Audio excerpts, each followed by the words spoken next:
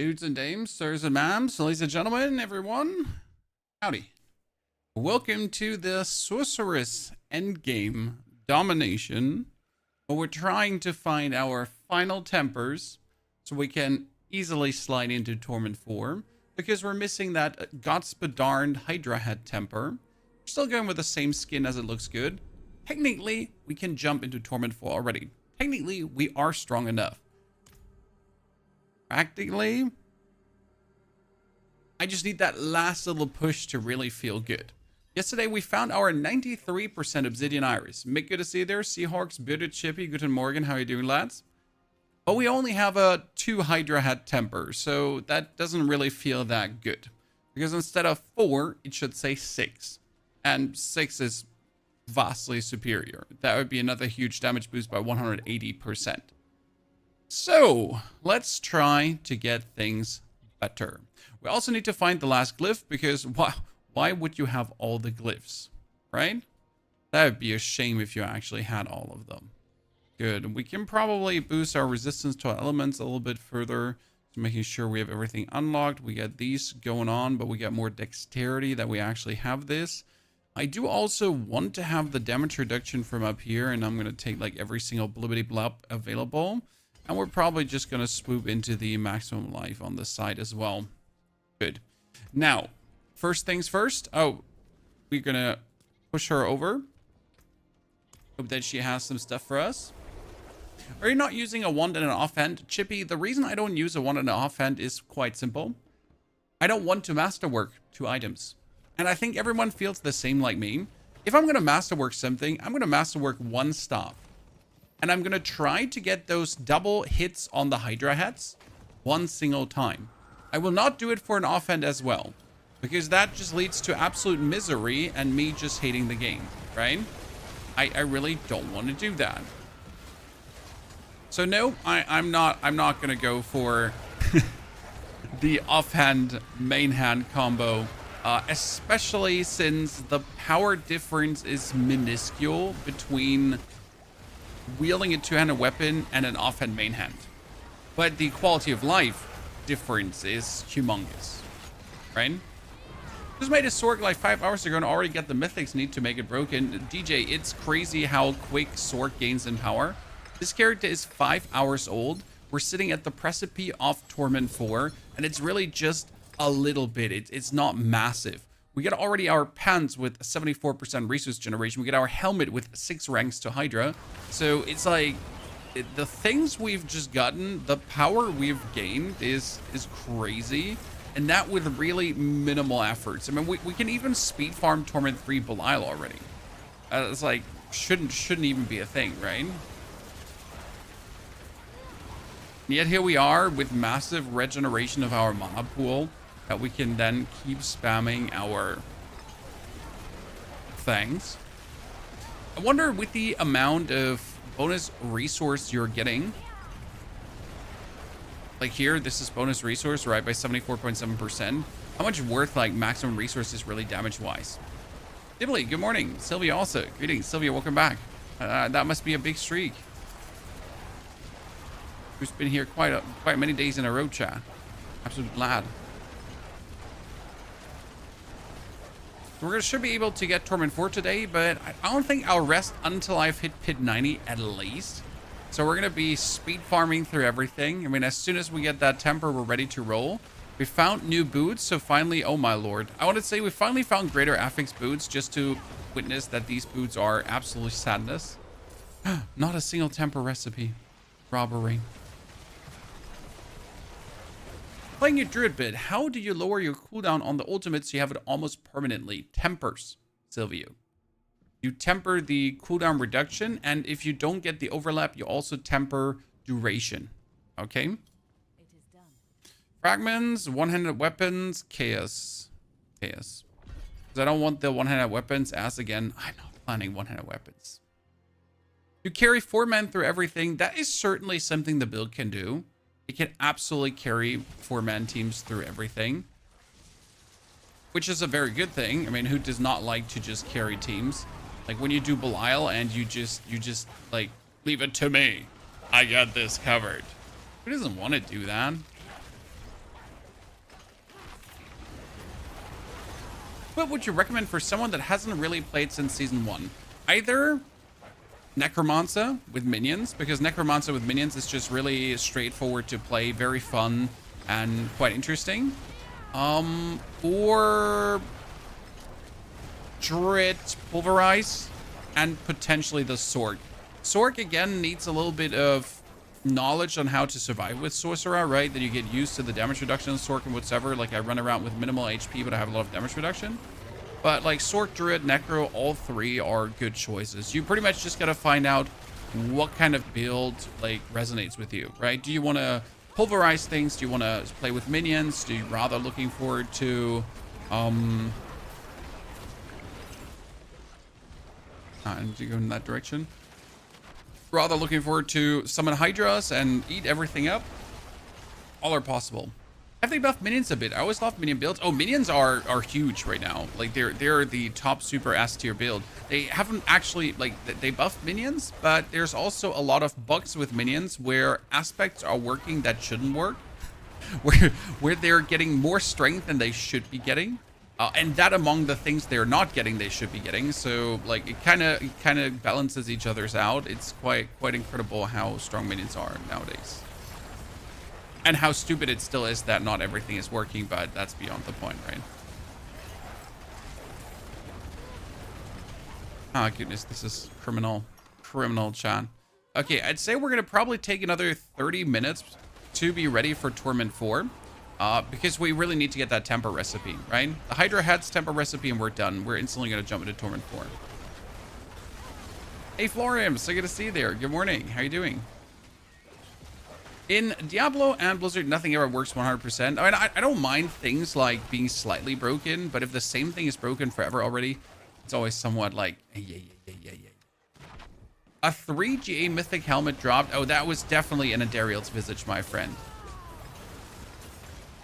As if the game would be giving you a crazy 3 GA helmet. Not on my watch. Okay, 2 things open that should be giving temper recipes that did not give temper recipes. Well, there's at least here. We got one in the chest. That's good. Slow and steady. Are you aware of any bug on Druid? Because my Grizzly Rage goes in cooldown on its own without activating. I have heard of that, Fornasari, and I don't know why that happens. Multiple sources have reported this issue to me. They have said my Grizzly Rage behaves weird. I have no words for you. I have no clue why that's happening, and like I am perfectly baffled. Okay? So the answer is no. I don't know. Okay, let's put on the aspects on our things because we actually did not do that. We need concentration, which we didn't have before, so that's 27% damage reduction if we have conjuration ability. And then we also take Snow Veiled, which is another casting ice armor, makes unstoppable and grants even more damage reduction. So that's quite nice.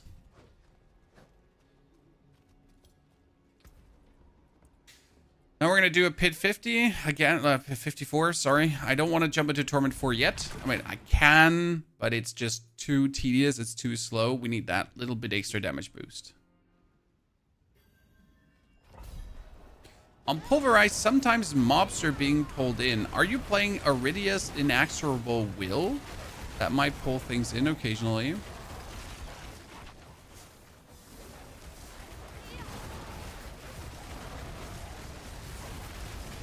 How much these are worth? I can't tell you how much items are worth in trade, FYI, because I don't check trade regularly myself. I mean, your guess is as good as mine. You will have to open the trade website.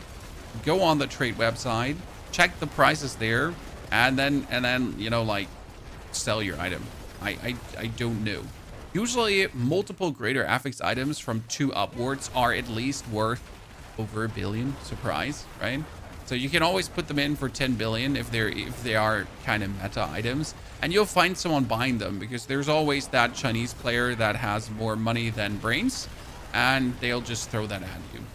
And yes, it is mostly Chinese players. So this is not racism. Sorry, no casual racism intended. This is just the way it is. It's always that one random Asian guy.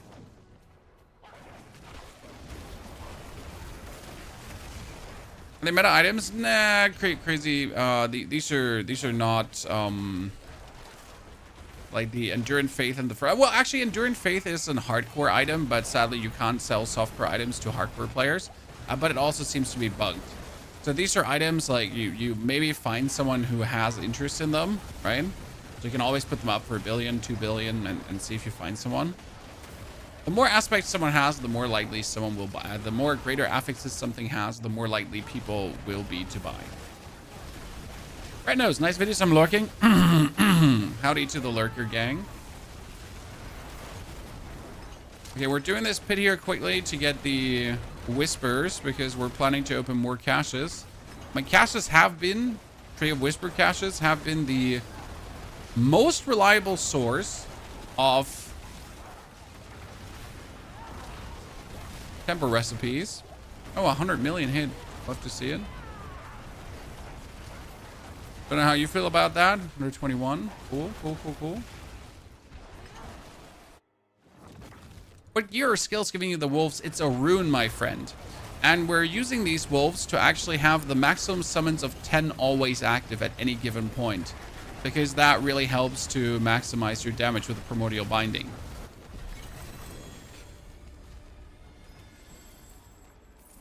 So we're using the rune combination of Neo, avoid health damage while fighting for 2 seconds, and then C, summon a spirit wolf companion. And that's what works really well to have it up, because you don't take damage since you are say brain, you don't take damage since you're Ariat, and then the runes trigger. Okay, we got Tactician, Flame Feeder, Pyromantic, and Conjurer. We still don't have Conjurer. We also don't have Tactician. It's pretty sad, I'm honest.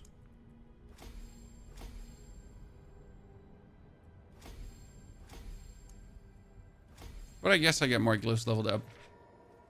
You try the minion build. Yes, I've tried the minion build, sir. Do you continue Archmage Necrozonis? I mean, right now we're focusing on the new things because I have finished my Archmage build. Now, there have been a bunch of new bugs surfacing with Archmages to make them even stronger. So I'm actually interested in revisiting it. Yes. Ah, Hydra hats, ladies and gentlemen, we finally have it.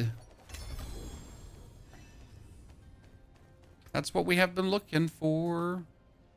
Great, we got the Hydra hat recipe 3 times because it was the last recipe we were missing. On Lightbringer, it does have, like, you want a 600% in Lightbringer. That's really important. Without 600%, it's not that good. The gloves, you really want to get rid of the lucky hit chance. So the lucky hit chance heal is useless. The pulverize is obviously a good thing. Okay, now we're going to take this staff chat and we get a re-temper it. The interesting part is I've already masterworked the 4 hats, okay? That means if I now temper and I get the hat temper again, right? I get the 2 to 4 hats. Then they're instantly going to be masterworked. See, that's 4 hats now. That's not good enough. Not going to give up until we get 6 hats. If we break the staff on the way to that, that's sad. But then we're just going to have to make a new staff. Where are my temper reset scrolls? They are on a different character.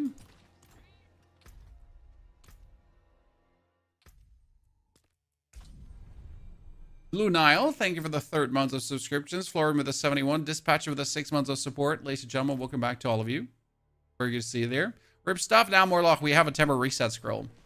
That's not Ripadoodle Dandy Andy yet. I mean, it's not what we wanted, not what we wished for, but what we have. I still need to find good boots, potentially with mana per second. Not sure if that's really needed for the build right now. Like the mana per second is actually not mandatory at all. Finding gloves with core skills, that will be tricky.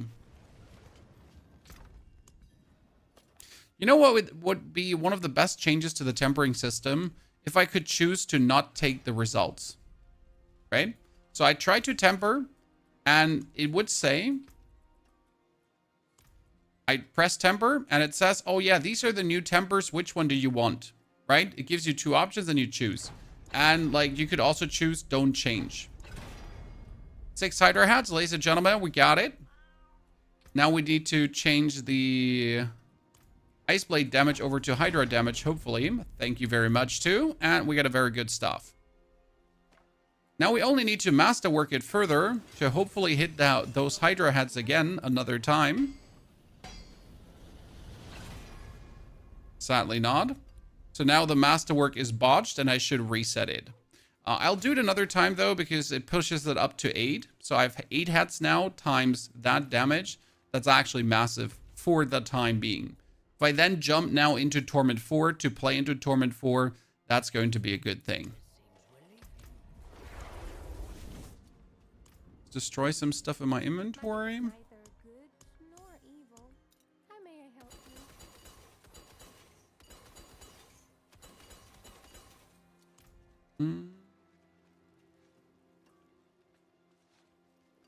Not right now, cat lady. Thank you. Pushing forward.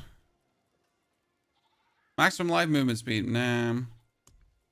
We got movement speed, maximum life. I have so weird intelligence, maximum life. I mean, I could take int maximum life, right? Yeah, probably. And then reroll the fire resistance.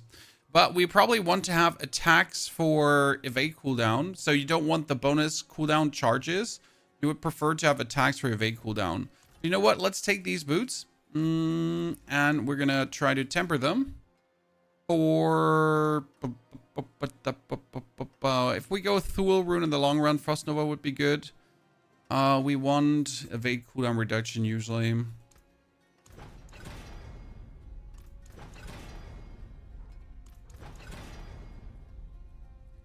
Okay. I didn't want evade cooldown reduction anyways. Cool. Let's take movement speed for now. And whatever. Thorns. Because it's all better than what we have right now. Correct? It can't be worse than what we have. It can only be better than what we have. That fire resistance goes over to... I mean, technically, you would want to have mana per second to really have the maximum mana at any given time.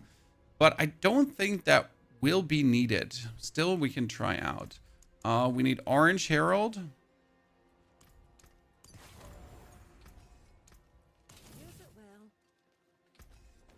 And we can actually temper this 1, 2, 3, 4. So let's make sure that everything is at least tempered 1, 2, 3, 4, right?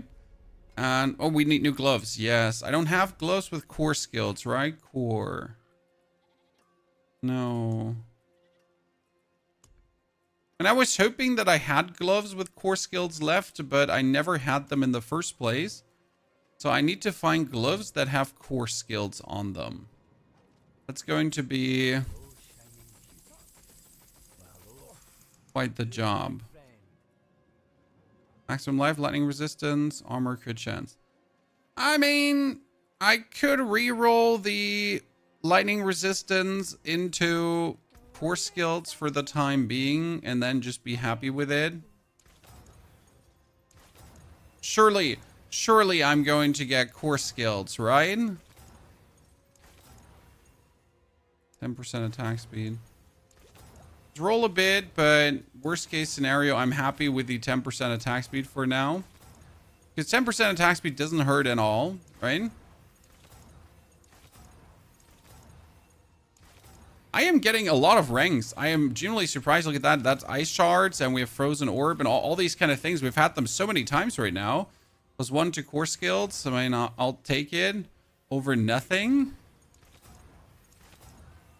I'm genuinely, like, they must have changed something about the algorithm, because you know how bad it usually is, right?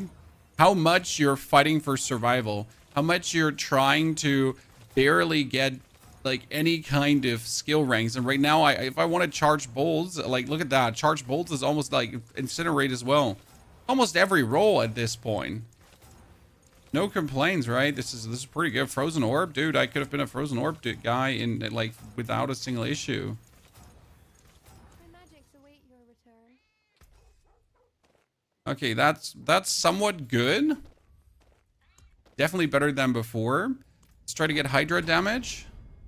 Familiar damage, Hydra damage. And for the utility, we would go for Frost Nova size if we then go for the Frost Nova later. Okay, let's see if we got anything new from equipped aspects. So you type in equipped, guys, okay? Just that. And it actually shows you all the aspects you have equipped. And you can kind of see, is anything better than what I have on right now? Right?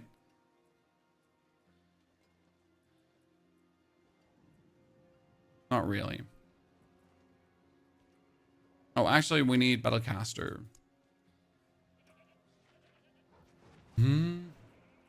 Banished Lords, you can't use the Banished Lords, sir. Banished Lords, you have the Ophidian Iris.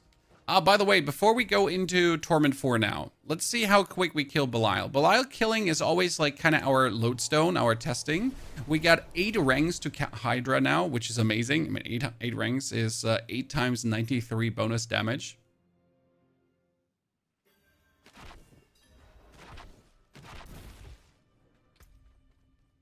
I want to get the Tal Rasha's Iridescent Loop with the greater affix, so we're going to focus on that first, because my primordial bind, like my amulet is fine for the time being. Like a better one would still give me more damage, but like getting a good Tal Rasha's is also very nice, because it could go up to 25%. It's at 15.3%. So you can imagine how much I kind of want that.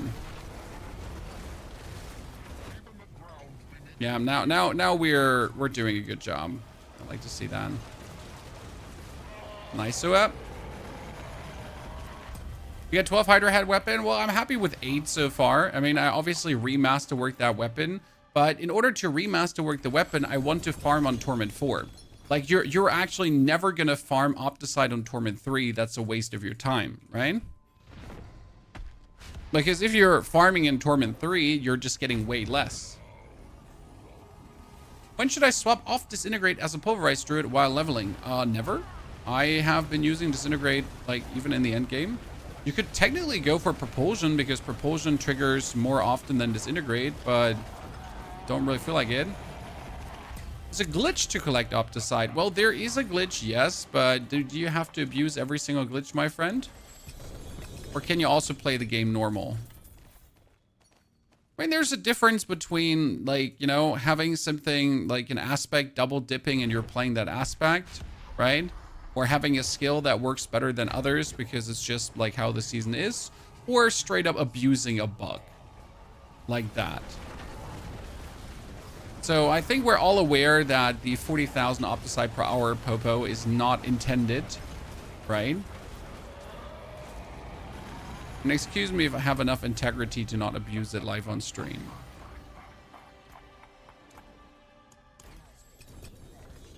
I'm not getting the ring I'm looking for. No, nor is Varshan even dropping the ring right now. What a meanie beanie. And I just want to have a better Tal Rasha's. And that's an 18% Tal Rasha, so that's technically better than what I have. I'd like to have a greater affix. Thanks for making me play Druid. Hey, I only show you things that I personally find super fun myself, and the Druid was too much fun to not, right?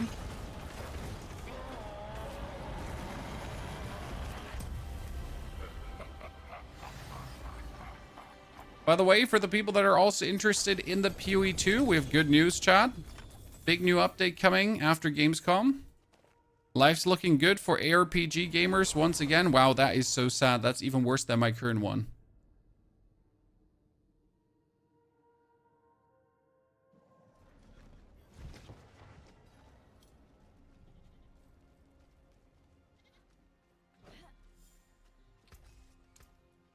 Yeah, it gets all destroyed.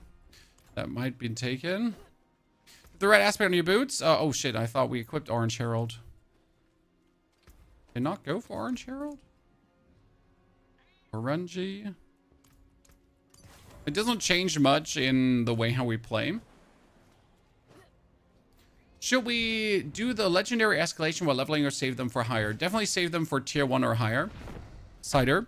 You get enough sigils, so all my characters have more sigils than they can ever use, and I get mostly 2 sigils out of 1 escalation, so I am in net total plus escalations. I can actually not run out physically.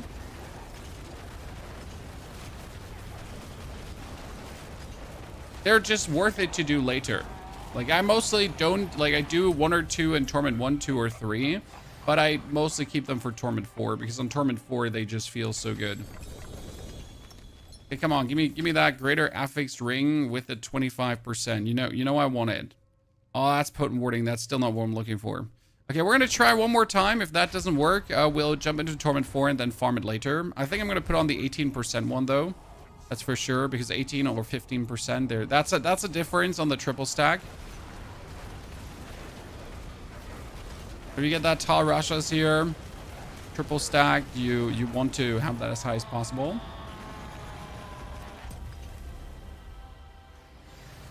You get the escalations by doing Roderick strong rooms. They give you more escalation sigils. Okay, 2 more rings with a greater affix, chat. Let's see if we're lucky. I need a grand Opticide so bad. Well, just do Nightmare Dungeon escalations or strong rooms. They give so much Opticide, it's crazy. I mean, if you do a strong room and you get to 6 attunement, dude, you get so much, it's not even funny anymore. Okay, chat, 4 rings. 24%, we got a 13%, 12%, and we got a 16. So I'm going to use that 24% one, even though it doesn't have the things I'm looking for. But that doesn't matter. Because 24% times 3 is a little bit better than 18 times 3. Righto? I did the math. Kind of adds up.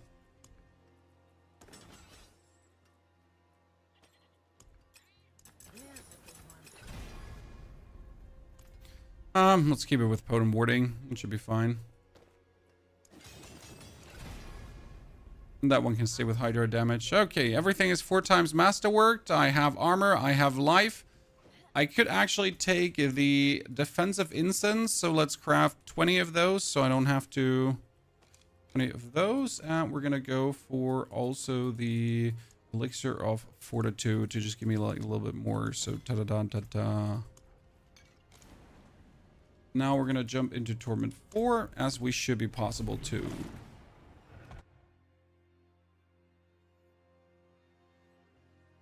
With our damage gains here of 8 Hydra heads and everything, it would be a shame if we weren't, like, absolutely obliterating everything. See, before we had the 8 Hydra heads, it was like, it was okay. We're not, like, slow, but it wasn't feeling like this kind of tempo.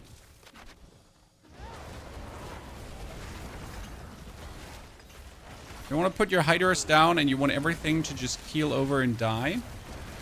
If that's not working, then there's no fun. It's also why I never understand people so eager on pit grinding, right? So the deeper you go in the pit, the more boring the pit becomes, right? Doing a pit 70, 80, even doing a pit 90. You can get to power levels where everything just literally, like, you just look at it and it dies, right? But the further you go into the pit, like, the longer you take to kill a single enemy and the more boring it becomes. So I'm just like, I'd rather do a pit tier where it's just laughable, right? Where I summon my dudes and everything dies and I just have joy. And then try to chase that arbitrary number of deeper pit progression. Leaderboard brag, yeah, but a leaderboard brag makes no sense when everything is riddled by dupes, real money transactions and everything.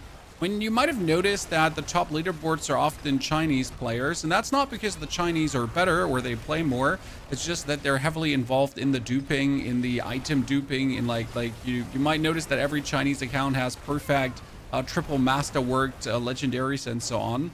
So yeah, surprise. And when it becomes a battle of the wallet and not a battle of the skill, then what do you want to brag about leaderboard position wise?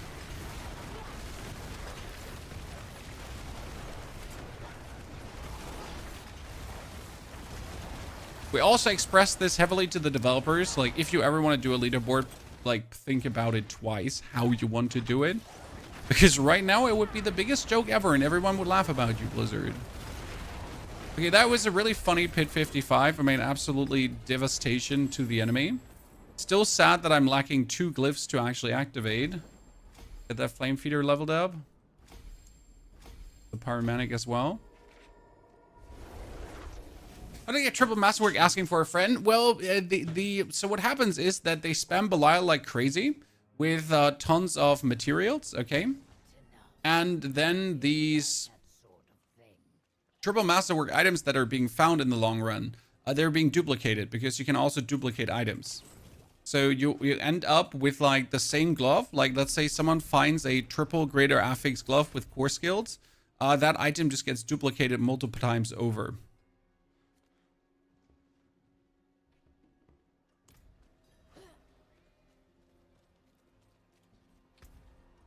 Did we find Tactician 5 minutes ago? Are you sure? No, that was Torch. No, there's actually Tactician too, huh? Call me surprised.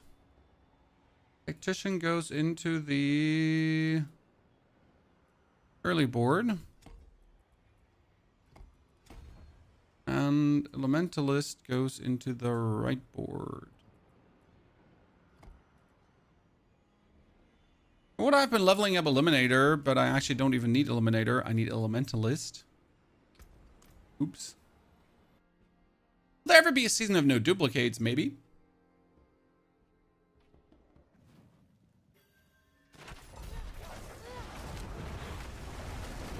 Unlikely, but maybe.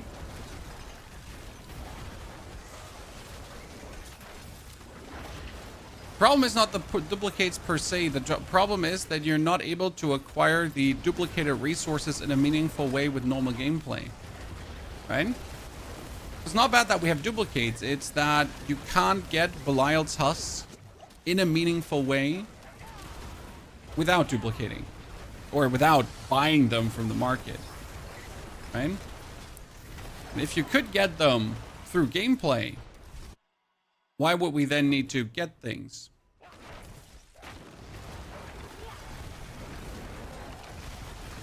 When do they start cracking down on people? Well, the problem is they can't actually buy the people doing the duplicate glitches, or it's useless because the people doing the duplicate glitches, they just keep buying Chinese versions of Diablo that cost like way less than normal Diablo.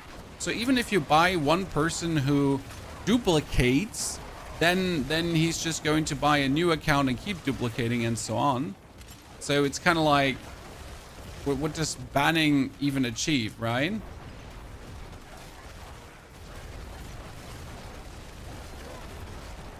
The glitch is, by the way, fixed, guys. There was a hotfix for the glitch, for the Sorc glitch. That was making Sorc absolutely broken in terms of infinite damage scaling. At least it should be fixed because it was in the hotfix notes. We get more mythics, you kill more Balile, and then you pray. I mean, every layer boss has a chance to drop a mythic. Everywhere in the world you could get a mythic, so technically you just play the game and hope to get a mythic. And the moment you stop caring about them, you finally drop one, and then it's going to be a Melted Heart of Selig, and you're going to hate it. Or, sir, you just finish the seasonal journey, you just kill Lilith, you just get your seasonal reputation up, and then you have 3 sparks, and you craft yourself a random mythic. Those are your options. Long things long, short things short. There's no guaranteed way to get a mythic. Exploit, not looking for you. So step number 1, upgrade Tactician. 16 in one go. That's amazing. Tactician is a intelligence-based glyph. No, it's a dexterity-based glyph. So I just go for this and we get it knocked out. Now I need Elementalist here. This one. Dealing Fire Cold Lightning to an enemy increases all damage you deal to them by 5% for stacking once per element. So what that means is I need to teleport onto the opponent and I need to... Yeah, I need to teleport on the opponent and everything.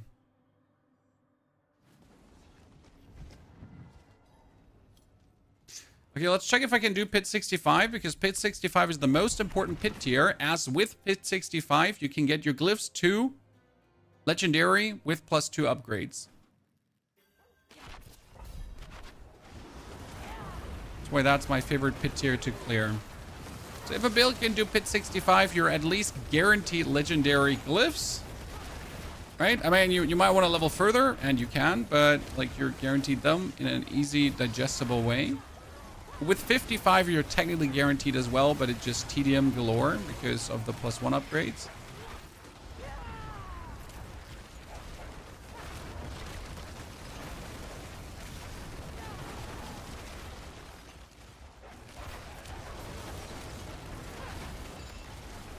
I kind of NAS with no FX for Skeletal Mage damage. Well, my Harbinger of Hatred dropped me an Ophidian Iris with only 3 skills instead of 4 affixes.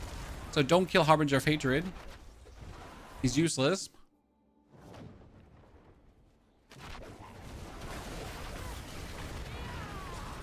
It's funny that people even found that bug, because who the hell goes and kills Harbinger of Hatred?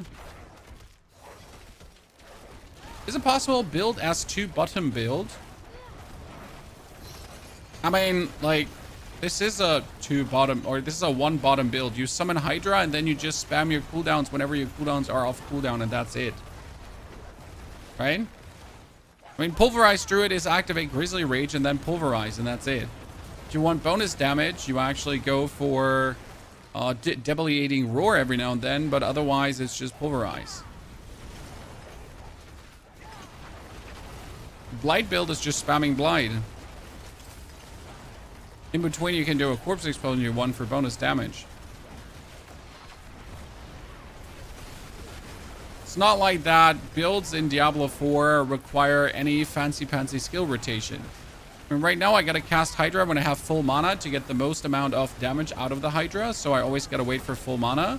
And the other skills, I don't need to find the perfect moment to use my other skills, like my Ice Armor and my Ice Blades and whatsoever. I just use them because whenever I use a skill with a cooldown, I get Barrier. So I obviously just use any skill that's available. The 3 times ambushed by Balile in 10 minutes. The thing is, that can happen, and then you don't meet him all day long anymore, right? So yay, and then yay.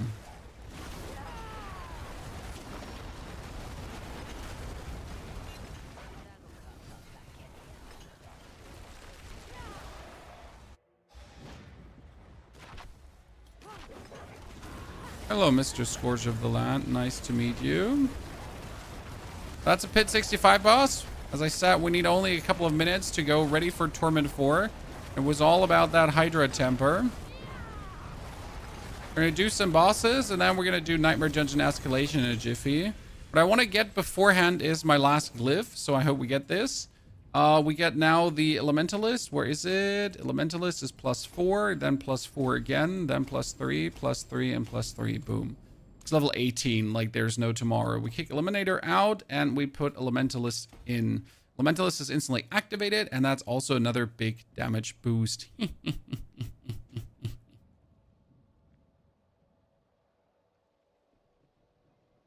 Goody.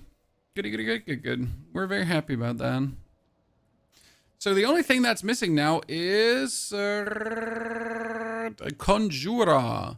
I have Exploit, I have Invocation, Enchanter, Electrocute, Destruction, Creo, Control, Charged. And I don't have Conjurer. Sad.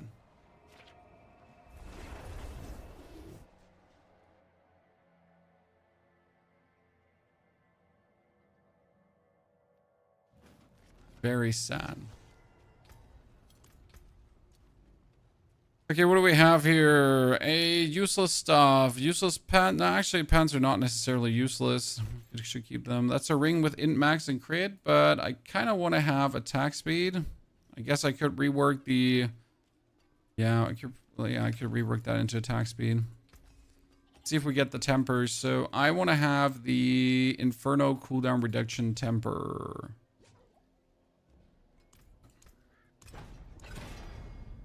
Thank you very much. And then we would like to have Hydra damage.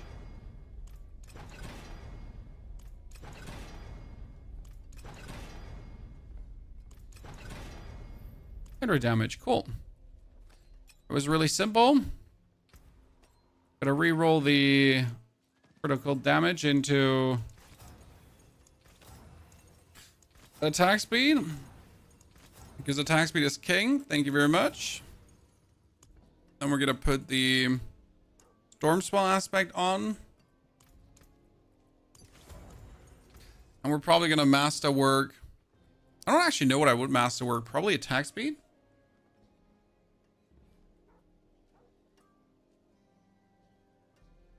Perfect. I get a haircut today. Because I'm obviously looking like a punk, as you can see. Hair's like already blowing in my eyes. Terrible. Inferno cooldown. I guess I keep Inferno cooldown reduction, right? I was like thinking about going for, oh yeah, look at that. That's nice. That's really nice. Inferno cooldown reduction and attack speed. I'd take that. That feels very good. But here, like, don't you see, Bam Bam? I look like a punk. It's all in my eyes. I can barely see. It's terrible. Hydra feels so easy. Yes, Hydra feels so easy, which is good because sometimes you just want a build that gives you a nice power progression. Right?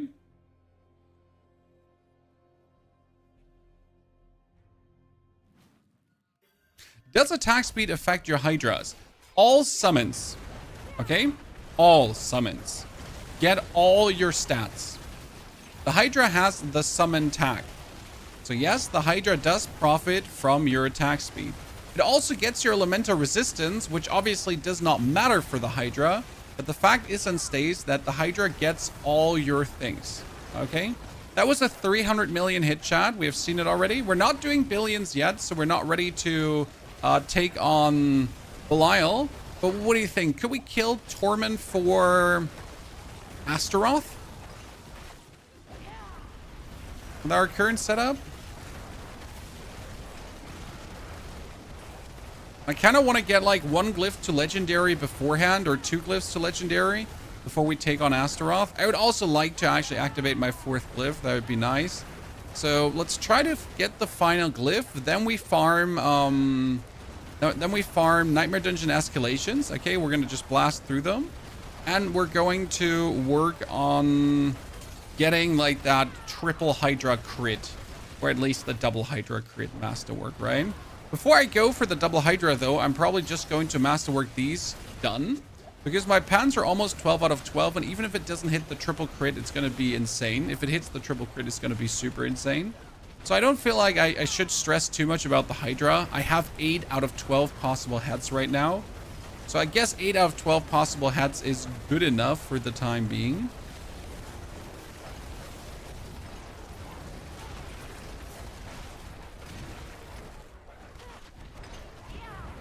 Should I go normal or could go penitent while leveling? I have always leveled in normal, and then around level 50 I swapped to hard expert. We have a level guide up for you, Cider, if you haven't checked it yet. That pretty much explains step by step where to be when and which is the most efficient ones. The sorceress was, for example, leveled in 3 hours and 1 minute. The spiritborn in 3 hours and 15. The druid in 3:30, and the Necromancer in 350, but the Necromancer was the first character, so that doesn't count. So each character nicely leveled up.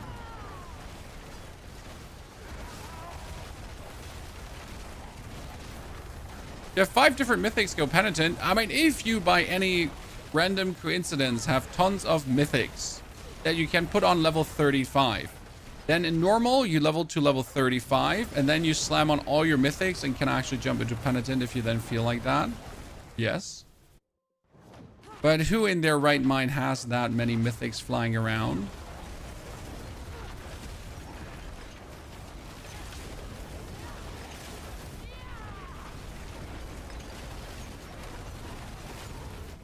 Good damage. Oh, pans with double greater affix. Don't mind if I do.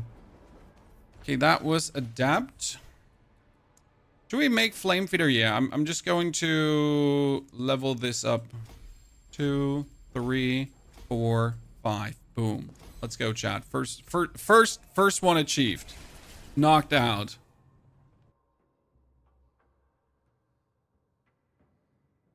Focus is ideal, Nolan. Focus might be ideal, but I don't wish to masterwork a focus and a one-handed weapon. And I think no one wishes to do that. And I will die on that hill. I will very much find my end on that hill. Okay? No one in their right mind wishes to masterwork a focus and a one-handed weapon. And try to get that triple hit or double hit on it.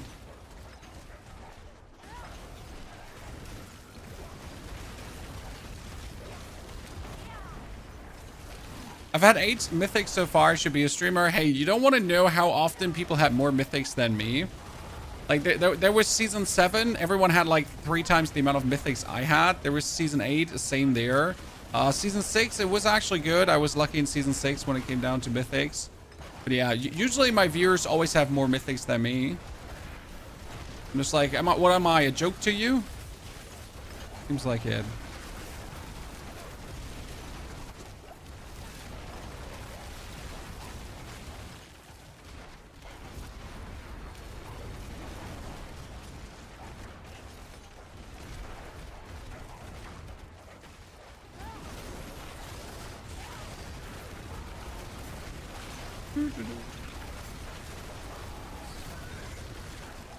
Flicker Step. I mean, if you wish to dodge through enemies, I could see Flicker Step being a nice addition. But I honestly don't even wish to engage with Flicker Step and get dodging through enemies.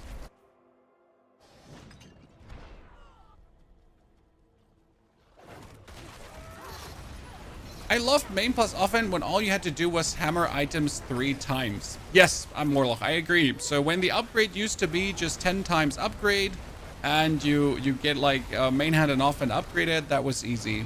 But main hand and offhand with perfect masterworking tempering is absolute pain.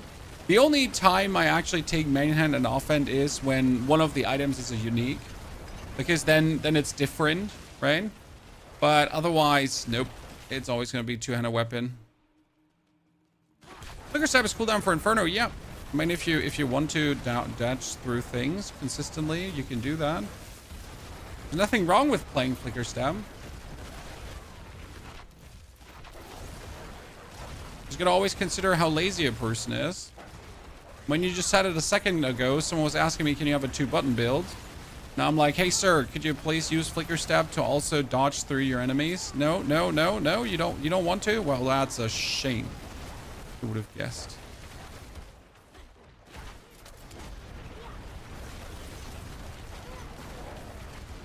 Right?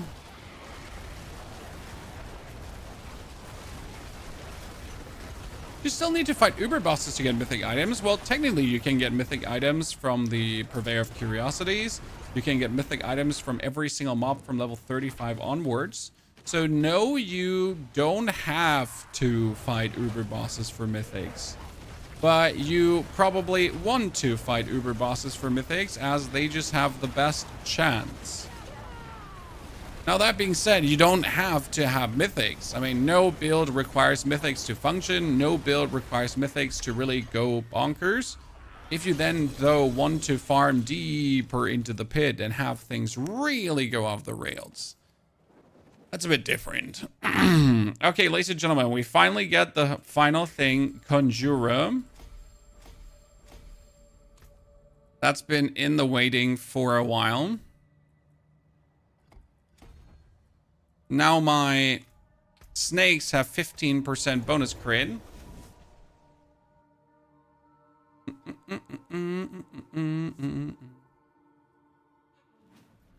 So with this update, we are now going for a Nightmare Dungeon escalation. Before we do that, let's check if we actually have the Jiggy Majiggy done. Almost.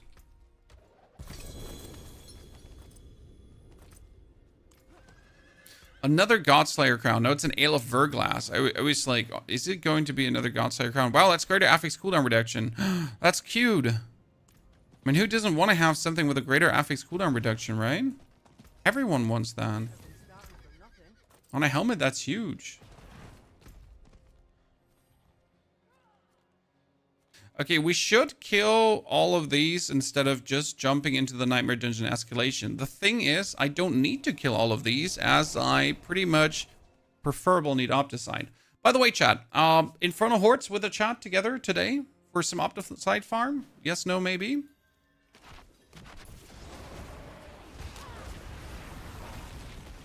Looking for 4 Hydra Sorcs who have nothing to do.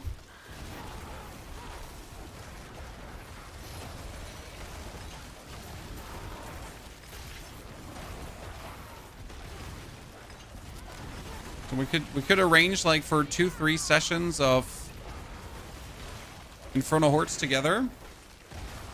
If you want to. Obviously Torment 4, so you gotta be Torment 4 ready. Ground rules apply.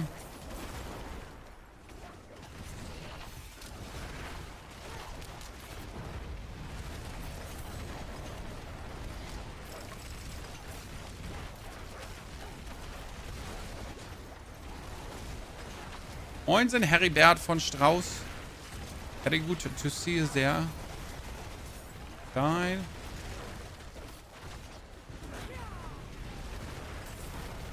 Ready for T4, not the fastest. Hey, as long as you can keep up with 4 man.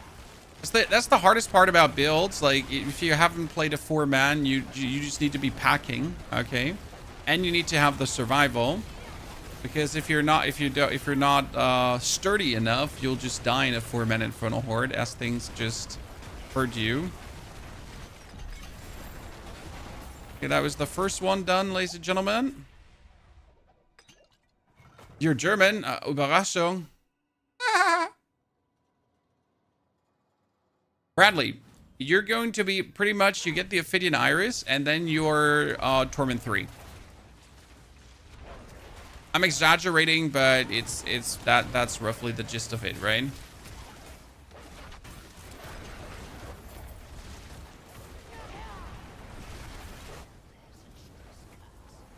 That's how good Hydra is.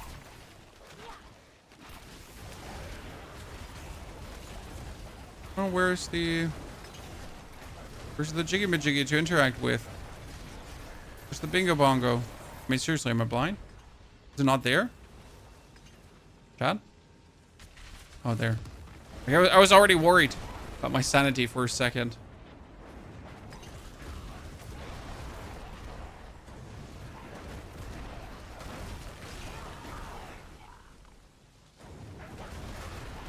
Okay, does the hotfix delay when entering the portal work, Chan?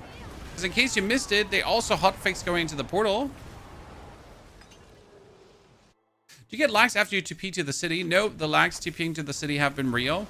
Not only TPing to the city, sometimes my whole PC freezes. Not just the game, okay? I wish it was just the game. It's my complete goddamn PC that just seizes up.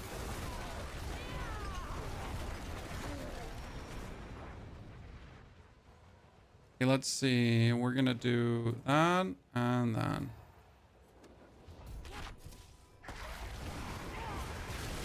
Oh, I've never had an ambush by skeletons. Okay, for the maximum amount of Opticide, you need to reach 6 attunement, chat. In case you weren't aware of this, it's actually fixed. Okay, so more attunement, more Opticide.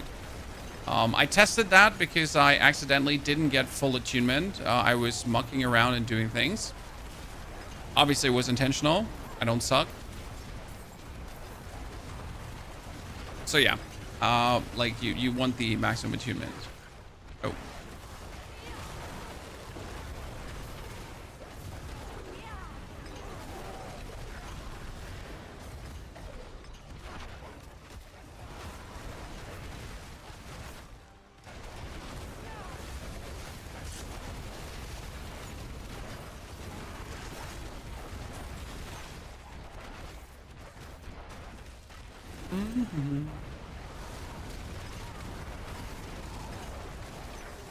Sorceress clears everything so fast. I mean, this is what I want to have with Necro, right? That I can actually fly over the screen, left, right, and center, and go everywhere. That's what I would like Necro to be. But obviously, that's not what we are, or will ever be. Necromancer pains. Just give us any kind of mobility. I mean, remember what kind of mobility Necromancer get, guys. So if you use the Sever skill, then you can use Sever to teleport with it. But you need an aspect for it. Because, let me check my notes, get fucked Necromancer. And you're like, great.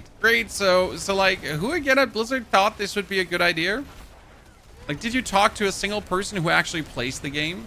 You know, that was my first reaction was, did you actually talk about a single person who ever reached the end game and you know, plays, like who's in Torment 4 and does Torment 4 builds, right? Because if you did, then this aspect should not exist. Since obviously the aspect is Giga Ultra Weirdo Mech. I don't even know what you just did there, shit. Once you get the Hydra build, everything feels weak and slow. I disagree heavily, because I do treat every class for itself, you know? I mean, if you don't do that, you'll otherwise just invite madness, right?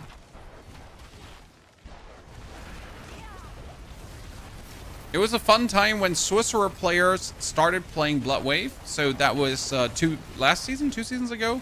You know, more and more Sorc players were actually starting to check out Bloodwave, and they were like, "Wow, this plays horrible because you're so slow as a Necro." Yes, yes, finally. I'm happy you agree.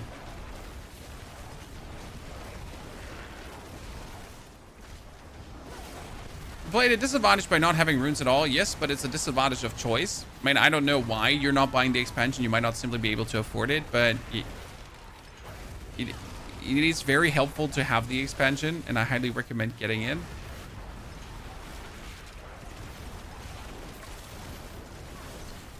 It does help tons. Okay, how much Opticite did we get from this little run so far? See, we're at 3k again. We can always masterwork the pens fully. I mean, goal number 1 is the pans, because that is the biggest one. Like, I get more resource generation, and then we're going. People with disabilities profit from slow builds. I don't disagree, but are you saying Necromancer's for the disabled, sir? Hello? I'm fine. I'm not that old. I can click multiple buttons. I swear, Grandpa does not need to go to the retirement home yet.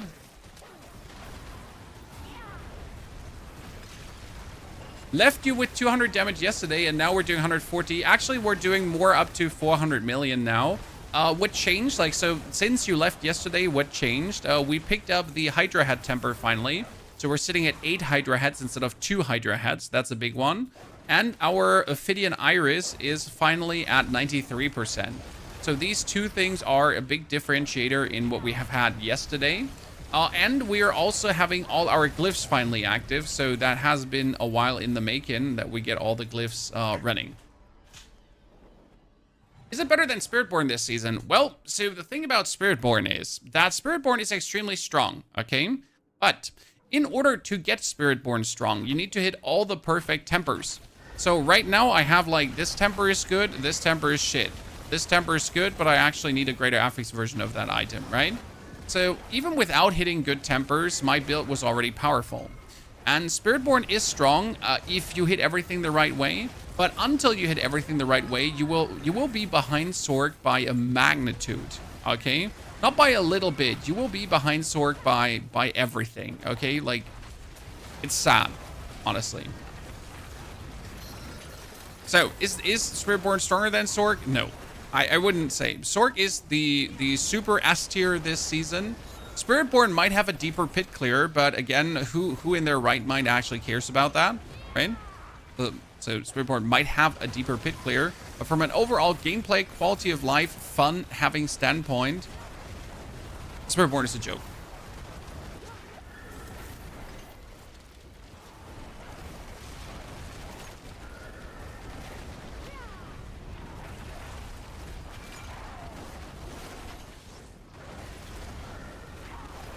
I'm gonna bring these Hydra heads up to a double masterwork. I won't bring it up to a triple masterwork, so I'll be farming some Opticite later, and then we'll work until we have double, you know?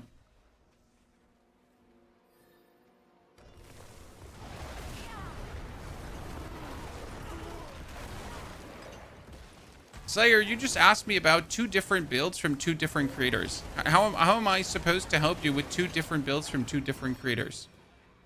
No offense, but, you know? Like, I'm not these creators. Surprise.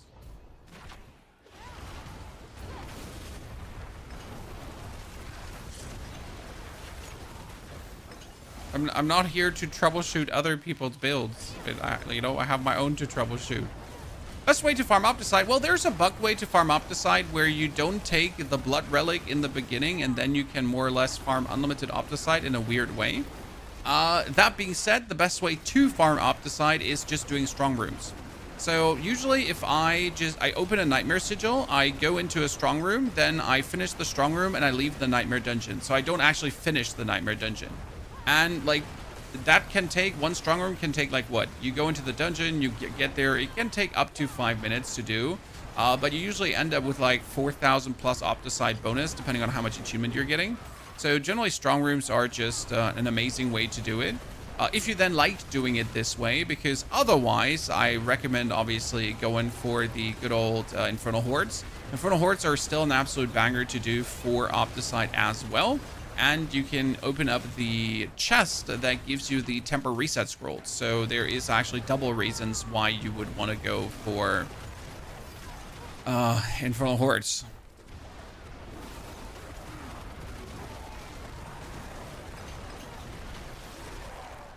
Again, that's totally up to you and how you're feeling. Because the best way to farm Opticide might not necessarily be the most fun way to farm Opticide for you, right?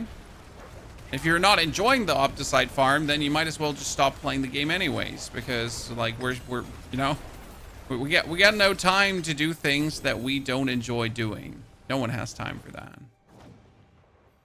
Refinement is good if you play in a group. Yes, Tribute of Refinement can work out very nicely if you play in a group. I fully agree. Why in a group? Because you're just literally getting that Undercity done faster. So if you have a bunch of Tributes of Refinement, you can just bang them through like there's no tomorrow.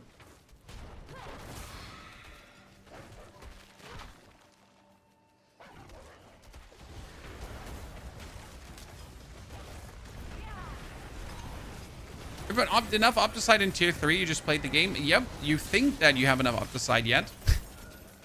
But you burn through it relatively fast as soon as you start like trying to get the right Masterworks and trying to go further. And especially if you go for the 12 times Masterwork. Because 12 times Masterwork, I think costs always 5,000. So from 8 to 12, it's 5,000 Opticide. That means per item, you need at least then 5,000 in the end, right?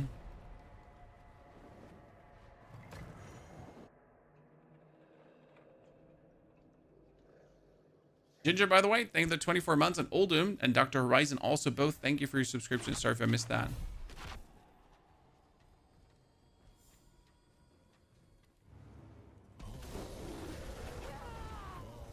Well, burning through 100k Opticide only happens if you really actually care for like good Masterworks, right? If you care for double Masterworks, 100k Opticide is usually very enough to get things under control.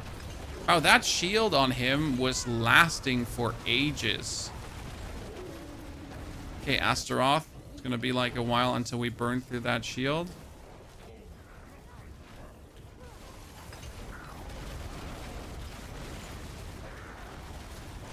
Well, this could be an issue in terms of like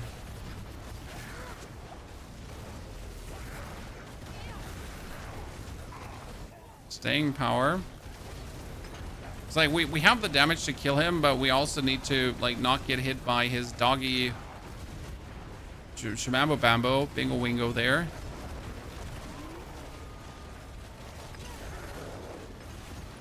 Yeah, that's fine. I mean, for my first Torment 4 appearance, like I'm good.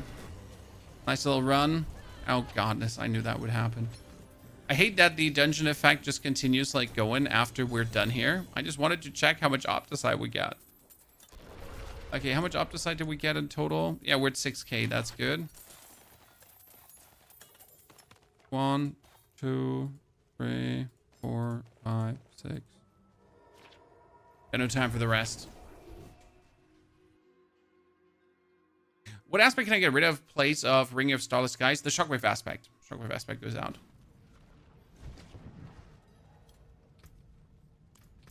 That's a lot of items we get from this chat. That's Ice Blades. That's Resistance. We get Intelligence. I'm going to keep this one. We get Max Life. I'm going to keep that one. We're going to have Attack Speed. That's actually pretty good. Doesn't love gloves with attack speed, right? Poison resistance, cold resistance. Yikes, yikes, and yikes.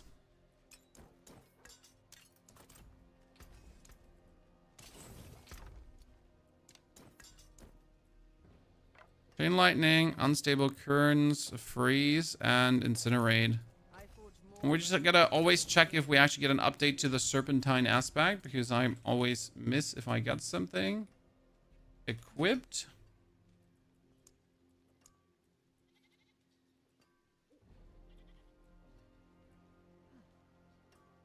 No, all just sad. Sad sacks of potatoes.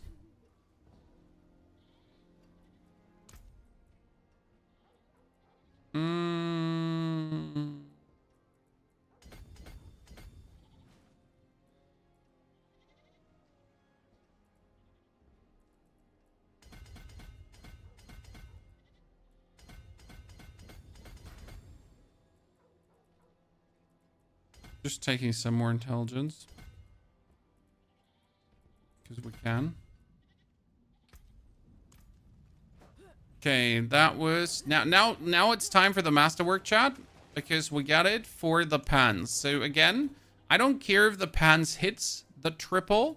Because already upgrading it to this point brings it up to 79.6%. So if it now gets hit by the 25, that would be amazing. If it doesn't, so what? Right? 5 to chain lightning, boo-hoo. Am I going to reset this now? Absolutely clucking not. I'm at 80% and I am more than good. If I wanted to reset that, I needed to check my priorities, what even remotely makes sense. Let's go for tier 70 now.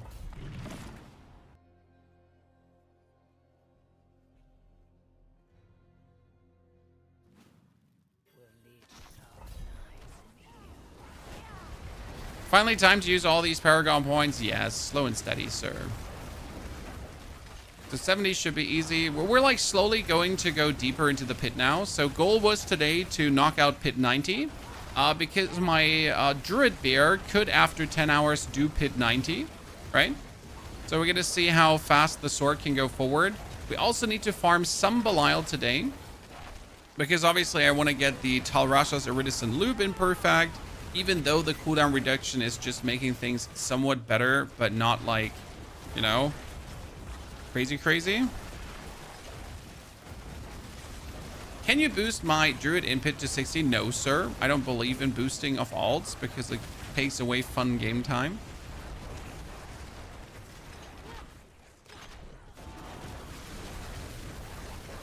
Don't take this the wrong way. But if you take the leveling out of the game, then where does that leave you? Where does that leave you?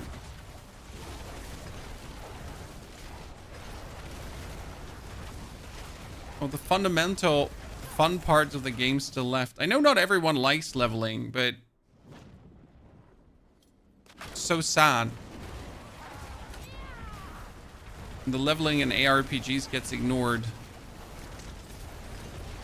Hurts my heart when people keep asking, like, we want seasons with level 60 characters right away. You know? Like, but what do you want to then play? If it would just give you level 60 straight away and no leveling or nothing at all.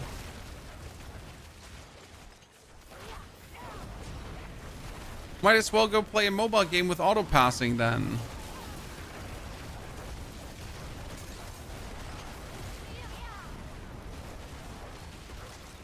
For stream days, we stream from Monday to Friday and Sunday. Saturday is a family day. So you won't get a stream from me tomorrow. But you'll get a sorceress video from me tomorrow.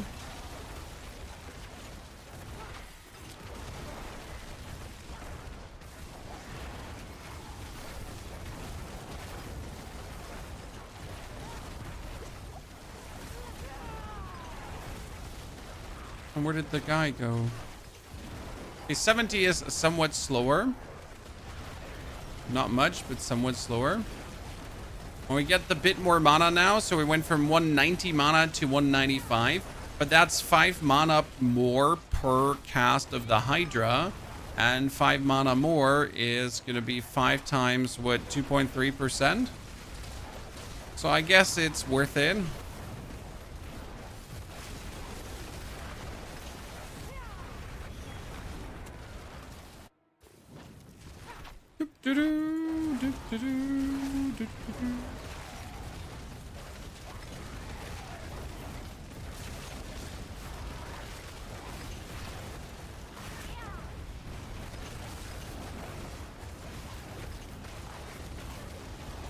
You know, bosses with ads are so much convenience because of the tooth and nail. The, what was it called again? The Reverie Horn. Sigil. Movement speed and poison resistance. Okay, Pyromantic leveled up. Tactician leveled up. Elementalist. You know what? I'm just gonna get Conjurer leveled up. Because Conjurer gives elemental skills, the conjuration skills, more damage.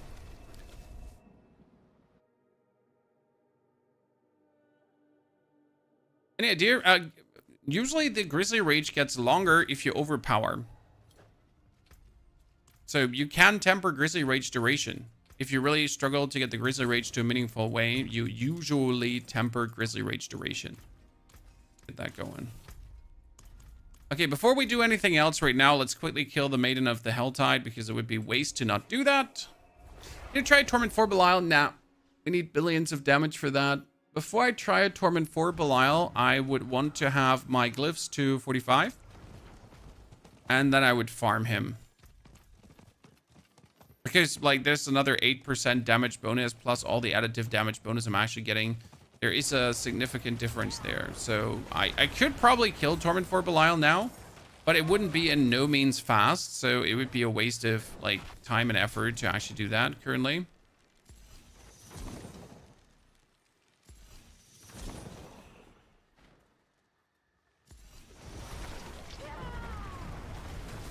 Undercity rounds. We're probably going to do Infernal Hordes as much as I like, as much as Undercity is convenient for runs. I enjoy the Infernal Hordes more, especially because they fixed the Infernal Horde counter, guys. So I don't know if it's my little monkey brain chat, but doing the Infernal Hordes and seeing that ether count go up with the choices you make makes me happy. Right? It's like, oh, let's go 4 ether fiends are doubled, and then you're getting the bosses, and you're getting the bosses again, and you get help, and then Hellborn, and then you get 6 Hellborns to spawn, and you see like the ether count go like, Rrr! And every wave's like 200 plus ether, and you're like, oh yeah, that's so good. So that's why I like Infernal Hordes. It's my little monkey brain that just goes happy for mid.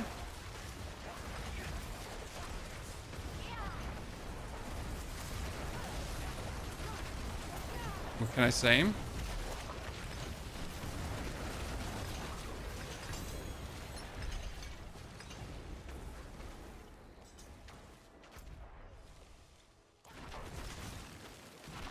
I want to kill the Harbingers for the Whisper. Done. Yesterday Infernal Hordes, no count displayed. I did yesterday one where I got the count. So I guess we're back to sometimes it works.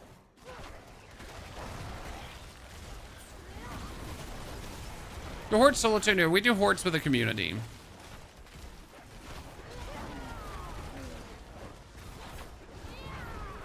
There are no infernal dudes here for my Helltide Harbingers.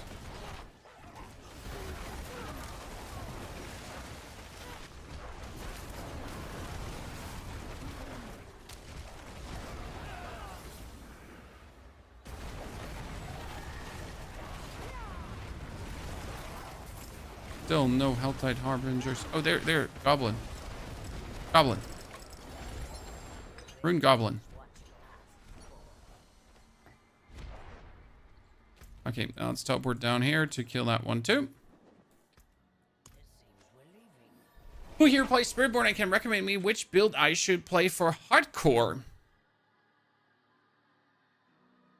I mean, the actual Spiritborn, the Rake Spiritborn or the Thorns Spiritborn is not bad for defense if you forsake playing the Razor Blade. So the Razor Plate is an amazing piece of armor that gives you a lot of Thorns damage, but you can actually play the build without Razor Plate and have just less Thorns and less damage, but be vastly more defensive. Found the Helltide Assassin.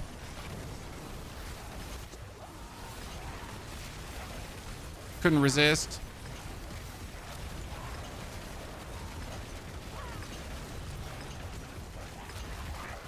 And the ease with which we kill him, how could you not?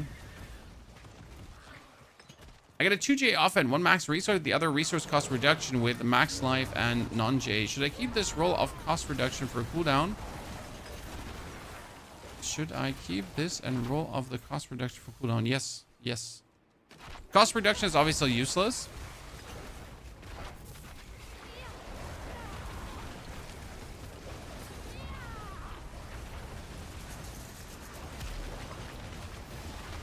Well, the monkey is very tanky for sure. You can play Rock Splitter Monkey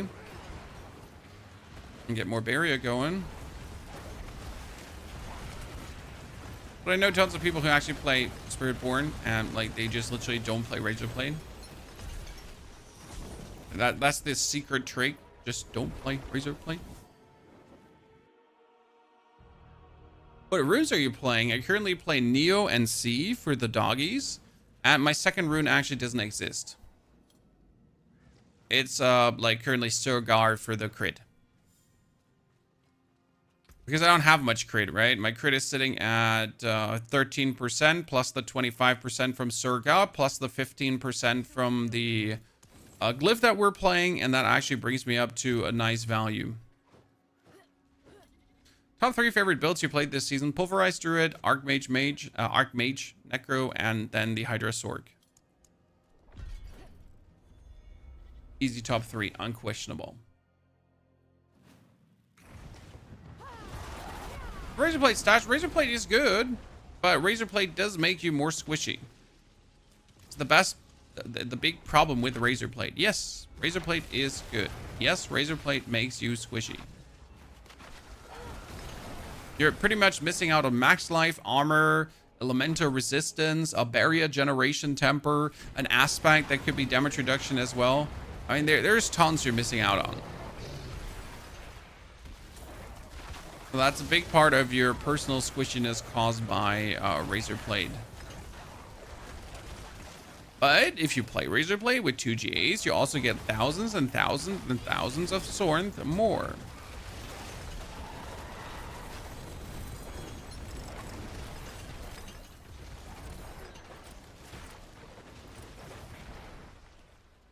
Right?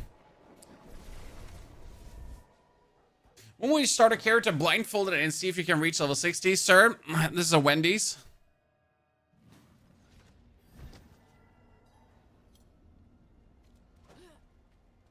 Can we transfer Paragon points to the new character? The Paragon points are shared between characters. You still have to level to level 60 though.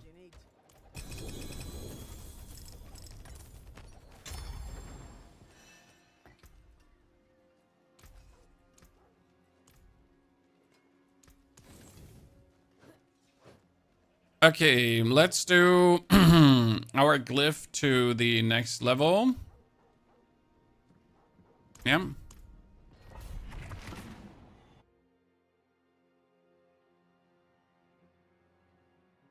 The VRAM overflow, dude, is so weird when your whole game freezes. Not only your whole game, when your whole PC freezes because of Diablo.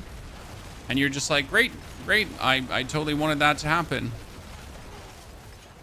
Don't know how hardcore players deal with that. I would get a hardcore heart attack then. Imagine your whole PC just going like, oh yeah, like no, I can't, and you're just like, oh god, my character's dead.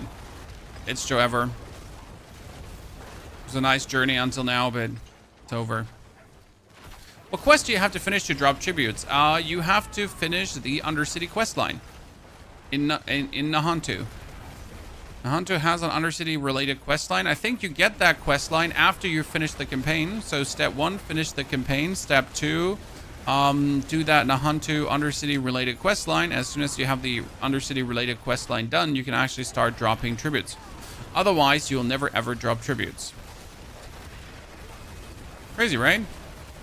Imagine thinking your tribute drop rate is trash, but the only thing that's trash is your reading comprehension. Because you forgot to do the quest.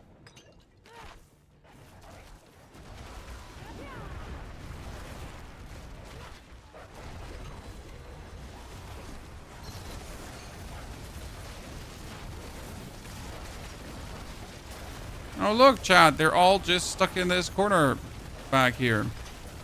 Let's just summon our Hydras right on their heads.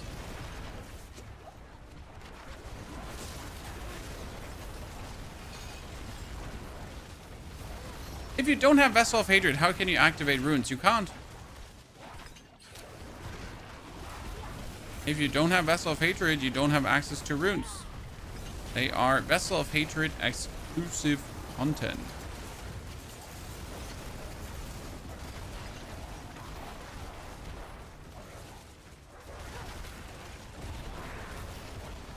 Multi-GA drop rates still suck? No? Oh, really? I've gotten multi-GA stuff left, right, and center this season. I mean that the multi-GAs often were resource cost reduction and resistance. Chance to get 20 life on lucky hit and resistance. Like, so that the GAs in general suck. Yeah.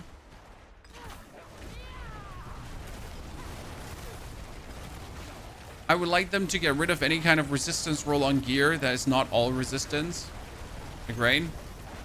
All resistance can keep existing, but any kind of like frost, fire, poison, whatsoever, just get rid of it.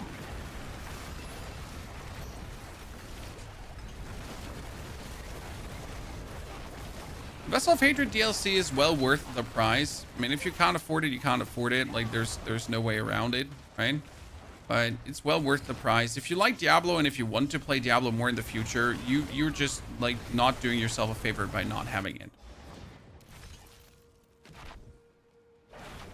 Is there a way to deal Giga Billions without having to use Cyclone Armor? Why would you have to use Cyclone Armor for Giga Billions?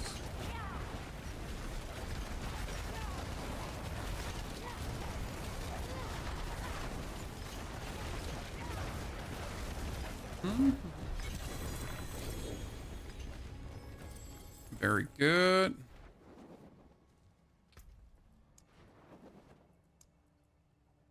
Conjura. Okay, one more. Then we have that leveled up as well. Good. You're also going to try Ghost of Yotei on the 2nd of October. I did love Ghost of Tsushima. So Ghost of Yotei is automatically on my must-play list. I'm not sure if I'm ready for a new storyline, right? We followed Jin Sakai. It was fun. I'm not mad that the protagonist is a woman. I mean, I get better things to do in my life than be in any way upset about that.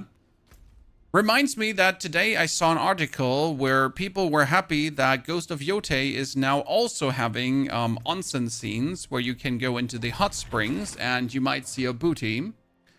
And the discussion was if only seeing the booty was enough or you should also see some boobies. And I was like, sir, you have issues and you need to seek Jesus or any kind of help. And you need to stop playing computer games for a while. Because if that is your qualitative discussion about a video game being released and if it's going to be fun or not fun to play, seek help. All the help.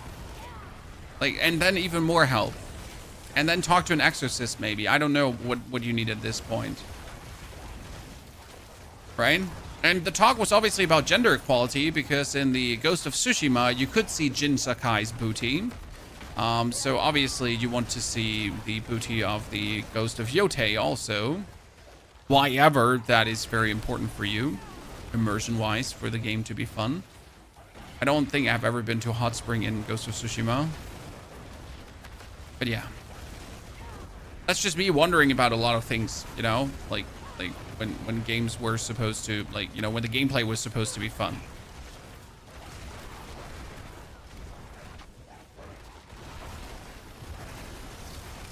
But maybe I'm the weird one, chat, for not seeing the issues, right? So yes, I will play Ghost of Yotei. I will enjoy Ghost of Yotei. And I will probably not a single time ask myself if I could see the butt when I enter the onsen.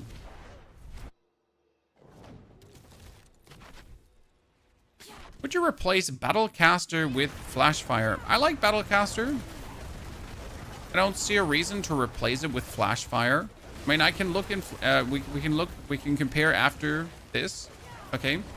When we're done with the dungeon, we can go to the enchanter and look at the two aspects, and chat can decide what they think for themselves.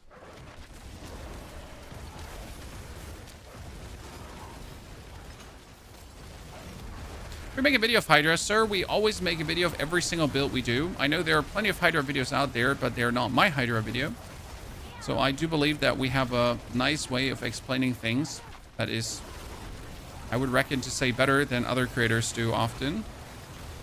So yes, we do cover every single class. And we do make a video for every single class. But Barbarian, because Barbarian just stings booty cheeks this season. Right?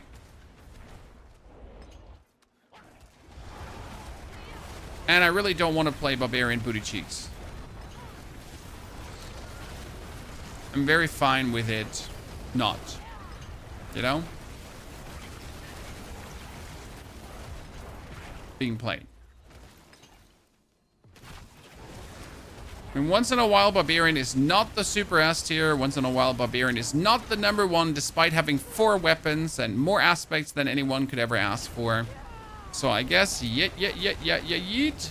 Get wrecked, Barb. Wonder if Barb actually ever gets a rework in terms of getting an actual class passive.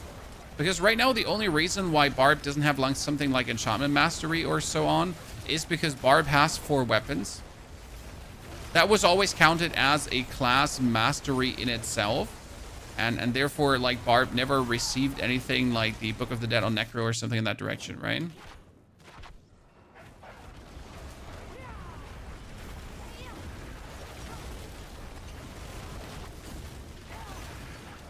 Are we, by the way, teleporting on that guy? Well, we have this Enchantment Master Glyph thingy, where we have, the Elementalist Glyph, sorry. But we have to do all types of damage to the enemy, so might as well just, like, do lightning damage to him as well. Have that bonus be active. Okay, 1, 2, that's 8% bonus damage. We love to see it.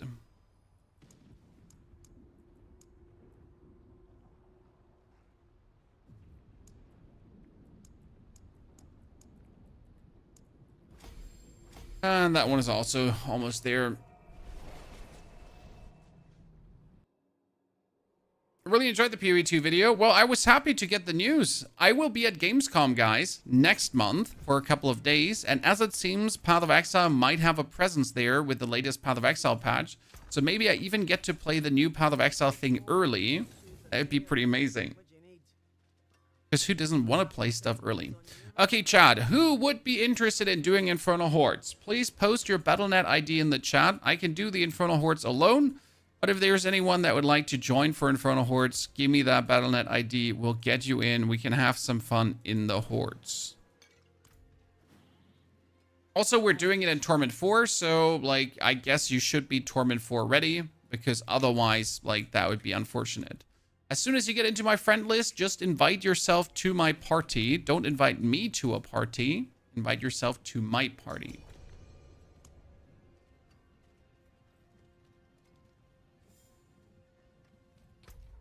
Karani, you're in my friend list. Karani, you're gonna have to sit out for the second round because we're gonna try to take some new people first, okay? But after like 2 runs, we're probably gonna change the lineup up. You know, to give others a chance to also join every now and then. Are we full? I mean, who's gonna who's like there? We're full. I'm sorry, we're full. We got them all in. Too many people pressed invite.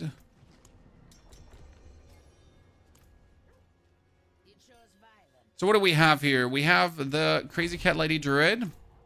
We got Mr. Zoa with his Raiment of the Infinite. Oh, what are you playing? You play Hydras with Raiment, Ring of Starless, Talrashas, Ophidian Iris. I like the Raiment here with the Ranks to Glass Cannon. That's obviously a huge damage boost, right? Wasn't ready for that yet. We got the Air of Perdition, Shroud. Oh, you're playing Pen. Yeah, you're playing Penshot. Let's go. Because you have Eagle Horn Bow, and Eagle Horn Bow has your shots bounce off, and the Azure Wrath, you get a 4 Azure Wrath. Dude, that's amazing. Katarina. I love to see that.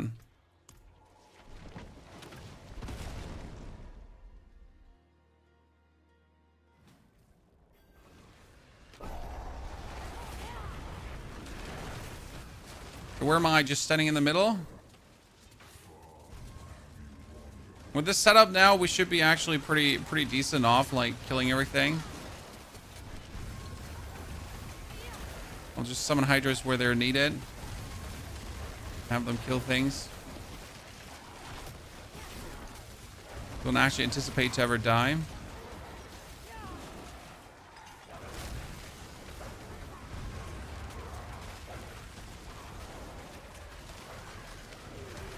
In the planner, you have Incinerate Sorc. In the planner, in case you missed it, it has 2 tabs, okay? So you have here 1 to 60, T1 to 300. I know some people still have issues navigating the website. That's why we pull that up every now and then. And they're like, oh, your planner does not match the things you say in the video. And that's like, sir, it does. You just don't forget, like, you just clickety-click the right buttons. By the way, I'm not seeing my ether again, chat. Ooh, Hellborn, let's go.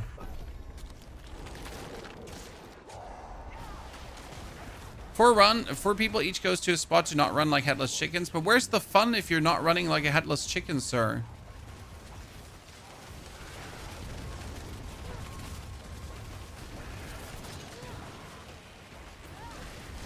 Where's the fun if you're not tangling around? I don't understand. How do you even alive?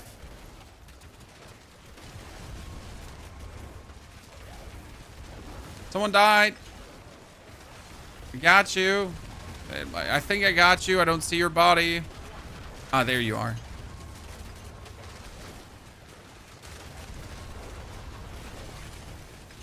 I see where you are. Or not.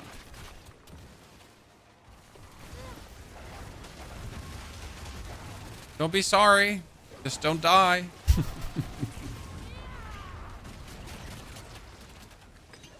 Okay, come on. This is going to be like 1,000 ether horde or something. How much are we sitting at? We're sitting at 1,005 up the side.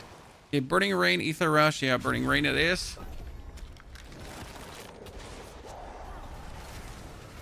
How many hordes are you doing, Katie? We're going to do like 2 for now, probably. And then we're going to do some more later. So, we're like, now it's 2 with this setup. Then we're going to be masterworking an item. We do some more... we do some more pits, and then we return back to do some more. I mean, it's like step by step where I go insane. Right, Chad? I don't know how you feel about this, but as much as I like doing hordes, I don't want to do like 2 hours of hordes, because then I just lose any interest in doing hordes ever again. So, like, you know, do some horde, do some pit, do some whispers, do some horde, pit, whispers, horde, pit, whispers, nightmare, dungeon, escalation. I mean, right now, the game just has to offers like many activities to actually do, and I like that about Diablo, right? There are many meaningful activities you can do. There's still the chase activity missing, so the actual thing to kill. But nonetheless, there are plenty of activities you can engage with.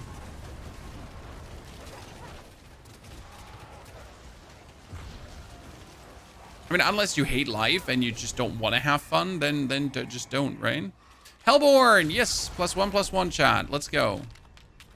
Community pit runs? Yes, Cornair, this is currently a community pit run. We're going to do 2 now, and then we're going to do 2 more later, probably. Depending on how much upside we need, because we want to masterwork this weapon to have like 2 times the masterwork. Okay? So right now I have it to 11, 9 times masterwork, but I don't have the Hydra 2 times hit.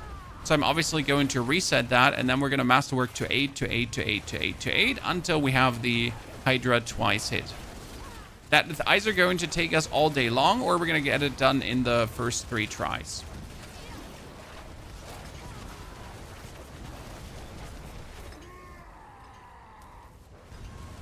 Oh, we should be having so much ether now, but sadly we can't see it, because for this run, he didn't show. Mr. Zoa. Rosa, I'm sorry, not Zoa.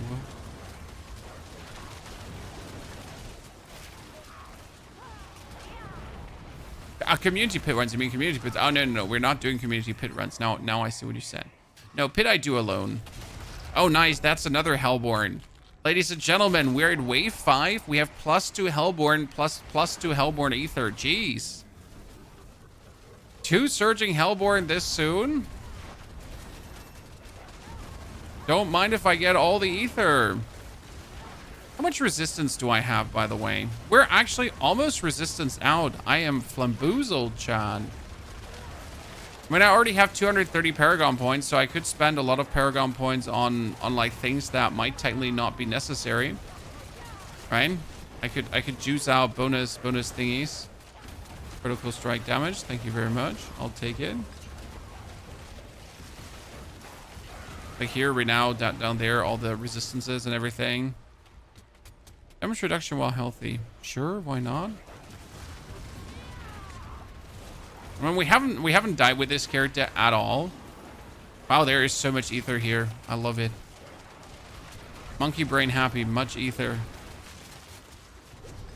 I had a 1-8 run earlier. Yeah, sadly we won't see how much we have unless one of the players actually does have the ether count. Oh, I got enough.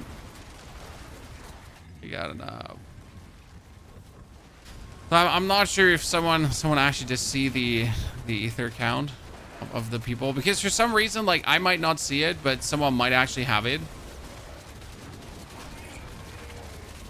Dude, I have to say, I love the rogue here right now. Like, playing rogue with the bouncing, penetrating shot and then destroying everything. You might not be the best pit pusher, but again, who cares about pit pushing? But if you're like really good at this kind of content where you can bounce your arrows from everywhere, that sounds like really fun. Okay, where is your body? Ah, there in the corner.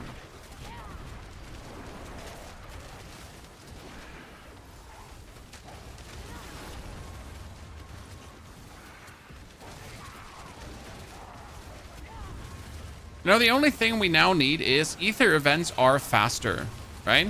So we got a triple Spiritborn upgrade for like more Spiritborn galore.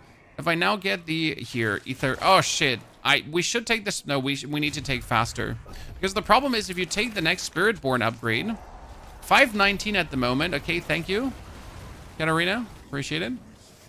If you like to take the Spiritborn upgrade, that's good. But having the events faster just gives you in total more Spiritborn, right? Hellborn.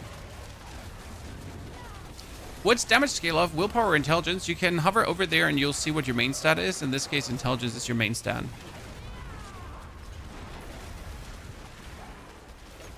It will always show you what it scales of. Druid is willpower, Spiritborn is dex, Rogue is dex, Barb is strength, and Necro is also intelligence.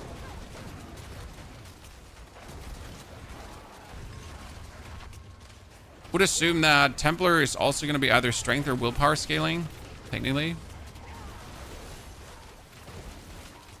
The pen spam is hilarious, dude. The pen spam looks so much fun. I mean, definitely a build I also would like to do. You're going to level with Dance of Knives probably, and then go over to pen shot.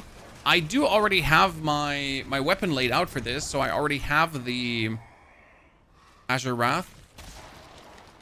The Ether Fiends explode. Ether Fiends explode. Let's go.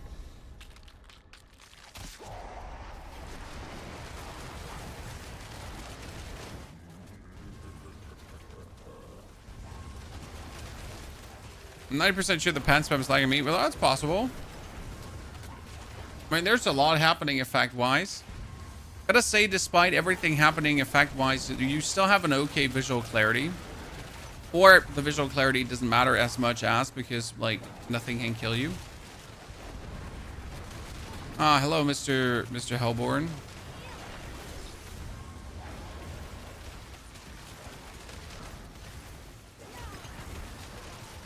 Somebody killed the guy already. I didn't even see them kill the guy.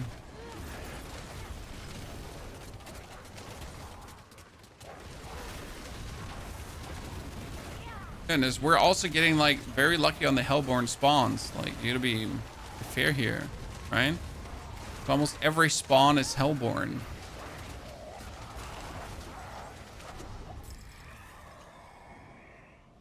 Hellborn! Let's go! 852, nice. I mean, that's definitely going to be above 1K. It's out of question, right? But the question is how high? I mean, if I would have to guess, like with one bonus events, like 1-2 is probably possible. I don't think more than 1-2 should happen. Depends a bit if the last one is actually a Hellborn related update or not. It's going to be significant for the progress. Punch-Out looks like the Demon Hunter from D3. I never actually played Demon Hunter in D3, so I don't even remotely know what kind of skill looks like, right? I only played Necromancer and Templar. I always played Necromancer, like from D2, D3, D4, right? It was always Necro. I just like undead summoning classes. What can I say?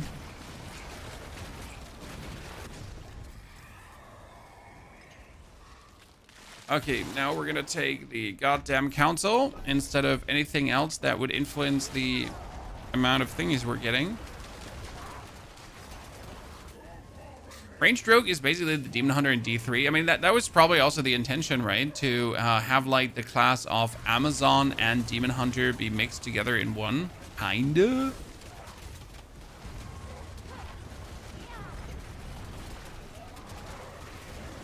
How do you fix the UI Inferno? It's weird because I had one run where the UI worked, and now I have one run where the UI doesn't work. So the UI works in 50% of the times, because either it doesn't or it does.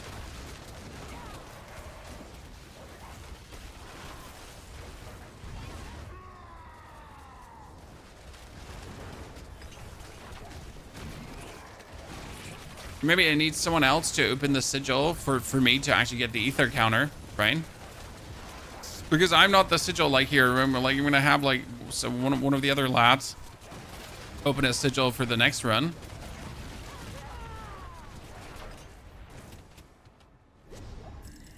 And then we're talking. I'm first.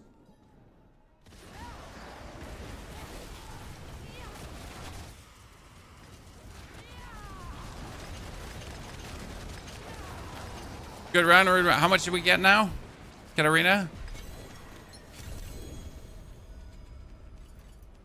Fill us in. 1304. Damn, that's nice for the first one. GG. Lucky me. Okay, how much up the site does that net? Protest debtor. I was not ready for you. I was trying to open my chest here.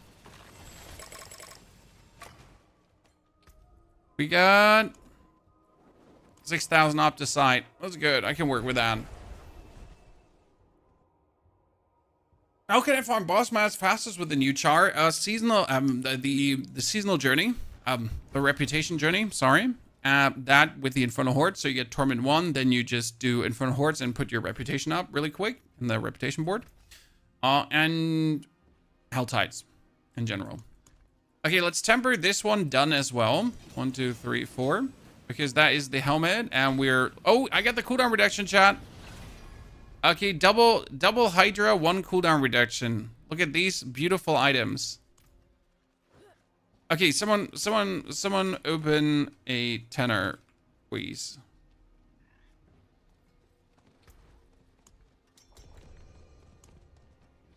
Okay. Let's see if I get the ether count.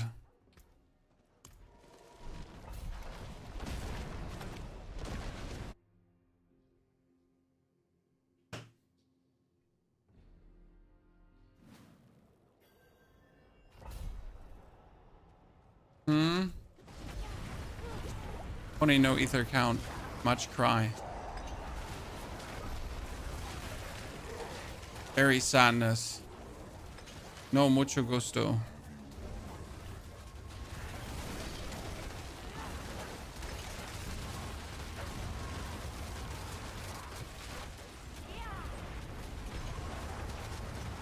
Yeah, it was very basic at that time. I mean, the good old modem times where you had to log in with an EU.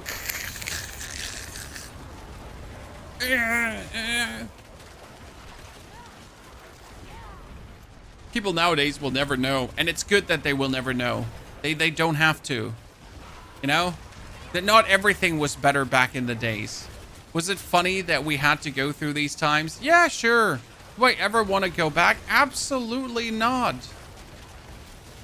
I mean, well, like, we used to have a weird flat rate that only worked from 2 to 6 p.m. and after 6 p.m., like, it didn't work anymore.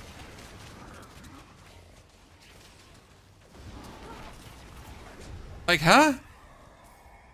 Dad, what did you get for a flat rate? Like, you're not even working from home. It makes no sense.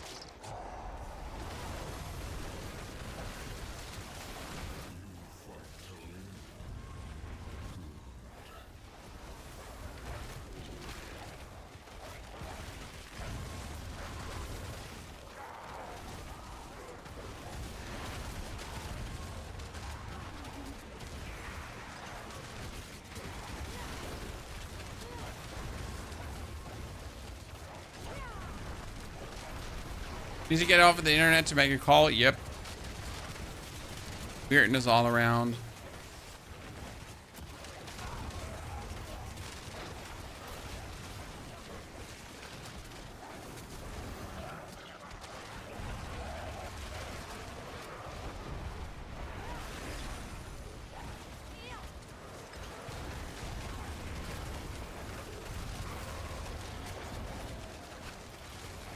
By the way, guys, very good news.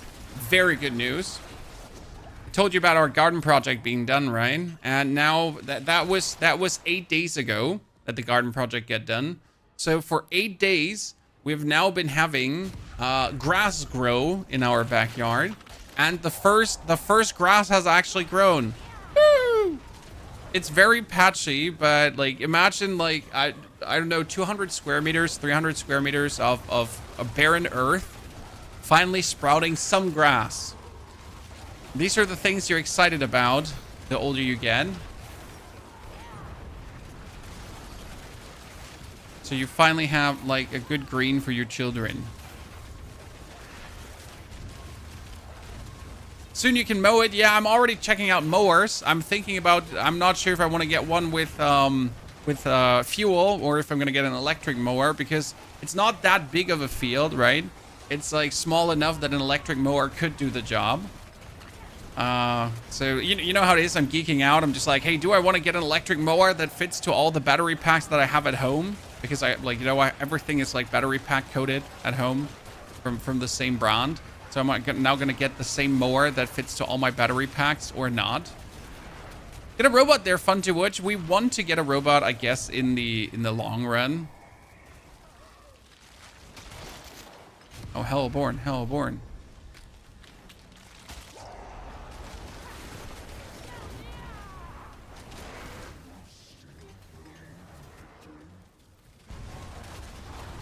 Gas mowers are a pain in the ass to maintain. Yeah, I just really don't want to trouble with it because I know I would always forget to buy gas, right? I mean, if I forget to charge my batteries for the mower, I'll just charge them and done, right? If I forget to buy gas for the gas mower, I gotta go to buy gas. So I'm like, call me lazy, but I know I'll just forget it.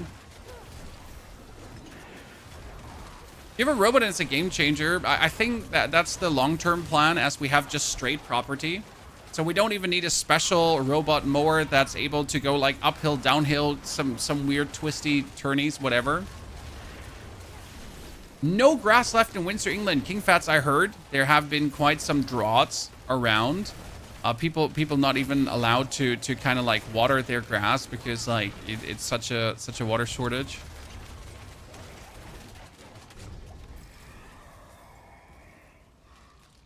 Oh, exalted. Yeah, let's go. Okay, chat, what are we gonna masterwork next? I mean, my gloves is useless, my ring is useless, so I think the next thing would be just the staff and try to get it to the value I need to get it to, huh? So how much Opticide do we want together before we start masterworking that?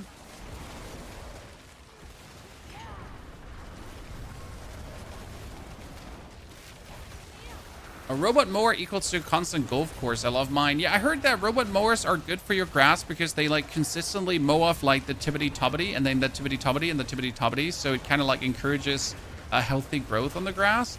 instead of waiting like for it to be too long and then cutting it down.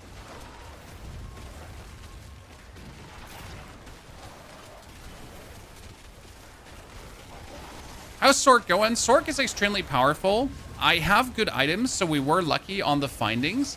But honestly, as soon as you get your Ophidian Iris, and I had a 50% Ophidian Iris. No, actually, I lied, 70%. So not even a good Ophidian Iris. It was an okay one, right? And that right away allowed me to just jump into Torment 3. Like, it was Torment 1, Balile, Ophidian Iris, Torment 3. You will get a ticket here in Vegas if you're caught watering your grass anytime between 7 a.m. and 7 p.m. Yeah, but it also doesn't make sense to water your grass when it's way too hot outside, James, right? I mean, we have like our properties outside where the sun is going around. And, so by the way, that was no Elon Musk here. I'm sorry, Chad. I'm just showing you where the sun goes around. Thank you. And like, as soon as water touches, it just burns up. Like, even here in Germany, when it's like midday heat. You're struggling with the same build in Torment 2, and I get the full unique build, Divine. Well, you shouldn't be struggling. I mean, as soon as you get the Hydra head temper, that helps, but already alone having the Iris, it makes you super strong. That being said, Paragon boards also play a big role, but I pretty much invested only, let's say, 120 Paragon points, and I was in Torment 3. So that's that. Yeah, Elon Musking would cause a visit from the Verfassungsschutz, exactly. So in Germany, it's not only frowned upon to behave like a Nazi. It's also surprisingly illegal. Do Nazi Grüße. How do I get the Iris? You kill Endariel, Duriel, Harbinger of Hatred, or Belial and get the loot from them.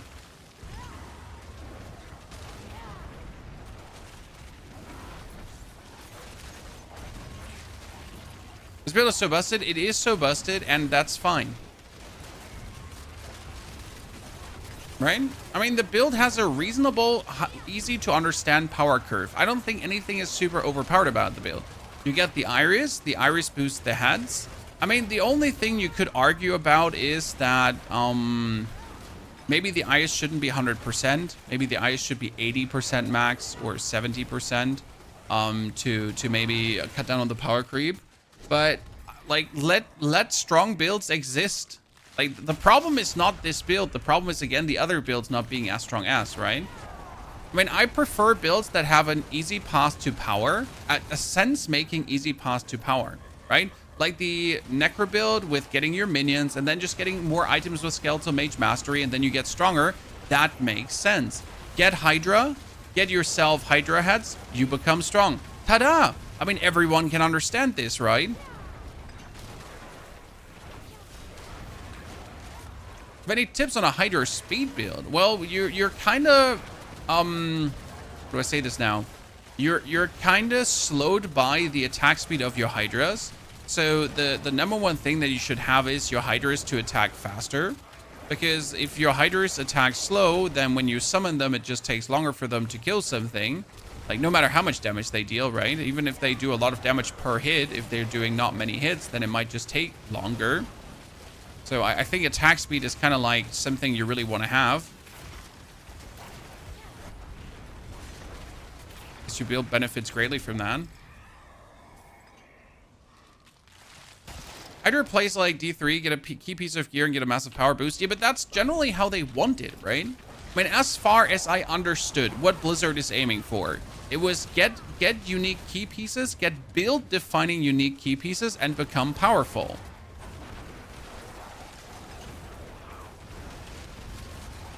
Right? And I'm not mad about that, because that gives me a clear path to power in the game.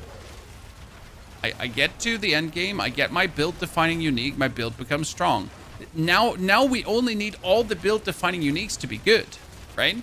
So the issue is not that there are some good build defining uniques, it's that the other build defining uniques suck monkey ass. Yeah. So if the other build-defining uniques would be strong, we wouldn't have a problem. Like, for example, the Bloodseeker's Pendant. Bloodseeker's Peakers, that does, like that does mini novas when you blood surge. That one is really interesting from a concept perspective. The problem is, in order for this to be strong, it does currently 800 bonus damage. Now let's compare 800 bonus damage to 800% bonus damage, right? So it means that the Death Speaker's Pendant, that's the name, by the way, Death Speaker's Pendant. The Death Speaker's Pendant would at least have to have a base damage of 20 to 50,000 to in any way be remotely comparable to some of the other stuff out there on the planet. But I just simply don't understand how Blizzard does not do that. But why don't we just pump some numbers? But because this is obvious, right? This is clear as day, like a monkey can see this. It's one of the things where I'm just like, you know, this is so clear and obvious how to fix this item that I don't see why you're not trying. And even if it ends up too strong, right? Where's the problem? Put it on the test server, make the value 30,000. It turns out to be too strong. Fantastic. After the test server, you just tune down the value and we're good. I mean, that's like step 1, step 2, done. In an Excel sheet, you just gotta flip a number. I'm sorry, but where's the problem there? And many of the uniques are like this, right? Would you prefer a 2GA Lightbringer over a 1GA Lightbringer, but the 1GA got a chance on Pulverize and the 2GA doesn't? Depends on if they're both 600%. So if you have a 600% Lightbringer, that is more important than the 1GA or the 2GA even. I mean, okay, a 1GA 600% Lightbringer, right?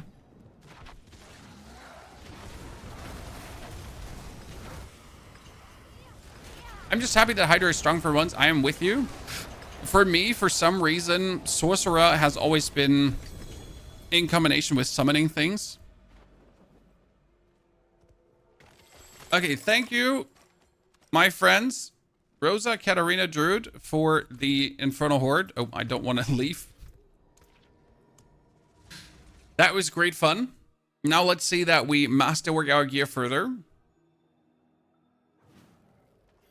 Oh, I just teleported out of the horde and I could just do another horde? Pardon me? Did I just cheese myself a horde, chat? Because I just left the team and I could just get teleported back to the beginning and it just started anew.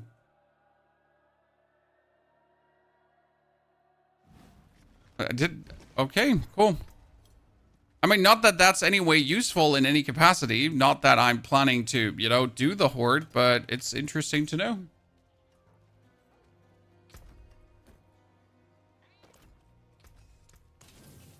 We still need to get the Serpentine aspect in better, guys, because we're pretty much missing 0.70 damage per point of mana. And that's a lot of damage with 195 mana, right? It was only 4 waves, gas? Really? That's weird. Do 4 wave hordes even exist? I have 7,000 Opticide, ladies and gentlemen. Yeah, 20 ranks to Pulverize makes sense. You should still re-roll that chance to heal if you can. If not, then not. Okay, let's reset this. Yabba dabba do. Okay, 1, 2, 3, 4. Hydra. No. So this is going to be painful because we're going to roll until we get Hydra. Then when we get Hydra, we're going to roll again until we get to 8. If we don't get Hydra, then we're going to just go back to square 1. And then we're going to do it again. And then we're going to go back to, that's Hydras. Then we're going to roll. We're going to go for aid. Okay, and reset. Oh, sorry. That's why Masterworking a 2-time upgrade is like reasonable, but Masterworking a 3 times upgrade is absolutely unreasonable. I'm sorry. Right? Because this is like realistic to do, like hit 2 chances, be happy, and the 3rd chance can eat my ass.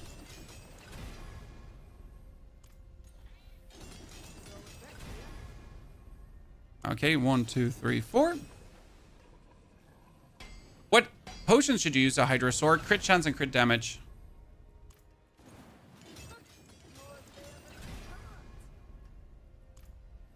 See, that's how you blast through thousands of Opticide really quickly. If you reset the Masterwork, do you get the resources back?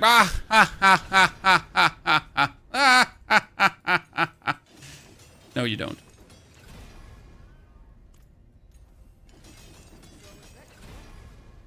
The resources back. You clown.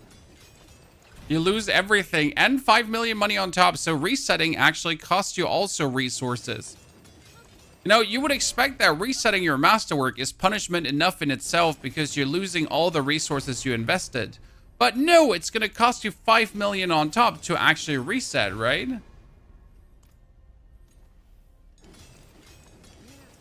You spent 80k Opticide and you didn't get the double roll. Oh, I will not do that. I mean, if I don't get to the double roll by like, I don't know, 20k Opticide, I just don't want it. I'm not that terribly obsessed with getting the outcome, you know? I mean, now I'm going to stay at 8 and we're going to do some strong rooms to get some more Opticide really quick. The strong rooms are the easy path to Opticide. Where's Morgan's work again? Here.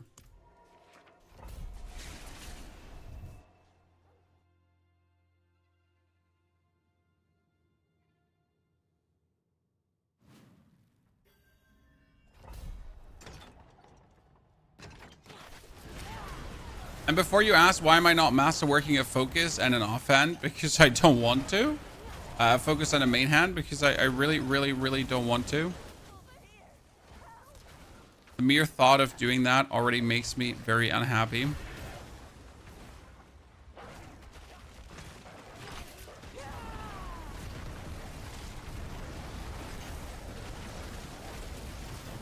So now we're just going to go into the strong room, do the strong room, leave the strong room, and rinse and repeat, pretty much.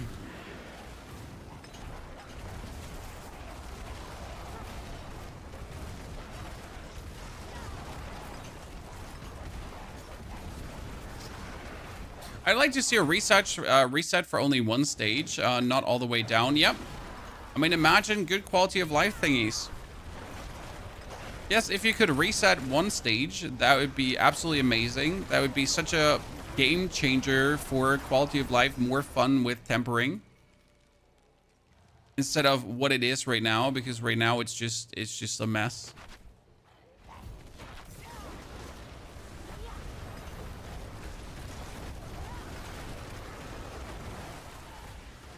And it's not like that you need perfect masterworks to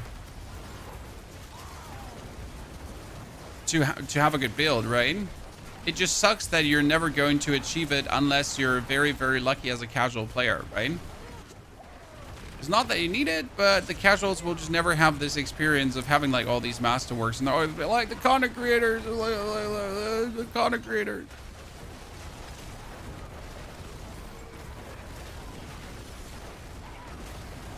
The one stage reset won't happen, as Blizzard would see that as a too easy way to get the masterworks. Yeah, and where's the problem with that? You know? Who gets hurt by people hitting easier turbo masterworks? I mean, the hardcore grinders are gonna be like pissed because it's too easy to hardcore grind, I guess. And the casual players are just gonna be happy, so you know, who gets hurt by this? The 1% of gamers that have nothing better to do with their times, and the 99% is happy? What should I choose? Very difficult, you know?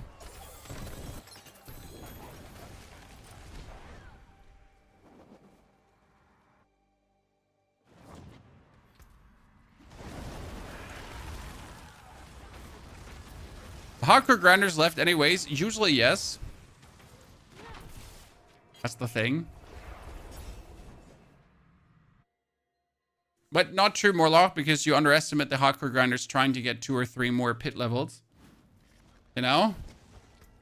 They want those 2 or 3 more pit levels desperately. Because that's their personality.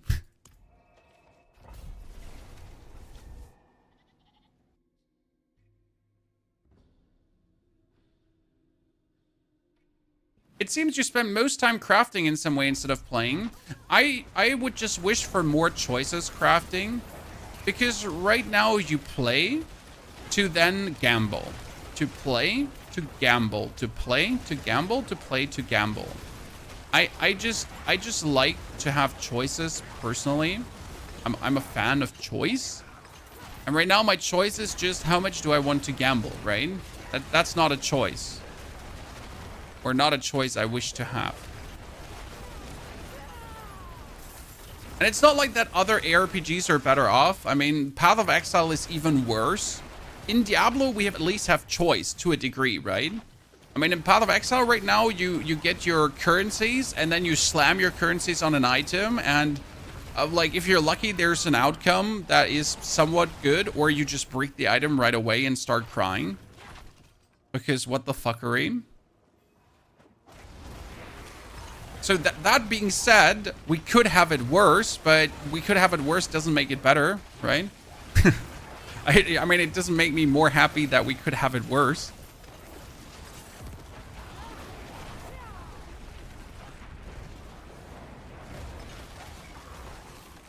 I also want leaderboards. I just recently talked in the, like, we had some leaderboard talks in the content creator Discord.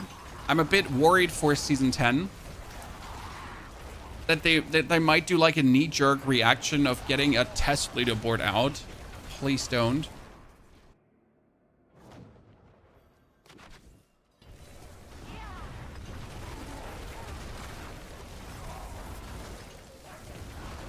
How much Opticide did I get from that one? See, like you get a couple thousand Opticide from like one run. So good. Roderick Attunement, Chains, Ferocity. What's the new update with PoE? PoE is getting a complete new league in August with new content and hopefully the new acts and everything coming. So big. And hopefully, if everything works out, we will actually... hopefully it works out. This season is actually different in PoE because you have to play the new league to get the new content. Hallo? Einbrecher?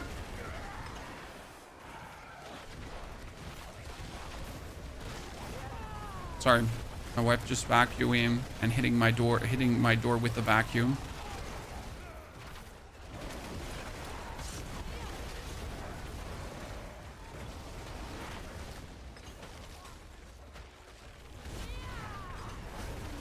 It's average 2.5 per 3k per run. I'm very happy with a strong room farm because you can just dip into a strong room, have a lot, and then masterwork 8 times, right? That's what I like so much. Like if everything goes good, like you're just like 5 minutes in and out and you're just good. Ever curse in English? No, my wife understands enough English. She has even a certificate from Oxford that she speaks English very well. Cursing in English wouldn't do anything. She would just curse back in English. And then she would punch me in the throat. Because she's tiny and fierce. Don't mess with Mrs. Hoff. She's dangerous.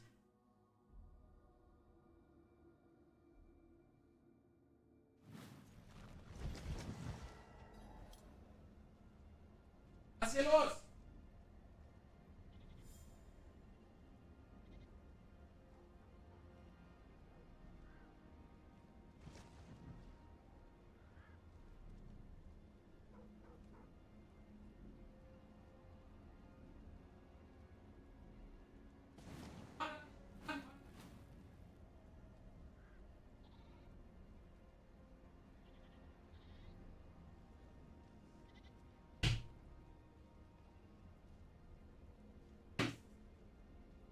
So,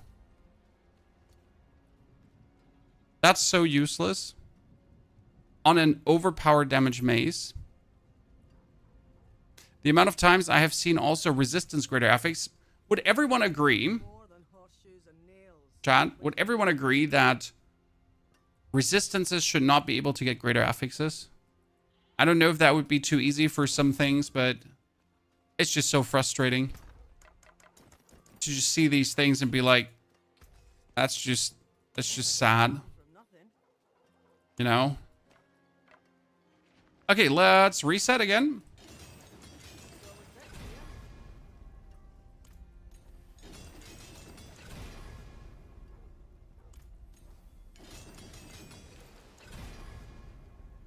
Hydra hats, Hydra hats, Hydra hats. Unless it's resist all. Yep. When at this point, remove all resistances from gear. Hydra hats.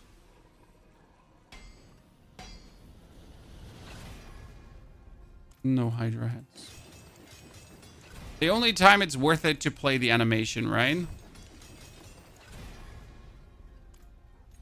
By the way, alone that this is our endgame gameplay loop, right? Should show how bad it is, right? Instead of doing anything meaningful in the game, I'm sitting at the crafter, slamming the button 4 times, to slam the reset button, to slam the button 4 times, to slam the reset button, to slam the button 4 times. Like alone this here being an endgame loop for gear booster should alone show that it's not good, right? Well, the item is being difficult, chat. Let's try another time, and then we gotta go back farming, right? Oh, there we go. Another one hit.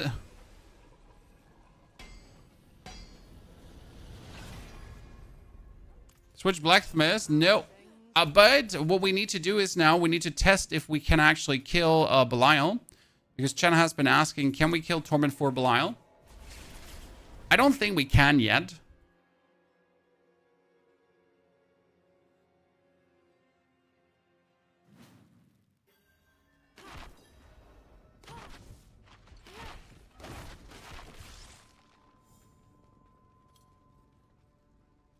But let's see if I'm wrong or right.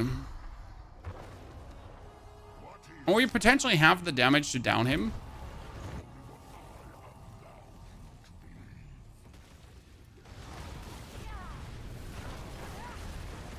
Yeah, we can kill him, but it's just not fast, you know? I'm actually surprised how much damage we're dealing. I thought it's going to be less. So, call me surprised.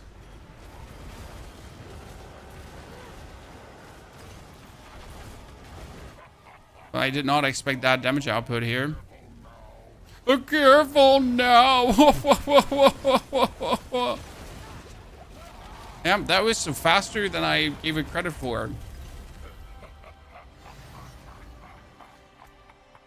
Okay, what should we try to get? Ah, the ring, right? The Tal Rasha's Iridescent Loop. Still trying to get the greater affix, like the 25% greater affix on cooldown reduction. So that was surprisingly quick. But that means I know how much faster we would kill him if we get those 10 Hydra heads.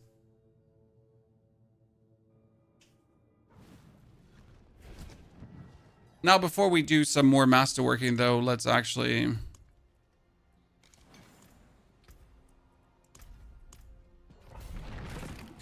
How do people have so many husks? Well, so you go into the in-game trade chat. You ask who has husks. I'm paying like 200, 300 million per 99 husks. And then you hope that someone answers, and he might say 400 million or 500 million per 99 husks. And then you buy these 99 husks from him.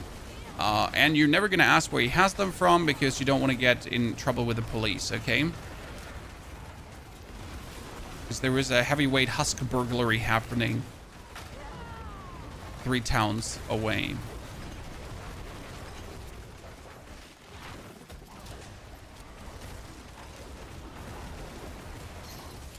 Have people seen sell them for 1 billion? Nah, the average price I think is down to like 500 million below at this point, with the current state of the season. I mean, like, sure, people will always try to sell them for more, but you should be able to get them for 500 million.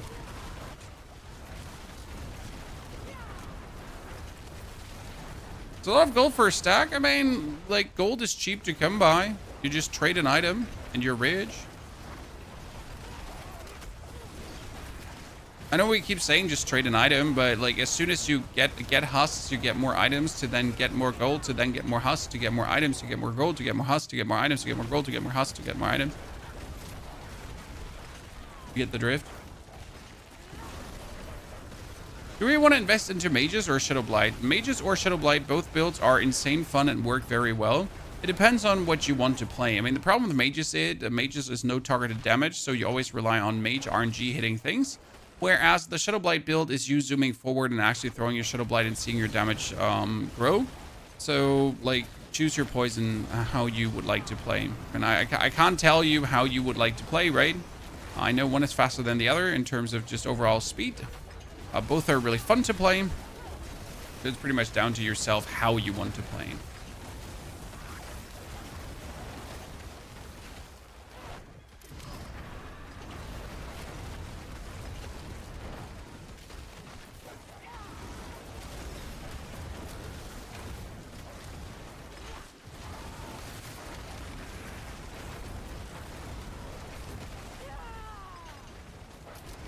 Right? We need some husks to get the loop started. Nah, you can farm some normal bosses to get yourself some basic husks. Also, the most items that sell are greater affix normal items. So if you get an ancestral item with core skills, for example, core skills is always wanted. Like a glove that has plus core skills ancestral, the greater affix. You're like, it's 1 billion at least. If it then has like good stats as well, like core skill, attack speed, max life, index, whatever main stats, so you can reroll one, you're good to go.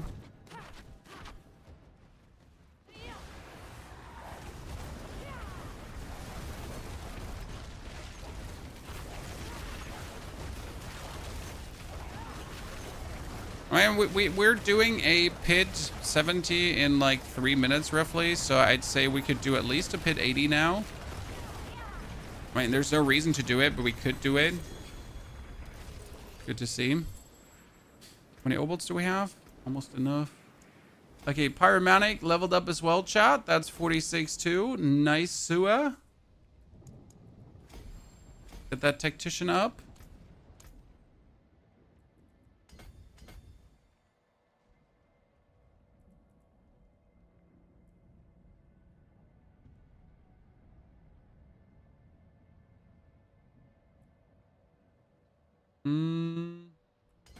Another point of intelligence.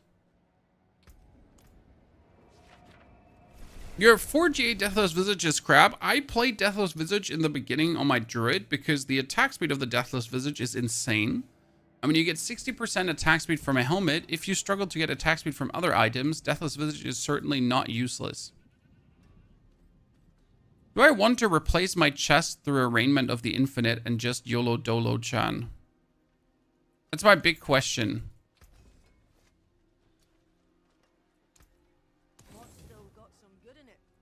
Who drops Raiment of the Infinite? I mean, I could easily do it. It would just make me, like, more vulnerable.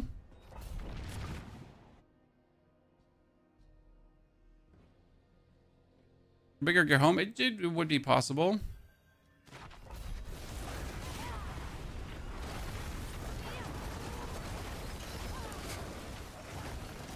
Varsh. Oh, I guess we could kill some Torment 3 Belials quickly. Because Torment 4 we can't just kill in 2 seconds, but Torment 3 I could kill in 2 seconds now.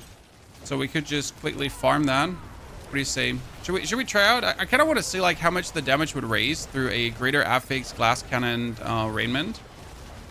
I mean, I could also use it to pull things together, so it's kind of nice. I'm not frozen, chat. It's the game that's frozen, and my PC probably too in a second. Shroud is better though. Well, I mean, mythics are never the answer. Okay. Like I know, like, yes, obviously Shroud is better though, but mythics are not the answer. Okay. Because people might just not have mythics. So we are not going to use the 4GA Ring of Starless Geist that we have.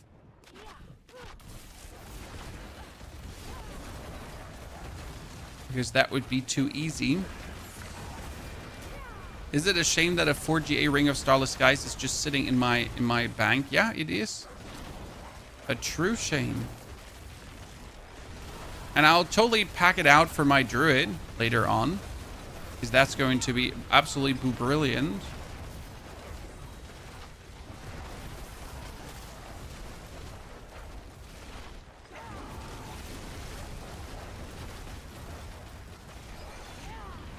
Raymond is good for the Lightning Spear version with Hydra. I mean, I would like to just get myself a Raymond and see how it just feels from a damage perspective. Glass Cannon is just Glass Cannon, right?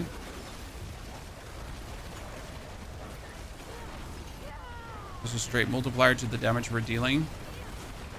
And it's going to impact survivability because you're losing the damage reduction aspect, but I could probably remove the Ice Armor Unstoppable, because technically you don't need the Ice Armor Unstoppable.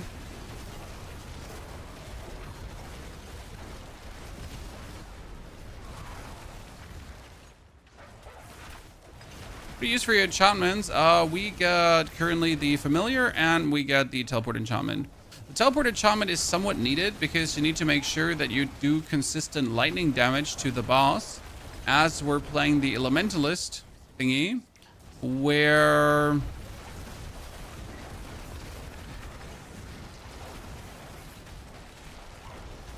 the glyph says if we do elemental damage to the enemy, it's 5% per elemental type.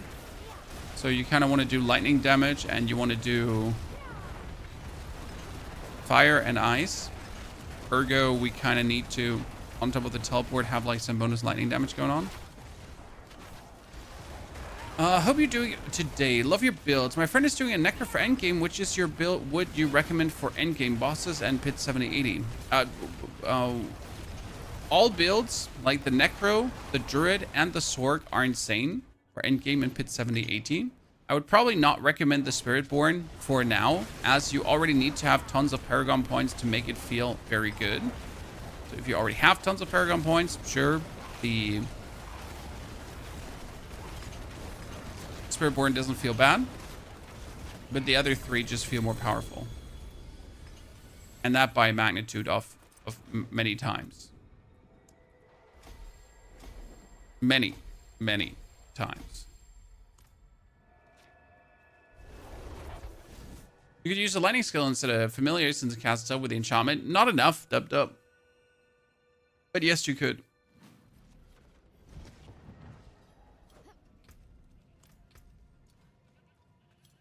Maximum life? No. Actually, that restores resource. But no. Resistance to all elements. Okay, what do we say? Torment 3 Varshans in 2 seconds. Yes, thank you very much for reminding me.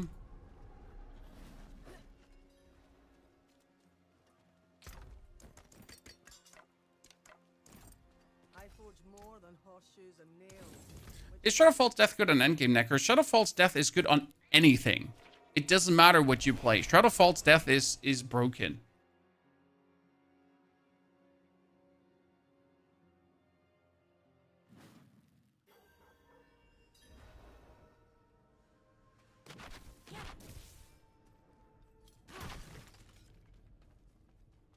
Sorc and Druid both have great power filling curves. Absolutely. So what we're doing in Torment 3, because I just summoned the Hydras and he dies. Right? Hydra, and he's dead. Careful now. Wah, wah, wah, wah, wah. Alright, that doesn't happen in Torment 4 yet.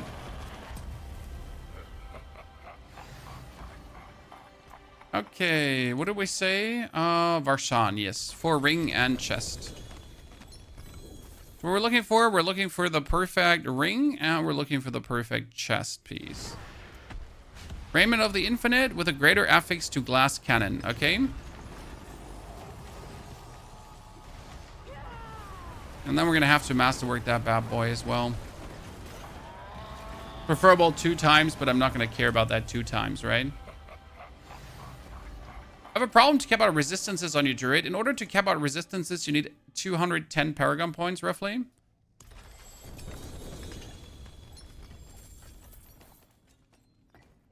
Did I just forget to swap over to Varshan? No, I did. My brain just wasn't braining. Chad, do you think it will ever change your prior choice? It's not like they promised us that that would actually work, but...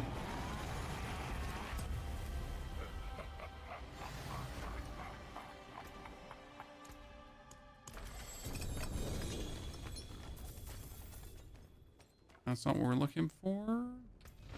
Maybe we get another mythic today, chat. Maybe we get another mythic today. Do, do, do, do, do. Maybe we get another mythic today. Careful now. I do 200 boss kills and no mythic item. This gameplay is no fun for me. Well, I mean, it's not like you're doing this to yourself, right? I mean, you're saying this gameplay is no fun. Why are you then killing 200 bosses instead of doing anything else but killing 200 bosses? Why are you even chasing the mythics? Don't get me wrong. Right? In the time with the 200 boss kills, you could have leveled up another character and you could have gotten another spark and had fun actually doing so. And last time I checked, no one was holding a gun to your throat and telling you to farm that, right? Surely. Okay, so we got two, chat, with glass cannon. One with 2.6 and one with 2.8. I want the one with 2.8, right?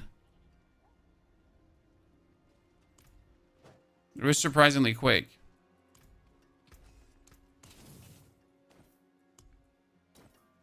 Okay, now let's masterwork glass cannon. Okay, cool. Let's masterwork glass cannon again. Okay, that's shocking. I'll keep my forge hot. Return soon. One thing I need to do, and it's been actually long overdue.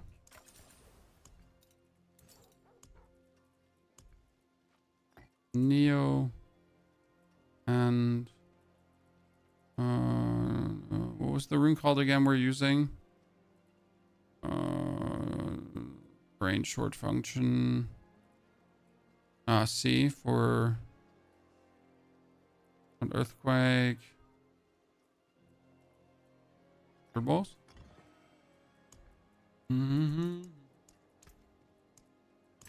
Services. Brilliant.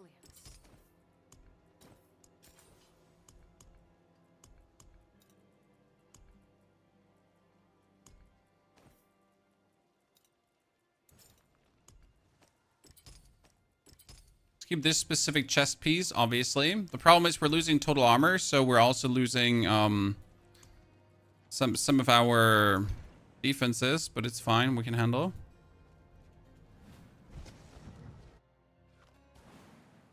So now with the shocking impact chest, guys, that's 4 ranks to shocking impact. So 4 ranks to shocking impact in this case is another 8% more damage per impact, so that's kind of nice. Can you kill Lilith for me? Lilith is currently bugged, so no. I don't think I can kill Lilith for you. Oh yeah, but like you feel the damage difference right away. That was quick.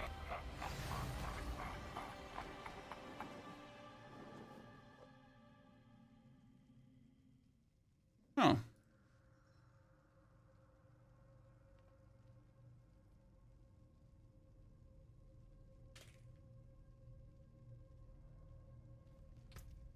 Okay, that means we're going to go for Duriel.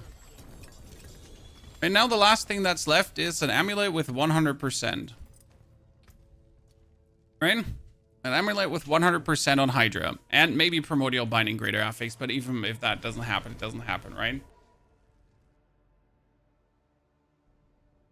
What do you mean Lilith is bugged right now? Lilith is bugged right now. She does not take the amount, like, at some point she becomes invulnerable. And then you're just beating her off and it doesn't do anything. Okay, let's get that last glyph upgraded. What level is it? We have it at 37, 39, 41, 43, 45, and upgrade. Okay, so 65 is enough. I don't need to do a 70, so let's go quickly through.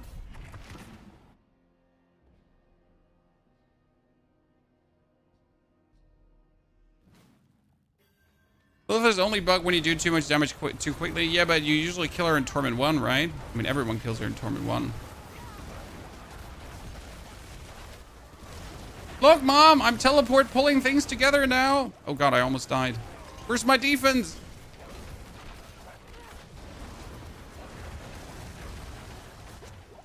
That's where you feel the glass cannon coming together, right? But hey, I can pull things together now with a teleport. I'm taking it. But definitely a nice quality of life upgrade. Oh, we need to get the damage reduction aspect on the helmet. Thank you for reminding me, chat. I forget that. Tony, hello, partner. Also, greetings, everyone. Happy Friday, chat. I'm not sure what your weekend plans are. We're actually invited for breakfast. To a breakfast play date for the children. The best way how to start a Saturday. You get breakfast and you don't have to dirty the kitchen, and you can demolish another person's house with your children. Obviously, my children are very behavioral and they don't demolish houses, but you get the drift. A beer garden? When it's supposed to be warm, so that sounds like a good plan, sir. A beer garden is a garden full of beer, chat. A Hochzeit. Well, yeah, I mean, as much as I want to be excited for weddings, but they're so tedious. Well, it might be there just because of the Russian-German heritage of my waifu. Weddings very long. They last all day and all night, and they don't stop.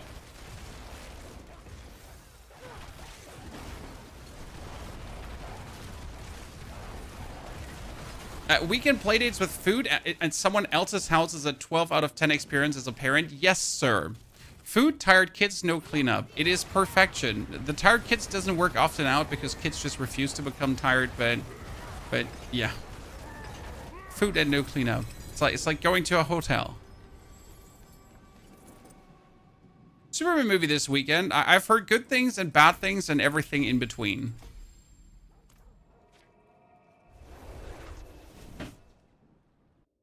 I do enjoy a drink every now and then, but I have a mate who drinks 200 month in booze in his groceries alone. Yeah, I always wonder. My older brother has had a very good job for years, like years, right? He's 2 years older than me, 38. And I'm like, he should have like a very big bank account, right? If he actually saved up stuff. But I also know that he likes to drink way too much on the weekend and likes to party way too much on the weekend. So I'm pretty sure, like, instead of having like a huge bank account, he has like liver problem. Well, I know what I would prefer, but yeah. Each to their own, I guess, right? What can I say?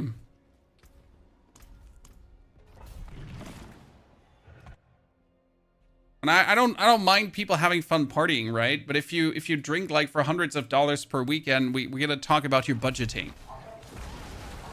Right? The only reason why I'm not a drunk is because it's just too expensive in the long run.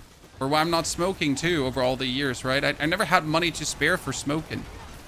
Never had like money to spare for vices. So I'm literally like, that keeps me in check. I'm just too greedy.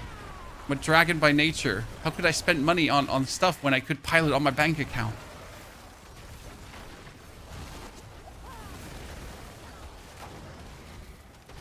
Congratulations on that Lilith kill, good sir. See, you didn't need help after all. Self-sustained gamer.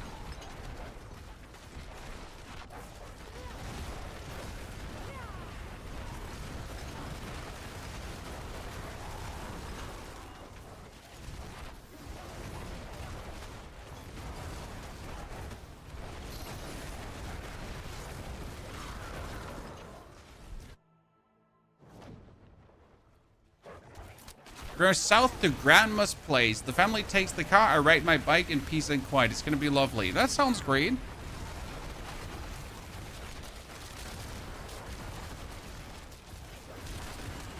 Planning to take the children on their tiny motorcycles today. We have like tiny motorcycles that drive like what? They're as fast as a running human. You know? We're going to take them for a forest run off-road.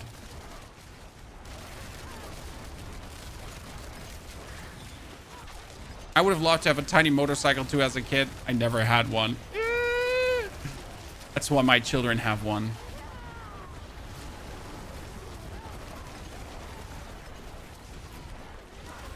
$25? Nah, more 15, I think. Like they don't go over 15.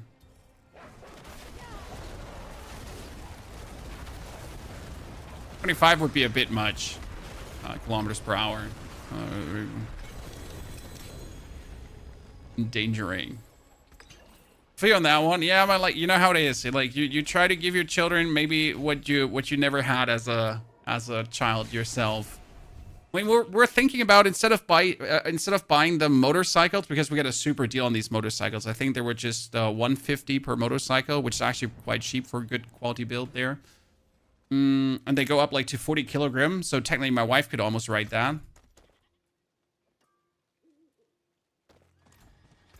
I would still crush it by just looking at it, right? It would just implode. Still.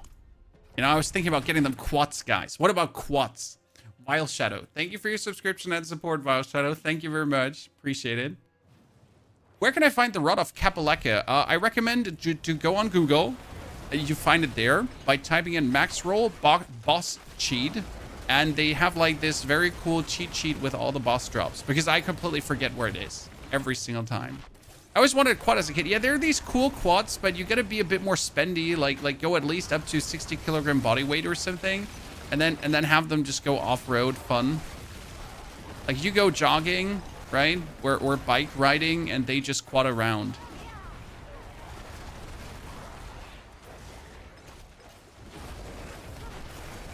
Ah, yeah, Rod of Kapaleka was actually Druid. Thank you. That's true. Time to open up a mythic chest. Good luck, sir. It's definitely not going to be a amulet, because we all hate amulets in mythic format.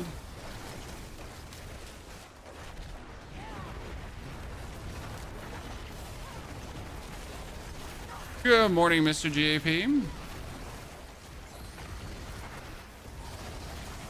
Hope life finds you good. Okay, chat. Today we're going to be able to finish out the Sorc, definitely. I think a pit 90 seems reasonable. As soon as we have like all our stuff leveled up, we're going to go like for 80, 85, 90 then. Okay. Before we do that, though, I really want to masterwork these Hydra heads. So we gotta... I think we gotta do like 2 more Infernal Hordes. Katie, did you want to do an Infernal Horde? As Katie asked earlier. Yeah, Melted Heart of Selix should be deleted from D4. There's absolutely no reason why Melted Heart of Selix still exists. I feel like the developers are so hardcore scrambling to make new stuff that they just forget to maintenance the old stuff, right? It's like, yeah, we gotta release new things, new stuff, new. And it's like, but what about the old things? Katie, I will need 1 more pit after this. So you got exactly 2 minutes, because as you see, we do like a 2-minute, 30-second pit here. So they like keep pumping out the new, not maintaining the old. So we're kind of stuck with yikadoodles.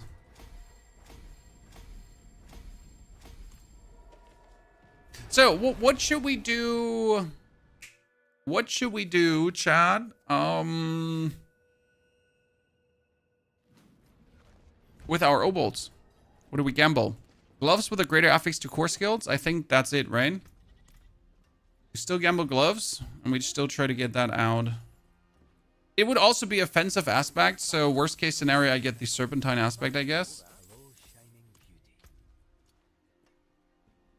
Attack speed and lucky hit chance. That's not attack speed too. Oh god, oh boy. That is not even bad. Do you know how long I've been looking for like attack speed gloves now? Don't tell me that glove has the Serpentine aspect, because then we're like throwing hands. And greater affix attack speed is absolutely PogChamp, super giga amazing.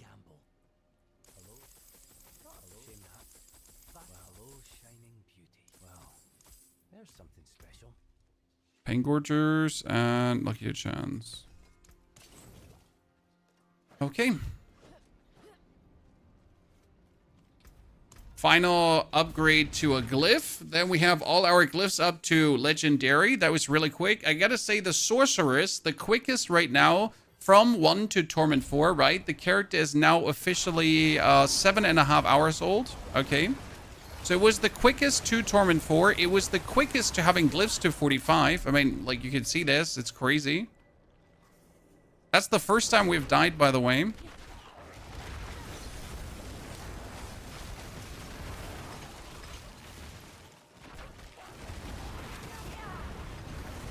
I don't even know what we died to. Like, to the world, I guess. And it's still one thing that's missing. A death recap of any sword. In every ARPG. Like, not sure why ARPGs would never give you a death recap to kind of, like, tell you what you actually died to. It's like, oh, I gotta guess what I died to? That's fantastic. I'll try to figure out, like, you know. Do I not have enough damage reduction? Was it too much elemental damage? Was it too much physical damage? No? Like, you know what? I learned absolutely 0 out of that death. Right? Absolutely squat all bullshit learned. Last Epoch. Last Epoch has a lot of good quality of life features. Sadly, it is not as fun to play as the other ARPGs.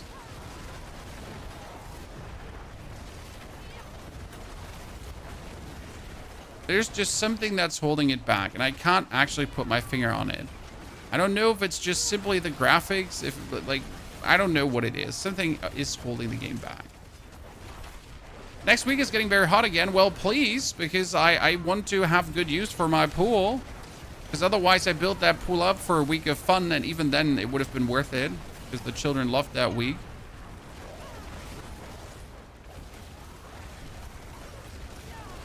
$39 C's insane? Nah, I'll just, like, my basement is nice and cozy 23 all year round. Oh, well, 22 to 23 all year round.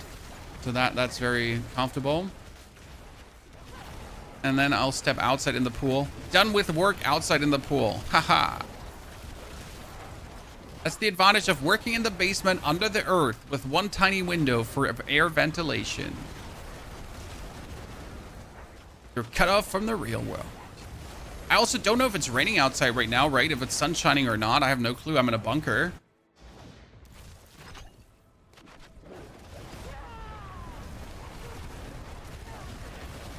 I know squad.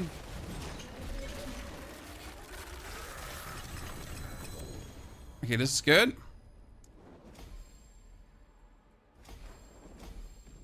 Ta-da, ladies and gentlemen, we got them all. So that's nice. A nice set of things upgraded.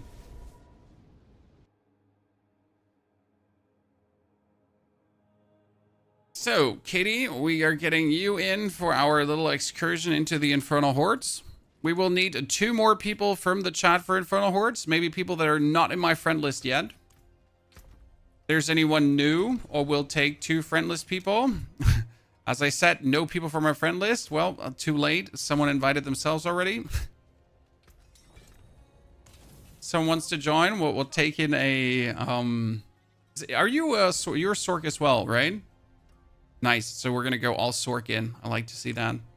Katie, you're coming with the Sorc too? Perfection. We're Sorcing it up. Oh, you got greater affix on everything but glass cannon, Katie. You get robbed. Wow. But you're also playing Verglass. Ooh, that's cool. I like to see that. Okay, let's see. Mr. Sporlos, you were so excited you wrote your name wrong the first time. We're getting him in.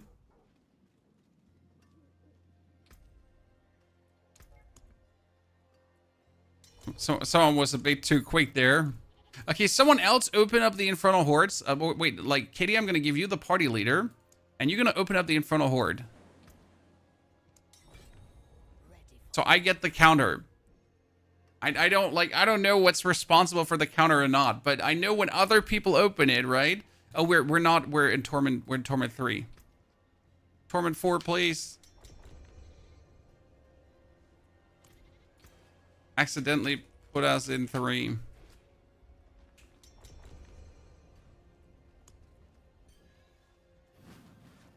Oops.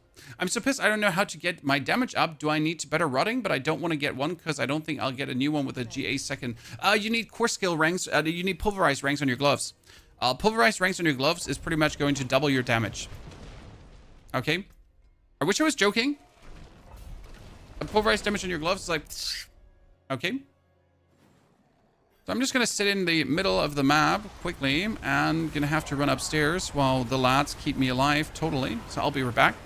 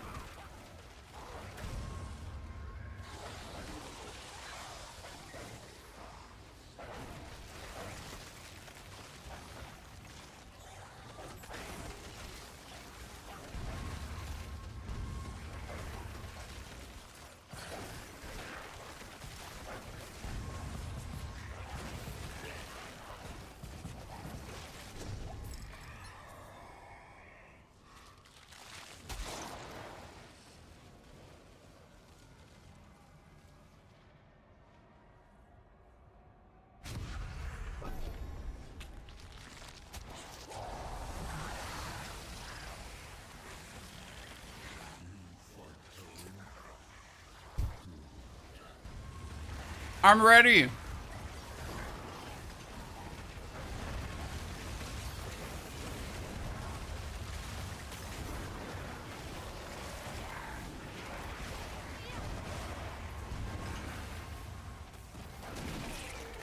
Last season you were at 286 already, and now you're at 249.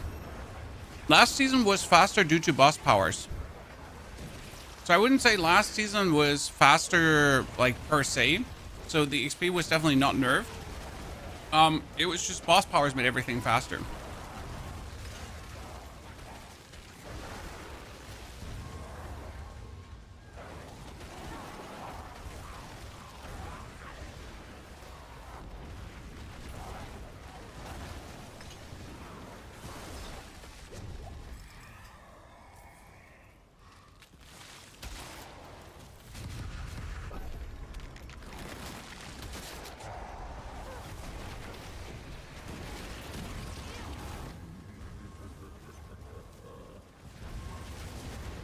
Again, the ether count is gone, Chad.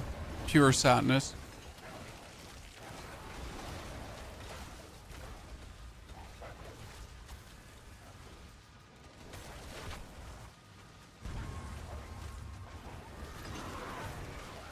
Muesli, yes, it's muesli. Muesli, muesli, yum, yum, yum.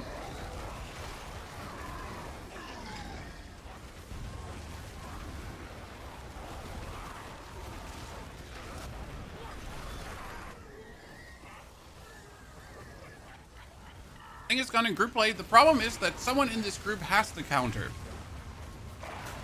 I don't know if it's only one person, but one person does have the counter at least.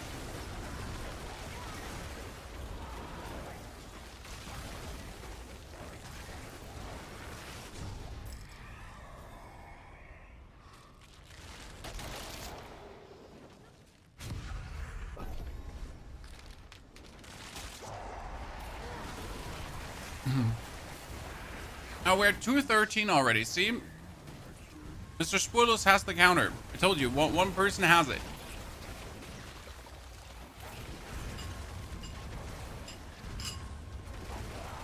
From KD2. I'm gonna leave the party, Katie, and you re-invite me. Okay, after this round. And I want that counter.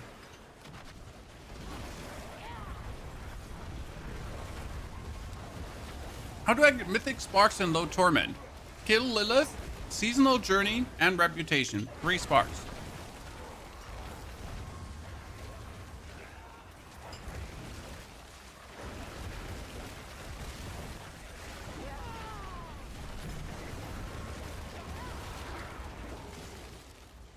Ruska, thank you for offering your GA core skill gloves. I have to find my stuff myself. Those are self-imposed rules. Like, if I'm not finding my stuff myself, then I'm not trying, if that makes sense.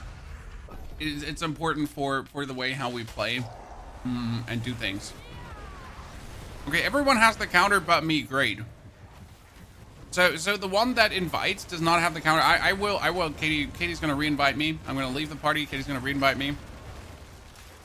I'll leave and re-invite after. And then we'll see.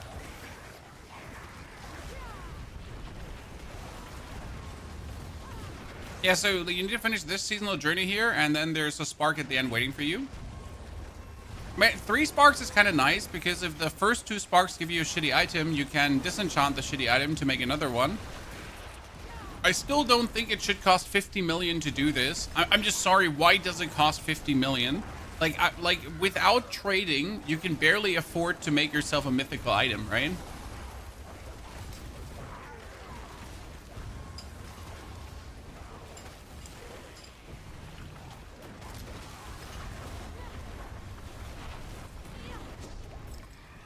Okay, there's a lot on the side here. Jesus Christ. We have the Invigorating Hellborn. Oh man, it's not good, but we'll do it.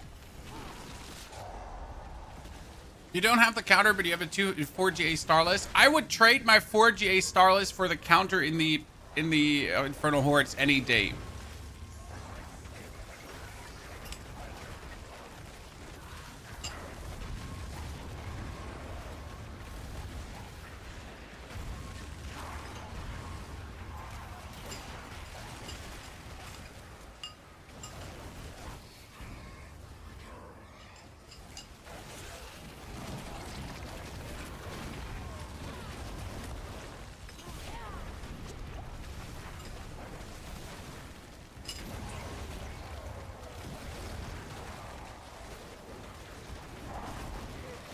Farming in tier 3 gets you 50 million gold. Ja, bitte? Was los? So, yes, farming in tier 3 can give you 50 million gold, but like when you want to make your first mythic, you're not in tier 3, usually. And the 2 sparks, like killing Lilith, is instant, it's really simple. And the other one is also very early. How do you get the unique tribute for the mystic items? You kill bosses, you do whispers, and get the dungeon key whispers. You know, dungeon key rewards. And then you hope that you get that one. There's no guaranteed way to get it. And I've also never gotten a mythic from the mythic tribute. I've gotten tons of uniques, but never a mythic.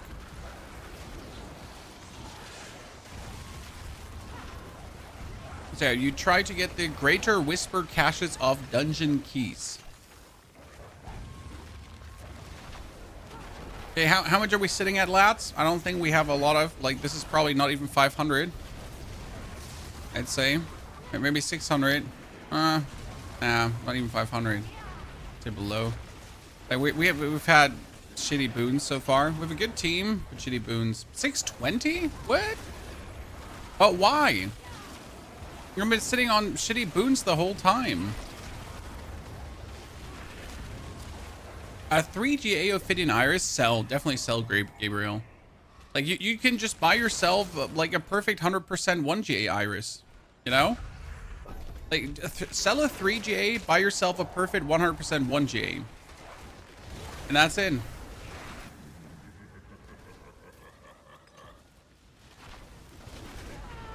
$678 at the end of last. Well, that's gonna be 1,000 then. Interesting. But we have an efficient team here right now, right? We got 3 Sorcs. 3 Sorcs is kind of nasty. Oh, we got a Hydra, we got a Hydra, and we got Hydra. Okay, so you're playing the Sorc with Unstable Currents and Lightning Spear. Interesting. I kind of just like the snake more because I just like the snake, you know? It's cute that 2 different versions exist, though. That makes me happy.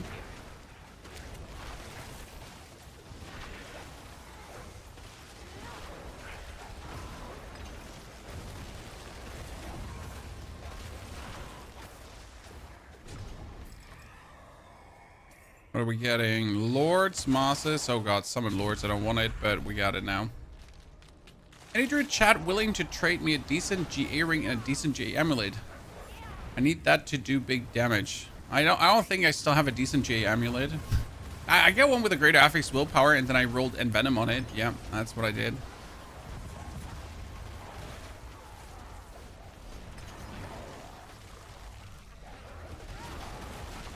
Okay, the final one gotta be good. The final one gotta be like Surging Fiends or something. And right now we have the disadvantage of having like kind of everything. So we have Hellborn, we have Lords, we have Fiends, we have Etheric Mass upgrade. Like everything and nothing. I've only seen one GA ring, it's GA Max Life. I have not seen enough GA attack speed this season. It's been very rare, considering that every single build wanted GA attack speed. Minions, GA attack speed. Pulverized Druid, GA attack speed. Hydra Sorc, GA attack speed. Rogue, GA attack speed. I don't know how it looks for Bard, but I'm pretty sure it also wants GA attack speed.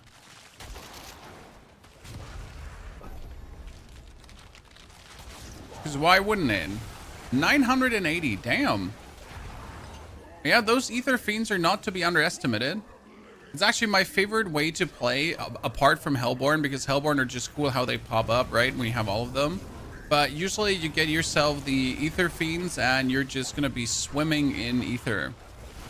Especially when you get the Surging Fiends and everything.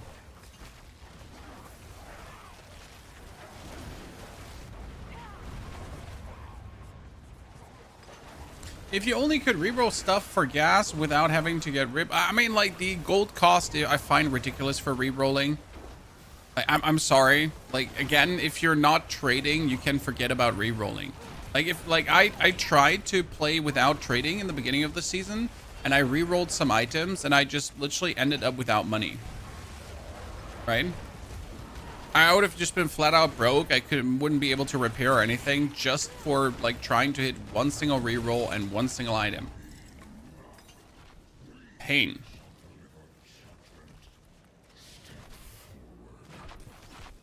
$12.04. Who would have guessed?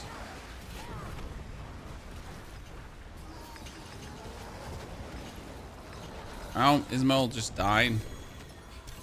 So quick, it's not even funny. Okay, let's teleport out. Then I'll leave. Then Katie reinvites me, and then we do another one. 4 mini Necro and Horde would be nice. It's definitely standing still from that point on. Okay, I leave. Then a request to join the party. Okay. And then we just open a 10-way forward.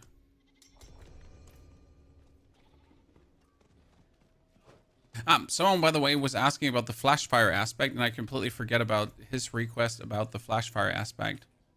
Flashfire. What is Flashfire doing? Flashfire increases the critical strike damage of pyromancy skills by 38%. Double this bonus against healthy targets. And you wanted that instead of when your conjuration skills hit up to 37% chance to gain rank to your conjuration skills for 12 seconds. This can stack up to 10 times. I do believe this one to be vastly better. I mean, Flashfire works right away, but if you have the conjuration ranks up and you keep it up throughout the whole dungeon, then you consistently have a better bonus. I'm not sure how much multiplier each rank gives, but I'm pretty sure it's a bigger multiplier than the Flashfire would give in the end. Right? And what's one rank of Hydra right now? We have 13 ranks on it.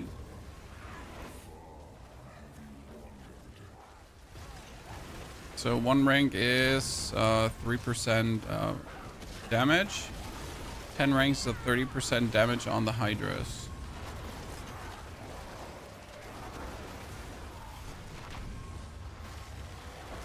That works on every damage, not only crits. Considering that we don't have 100% crit chance, I guess I'm still better off, right? I mean, my crit chance is 11.7 plus 25 plus 15. So we're sitting at 50% crit chance. Yeah. The link where you have your builds, ! Mobalytics, has my builds all there, or the description of the YouTube videos, where I upload all the builds.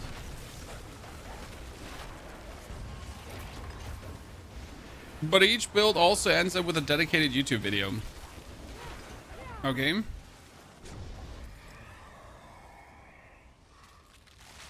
Exalted Masses is terrible, but like both, like 2 Soul Spires and an Etheric Mass. It's like, hey, do you hate fun? Yes, I do. I really don't like fun.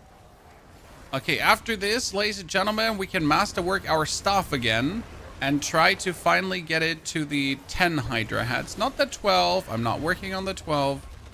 Listen to me closely. No 12 Hydra hats for Pony. 10 Hydra hats is enough. That's thousands of damage bonus. And then we just need to get the bonus here for Serpentine. Hello, nobody. Good to see you there.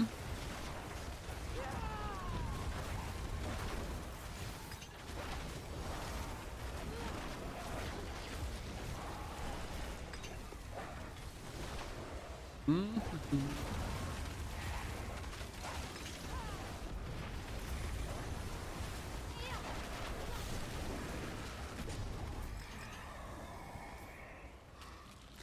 50% faster. So 50% faster on Etheric Masses, giving us +1. Ah, feels so good by your 3rd wave, right, Chad? I mean, it's technically a good start into it, like to get the 50% events, but now your 4th event needs to be something amazing, right? You need to get like here Lords teaming Masses, you need to get Hellborn, you need to get Ether Fiend, something.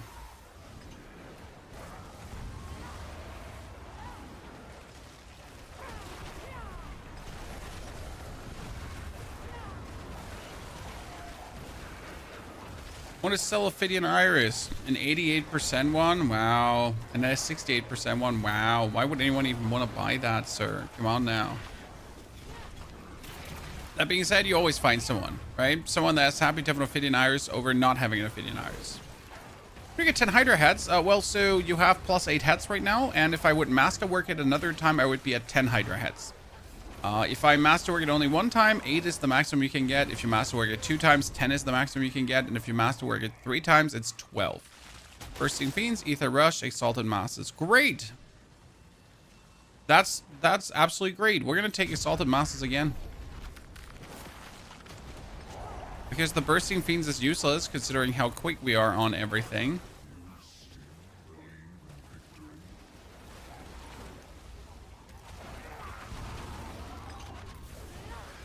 So yeah, it's all about the masterworking to get the Hydra heads up, right? Mr. Nice Nick, good to see you there. Howdy, partner. 1,200 Hydra damage is very nice. Yeah, but it's also not needed, right? I mean, if you then care about like pit 100 and beyond, then yes, you want to have the 12 Hydra masterwork. But if you just care about absolutely sending Balile and just having like a very good build of Rune, then I mean, actually more than 8 is not really needed.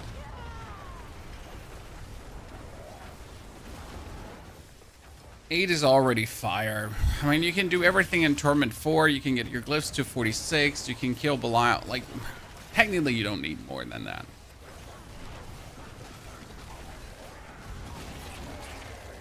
It's 100% Brett if you have 100% Iris. Okay, Ether Fiends +2 or Hellborn. Technically, Ether Fiends +2 is better than Hellborn. Alone, right? Like, Hellborn alone is useless if you're not getting bonus Hellborn thingies. Then Ether Fiends is just better. Is 256 max mana even worth to use Elixir for more mana, or should I take something else? You want to definitely use the Elixir for more mana. I mean, every point of mana is 2.3% damage or 3% damage, so 50 bonus mana, another, what was it, 25 bonus mana is another 75% bonus damage. That's nice. Right? And you got to consider that your potion is obviously not, like, if you use a 25 mana potion, it's not 25 more mana, it's 25 more mana, but maximum resource 80%, so it's like times 1.8 on the 25. So that's actually pretty nice.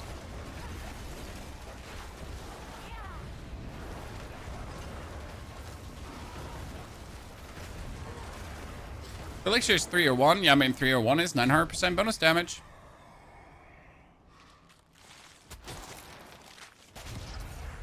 Love to see it.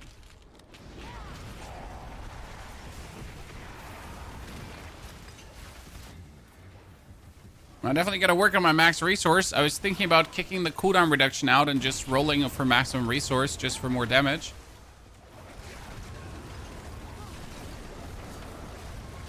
I mean, that's obviously also the reason why an offhand is good, because you can take maximum resource greater affix on it, which gives you a lot more damage. When a greater affix maximum resource on an offhand is what? How many percent, guys? You can get that up to like 45 maximum, and 45 maximum would be 135% more damage. Right? So kind of nifty. I understand why that's stronger. I also understand why I'm not going to do it. I'm fine with intentionally cucking myself.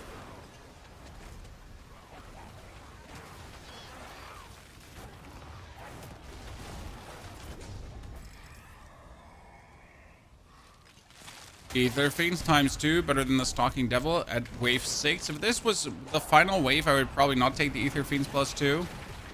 We pretty much just have to get like 30 Ether Fiends right now, and we already eclipse like what the Butcher would have given us. And 30 Ether Fiends, not really that much. Do higher wave Infernal Hordes give more item equipment cache? No. The higher Torment Infernal Hordes give more items, yes, but not the higher level Infernal Hordes. The higher wave Infernal Hordes just give you more ether that you can pretty much get more more Opticide at the end. By the way, I got invited into the party and I still don't have the counter, chat. I tried to leave the party. I tried to get back invited into the party. Still no counter. Life's cruel to me. The game does not want you to see my ether amount. The mean world. Searching elite. Let's go. Whee!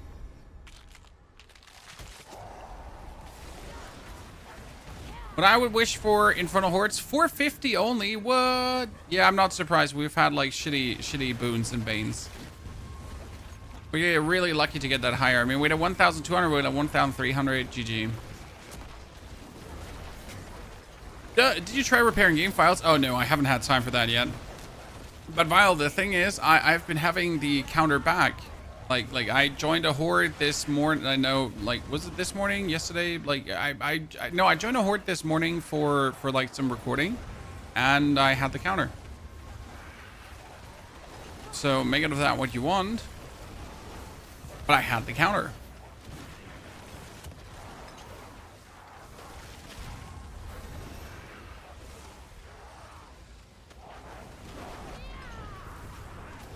Sadness supreme.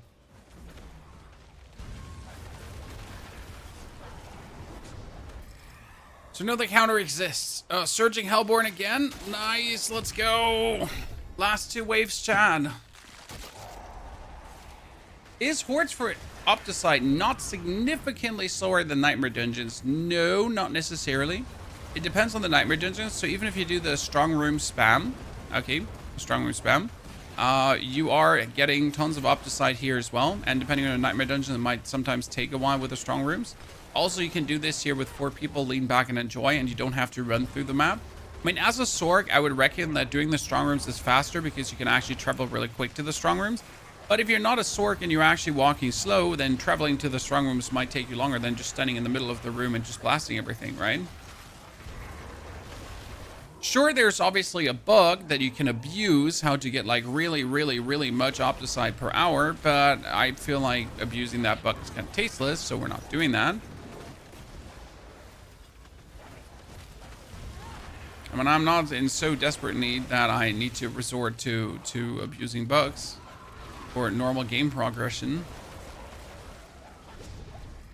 Okay, another Surging Hellborn. Summon Lords. No, we're going to go for Invigorating Hellborn, and hopefully we get plastered with Hellborn. 900? Jesus Christ, chat. Look, the Surging Hellborn actually brought us up to 900. Who would have guessed? That means we have another 1,000 happening. That was a triple 1,000 in a row then. Jesus Christ. Feels kind of like uncalled for. Didn't seem like we would achieve that.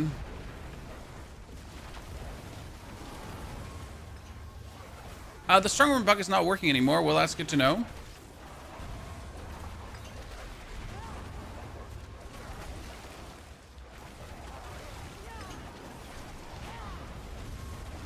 So kind of like the sad bugs, right?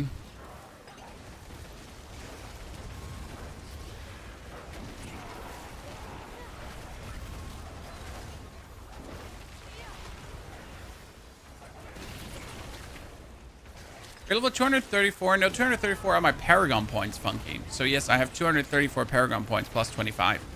But yes, that's my Paragon point level.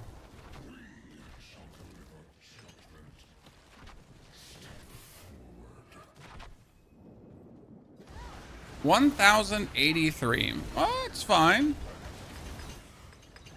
I mean, look at us, still getting over 1,000.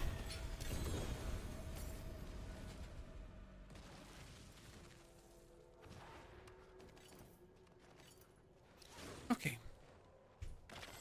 Thank you, Katie. Thank you, Spulos. Thank you, Nasty. Appreciate you farming those Infernal Hordes with me. Let's go for the exciting gameplay loop of Masterworking further, Chan.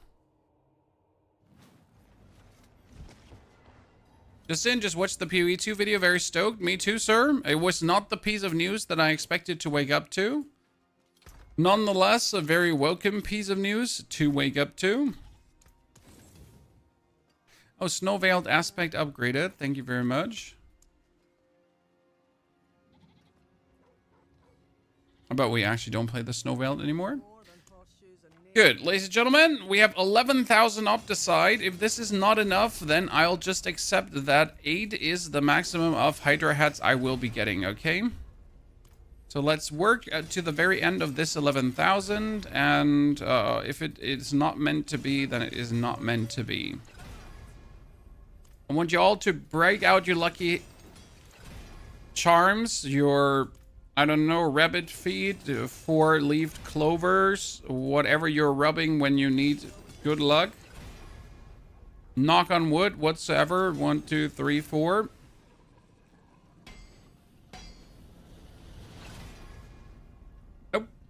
What's new about PoE2? PoE2 is getting a new leak, content and everything upgraded in August, end of August, which is a very good timing because we got to consider that this league that we're currently playing is running until October. Chad, the league we're currently playing is running until October. I'm done in like 5 or 6 days. Killed by Cornball. Thank you for the very first sub today from you. Appreciate it. Thank you, schön. This is for you, Cornball. Let's go. We got it. Brand new sub, guys. To bring your prime subs, by the way, don't forget to use it. Cornball, that was bad. You need to sub again. Your luck wasn't enough. We need it. You forever tainted that moment now.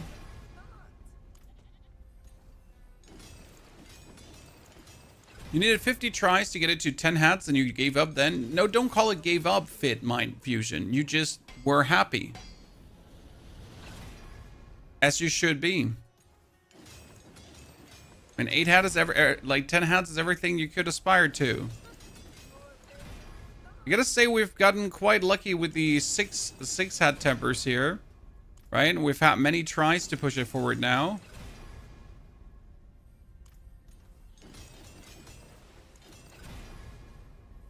Sometimes Masterwork is an endless pit, yes, and it's like very exciting to do, and it's like very engaging gameplay where you stare at a, like, you know, where you stare at an UI and just spam your things into the UI. Push the blacksmith sometimes helps. No, I refuse. That's copium.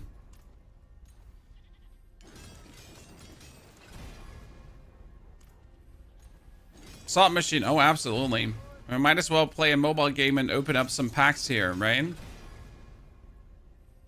And at this point, just give me a pay option. I'll give you $5 for better Masterworks.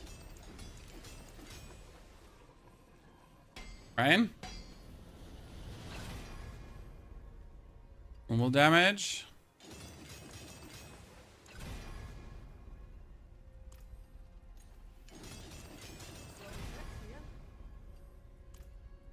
Hold chat. It wasn't meant to be.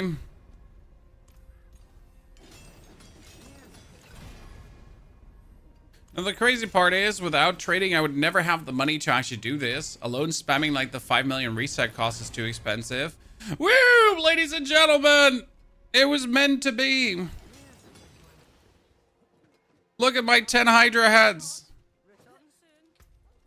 Threaten the game with a good time and it shall give you what you're looking for. Okay, let's get some more material to do it. How do you feel about Diablo Immortal? I like Diablo Immortal as long as you don't invest money into it. For Ball, thank you for the gifted sub as well, on top of the sub yourself. How come you get 4k attack power? Attack power is an absolute non-mattering stat that tells you absolutely nothing about your class. So how come you have 4k attack power? Because why not? I mean, attack power has absolutely no say about how powerful you are.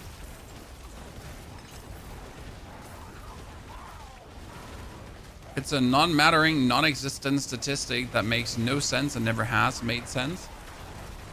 You're looking for, oh, we're just getting somewhere up to side to get the final push here. And now the last thing I need is gloves.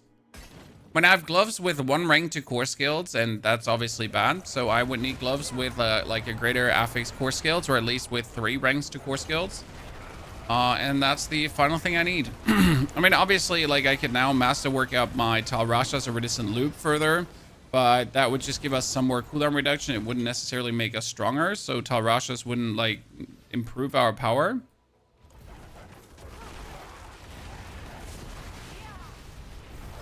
Now we'll have to obviously get the boots up, so just to make sure that we're fully like statted out and everything. But right now the only strength increase is get an Ophidian Iris with a greater affix primordial and also with 100%. So 100% Iris would be nice. And I think we're gonna farm that 100% Iris on Balile later. But first I think we're gonna push the pit a bit more, because we're currently sitting at pit 70, so we're gonna instantly jump into pit 80, I think, because I want to know like how quick we can do that. Goal was pit 90 today, so just in case you missed that, we wanted to do pit 90, just for doing pit 90. No other special reason, to be honest.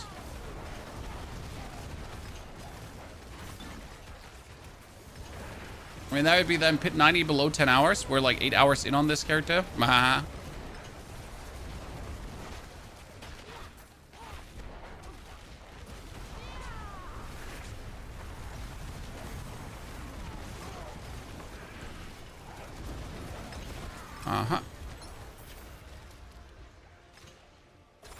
Give me.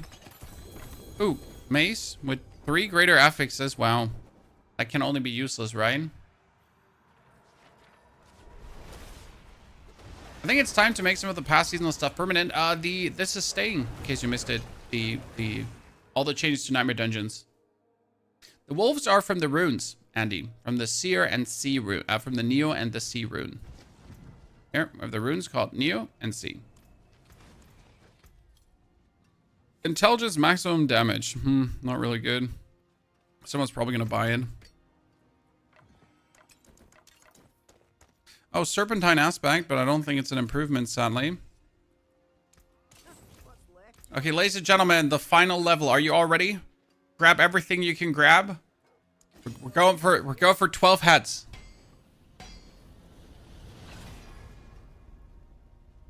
Sweet baby Jesus. Still good. Okay, world boss in 1 minute. Yeah, sure, we can go. Is it too late for you to get into Diablo 4? The later you get into Diablo 4, the more fun you're actually having, because the better game you'll get. Okay?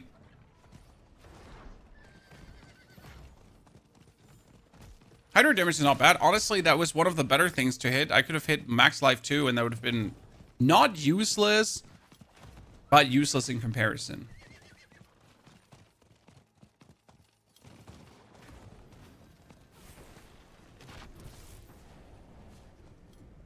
Your Sorc is struggling in tier 4, Nick. I mean, Nick, I have 234 Paragon points, right? I have my glyphs all to 46.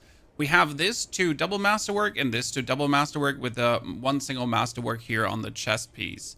The Ophidian Iris is 93%. We get our Not even greater affix cooldown reduction here. We have a lot of max life though, so that's max life here. We have max life, greater affix, we have max life, and we have max life.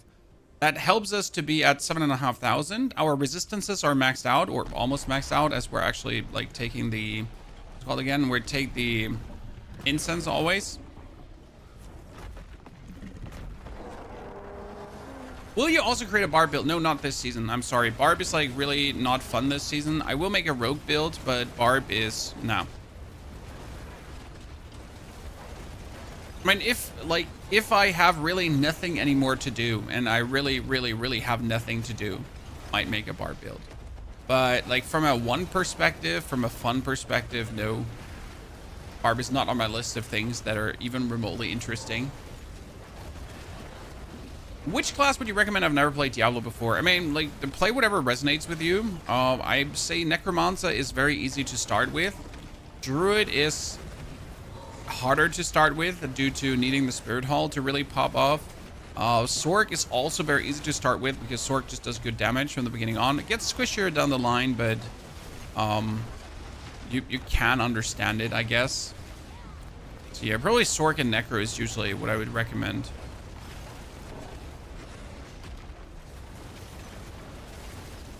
Barb might be like just too many weapons early to really get a hang for it, and trying to figure out how Barb actually deals damage, right? When I started the game as a Necro, and it was like, it was just easy going. I mean, I had obviously pre-experience already, so that doesn't count, but starting as a Necro really was an easy beginning.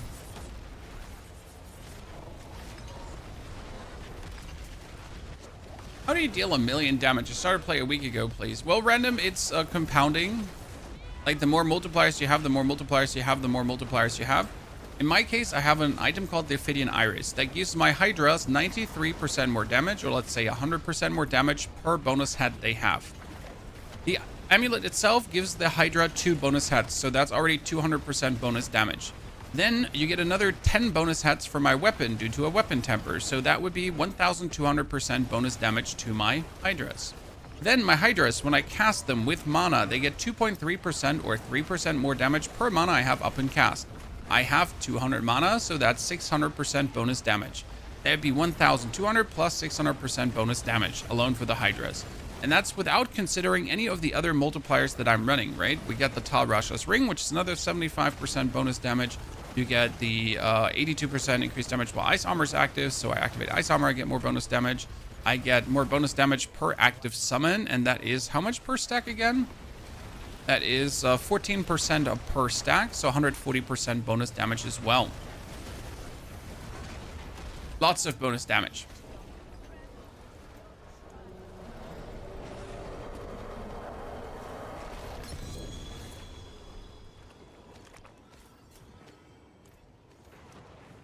I hope that made sense to you.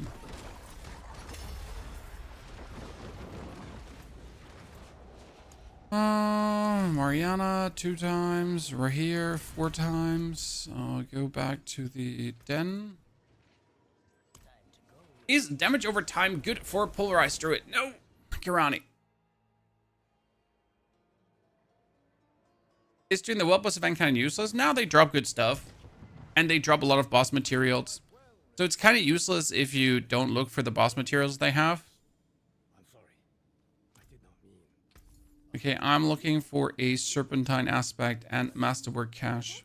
Because every Masterwork cache has 750 materials.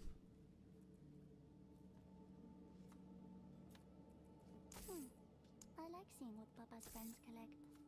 Striker boots.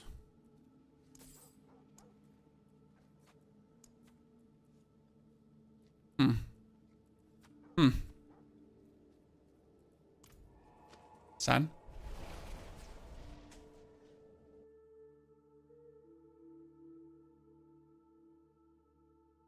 Double critting just really makes the build, yeah? Yeah. I mean, this has always been the thing with the Hydra build. Like, it really gets really strong if it double crits. And if it triple crits, it gets really even stronger.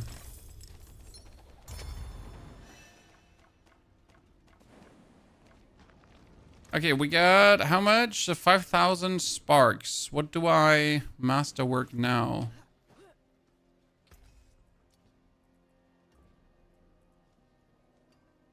Still no Serpentine aspect, Chad? My hammer sings on your return. Okay, how quick can we kill... No, we didn't want to kill Daddy Balile. First, we wanted to do a pit 80, right? Pit 80, ladies and gentlemen.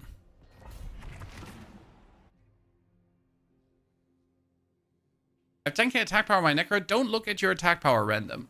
Attack power does not tell you anything about your actual damage, okay? Attack power is an absolute useless stat. That doesn't help you in any way to understand how strong your character is or how much damage you're even dealing.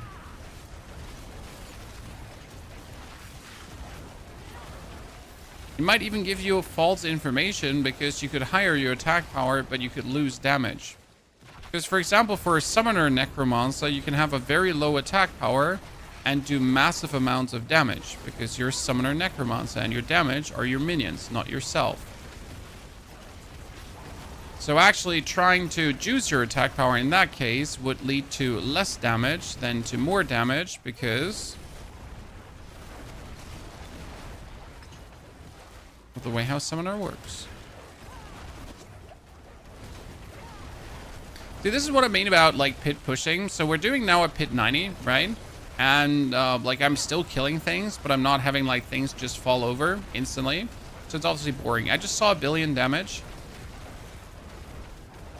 I think I saw 1 billion damage, unless I imagine things. No, I think I definitely had it. Okay, we just upgraded, guys, with a 12 Hydra hats. We got our first billion, the billion party.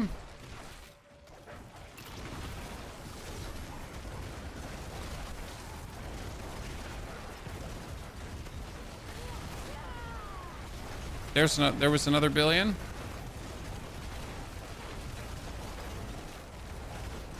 We need more.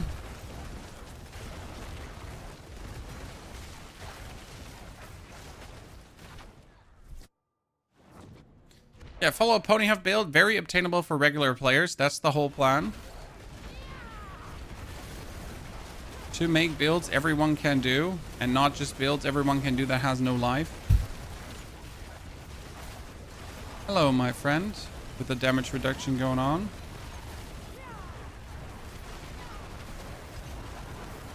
Can't be having that, can we? I mean, this is still like fancy fast enough, I'd say, right? I mean, so far I'm happy with the progress. Oh, we should have taken the different potion. Okay, so I'm doing this right now without a resource potion. So I think that's a mistake. Like, you should definitely drink a resource potion, right, Chad? Anyone disagree? Anyone think you should drink a different potion? I mean, again, resource potion is directly damage for this build. So it seems like kind of counterintuitive to drink anything else.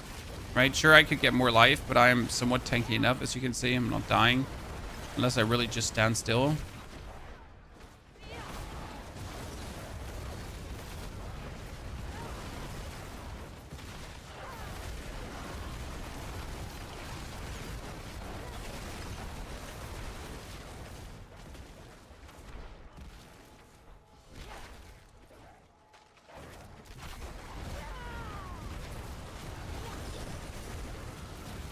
You have 200k and you literally need everything. Well, sir, that is time to farm some money.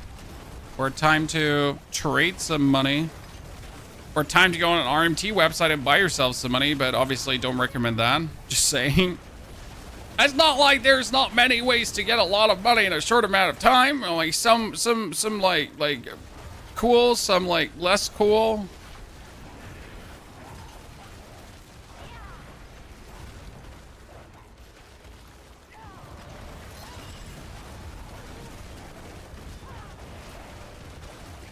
I gotta revise my Arcana, guys. I'm not sure if I should still play the Reactive Ooze, if my mana actually refills fast enough without the Reactive Ooze.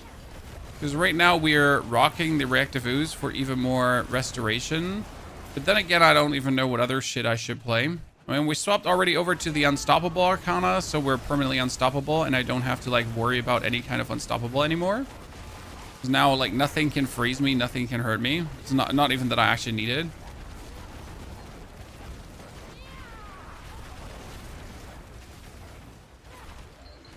Could technically put the Arcana on my ultimate to get a bonus attack speed boost. That's an interesting thought. Right? Ah, look at me, Chan. Okay, so I think with the introduction of the resource potion, I should be sitting at what, like a 4-minute?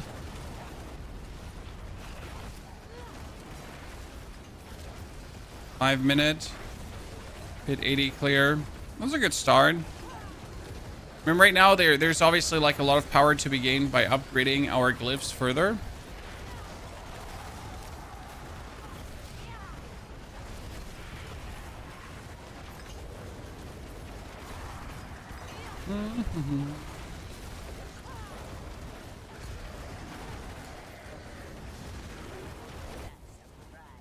Okay, that was a nice one.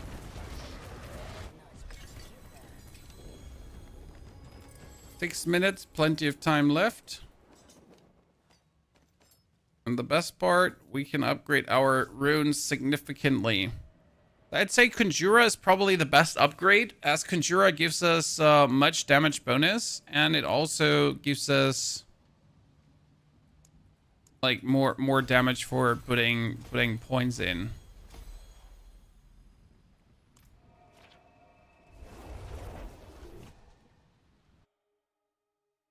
Should also check out the Glyph Unleash. Let's look at that.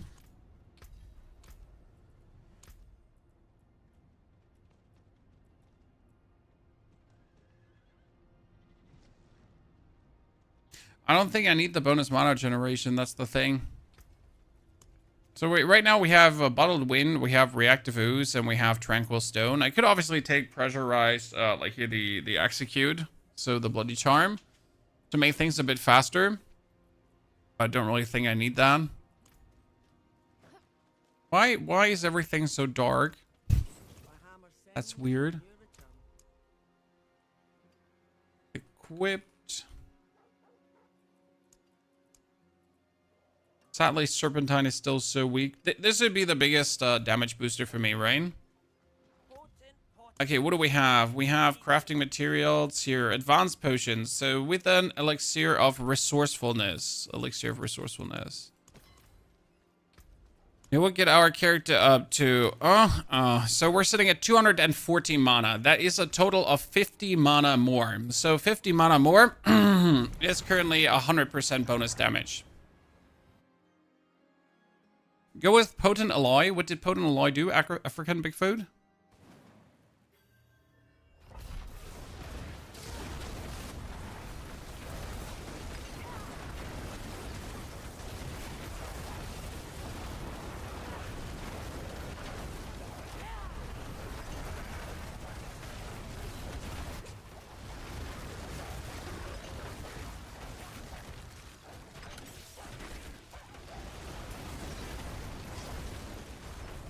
It's 11:45 here. I mean, we got it 12:45 too, sir.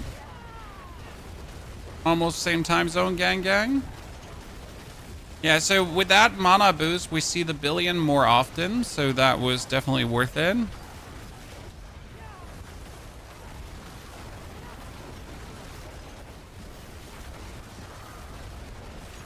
wonder if the Quox rune would be worth it for this, but I kind of don't feel like it would be. Not with the amount of times I summon the Hydras.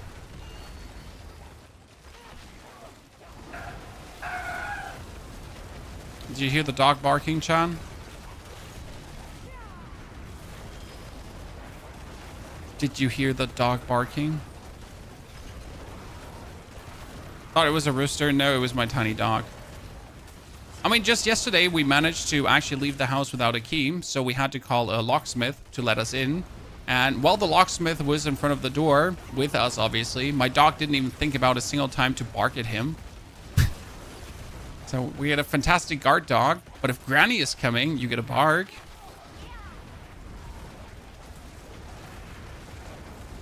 So yeah, on recent news things things that happened for $200, we managed to lock ourselves out. Yay.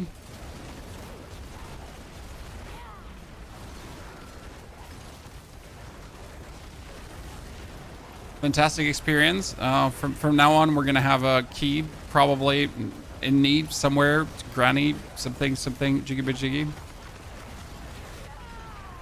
Should have had that a while ago, but hey, always smarter afterwards.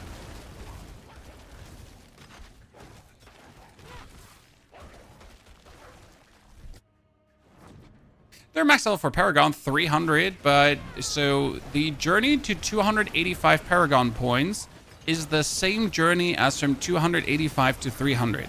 Okay, let me say this again. So it takes you, let's say, 50 hours to get to 285.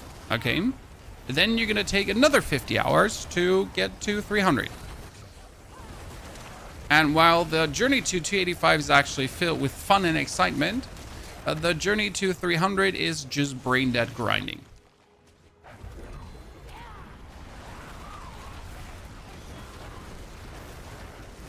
So, yay.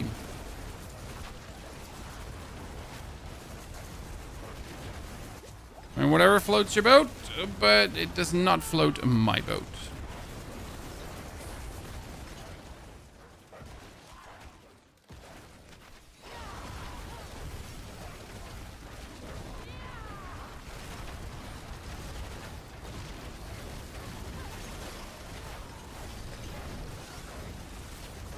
Pull everything together. And then pull everything together. Okay, how many minutes is that going to be? A pit 85? Looking at what here? 7-minute clear, kinda? Not worth it from a farming perspective. Would probably have to do a couple of 80s now to get my glyphs up. I mean, my glyphs are 46, so usually I would do 70s now to get it up to get them all up to 52, right? Then I would do 80s to get them up to 62. Then you would do 90s to get them up to 72, and so on.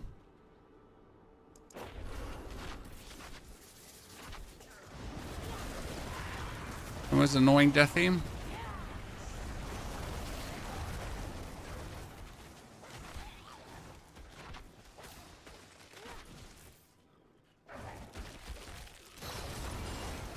Should maybe paid like 5 cents more attention.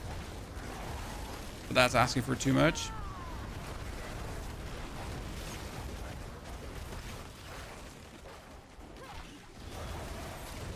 Oha.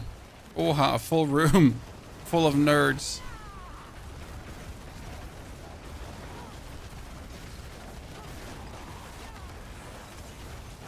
Is high fast pits the best way for XP? Yes, you're gonna find a pit you can do in around 2 to 3 minutes. I mean, 2 minutes would be optimal.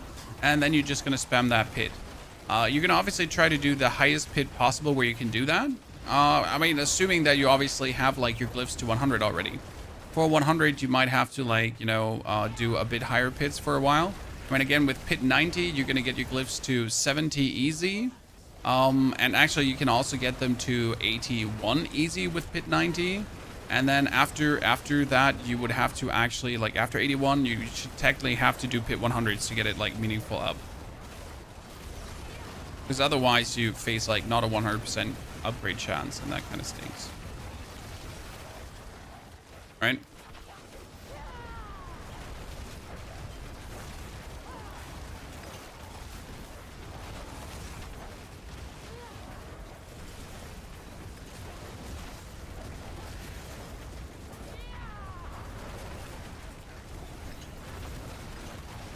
Okay. The one deathy that slowed us down is also taking longer than anticipated.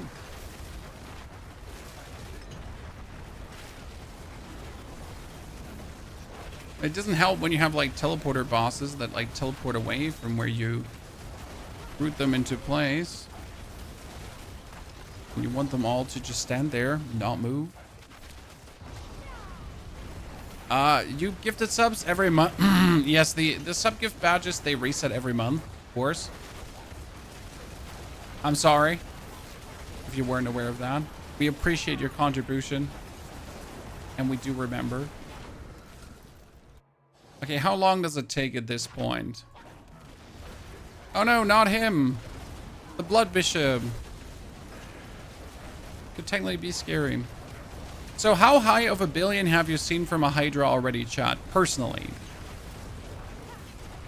And right now, like 1.2 billion or something is the highest we've gotten here with the current equipment set. Oh, do I have to kill the orbs before they actually kill me? That might be a thing.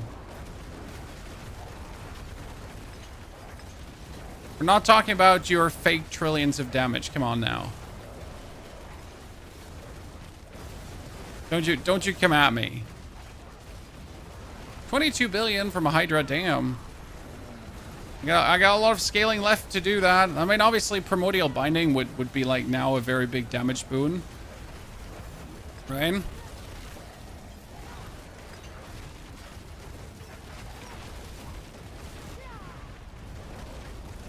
That would be large.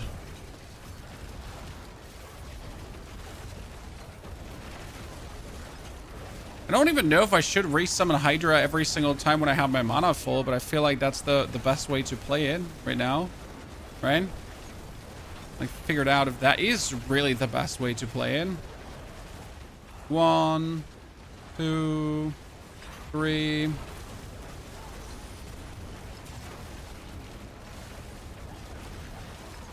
Considering that my Hydra summoning would also summon familiars, I guess it's fine to do that.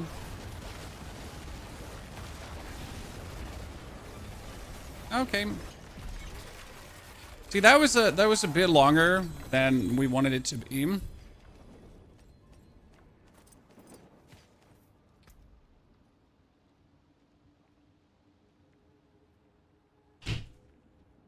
Huh. So Conjura further leveled up. 64. See, like right now my runes are all 46. So usually I would do a 70, and a 70 we can do like in what, 3 minutes now to get all the runes then up to 52. That's then again like a 2 to 4% damage boost, right? 4% damage boost, probably more. And then do it again and do it again and do it again to like get things further forward. Like how quick would we do a 70 now? Let's check that out.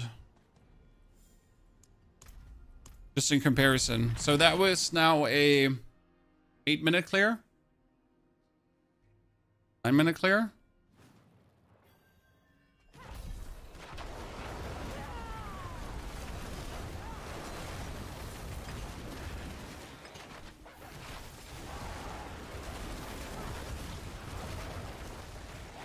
It's like this is how pit is fun, when everything just dies.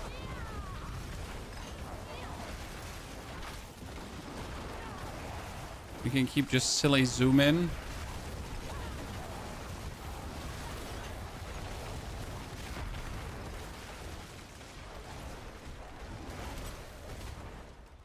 Well, that was fast for that side.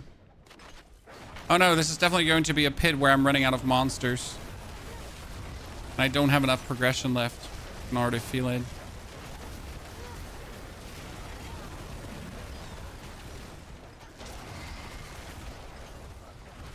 You just know these layouts, right?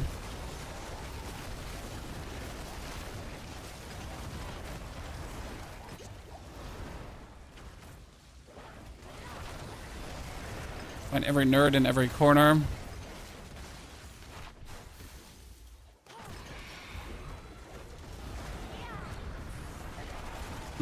If I'm Hell Titan in strong rooms with 10 to 15 Balile runs in between.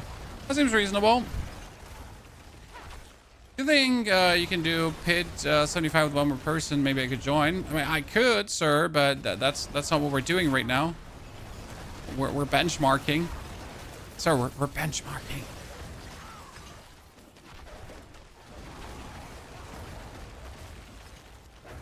It's all for the sake of science. You can draw a conclusion on the build. And what you now have to do to get more strength. Because obviously you've seen we did a pit 85, right? But obviously... Oh! Internet gone? Oh wow, that's has not happened in a long. Oh, that might be probably I'm going into wireless LAN. Let's see if I'm actually going into wireless LAN. Might be that that's the case here right now. Because like so my internet sometimes thinks that like being in LAN is bad, and you should go into wireless LAN. Right? And the reason is reasons.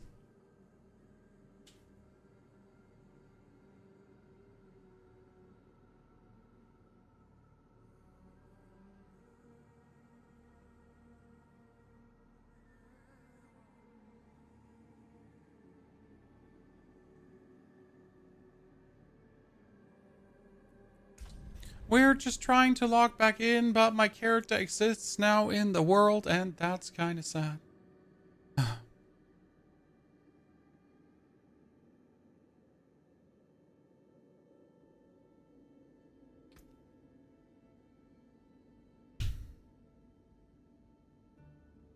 Just disable your wireless card. No, Mr. Spoilers. That's not how it works. Like, it just literally, like, kicks me out of the LAN. Like, the LAN does not want you in there anymore. The LAN is like, no computers allowed. Halt, stop. Polizei. Right?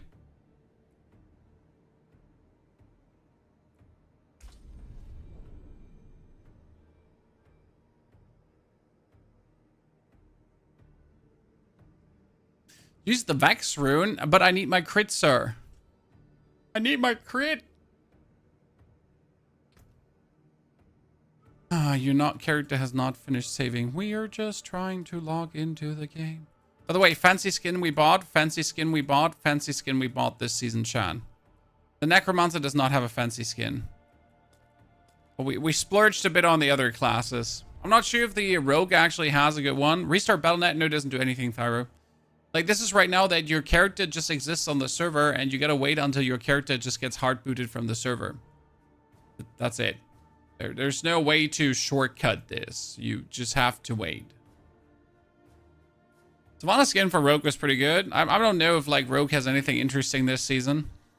I mean, they all got this Wraith set that I bought all of them, I think. Here, these here. Oh, no, they're gone. No, they're here. See, the Spectral Sentinels. I love these. That's Barb? Maybe Rogue. I love the Spectral Sentinels. They look so cool. I didn't get the one for Necro because I have a similar one on Necro. I get the one for Druid because Druid is great. Sorc is also great, right? It calls to you.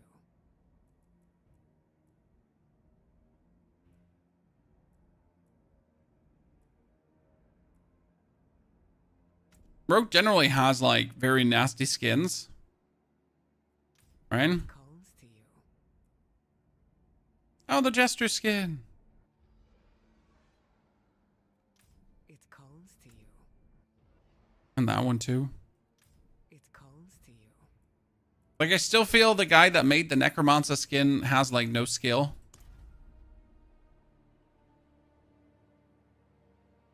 I'm sorry. It calls to you. I don't mean to hurt anyone at that company, but it's just how it feels.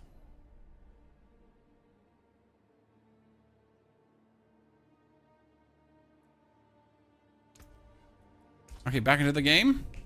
Finally.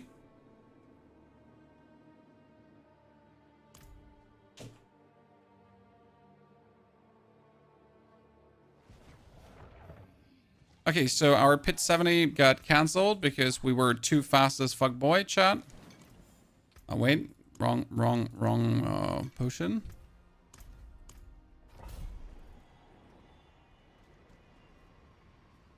Okay, the pit is open without showing. That door was open without being open.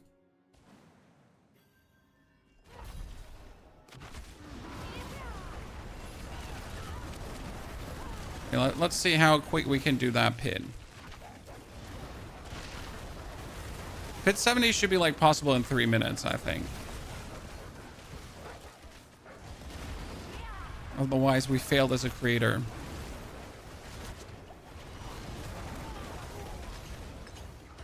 Don't let me fail, Mom.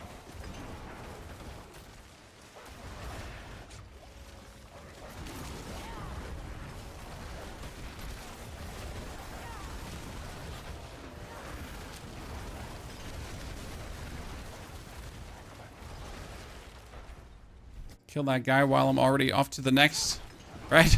I'm already to the next part of the dungeon. Just kill him while I'm gone. I gotta say, I wasn't sure if I wanted to play the Raiment of the Infinite, but with the little pull together on teleport, it just feels very nice. So I don't regret that in the slightest.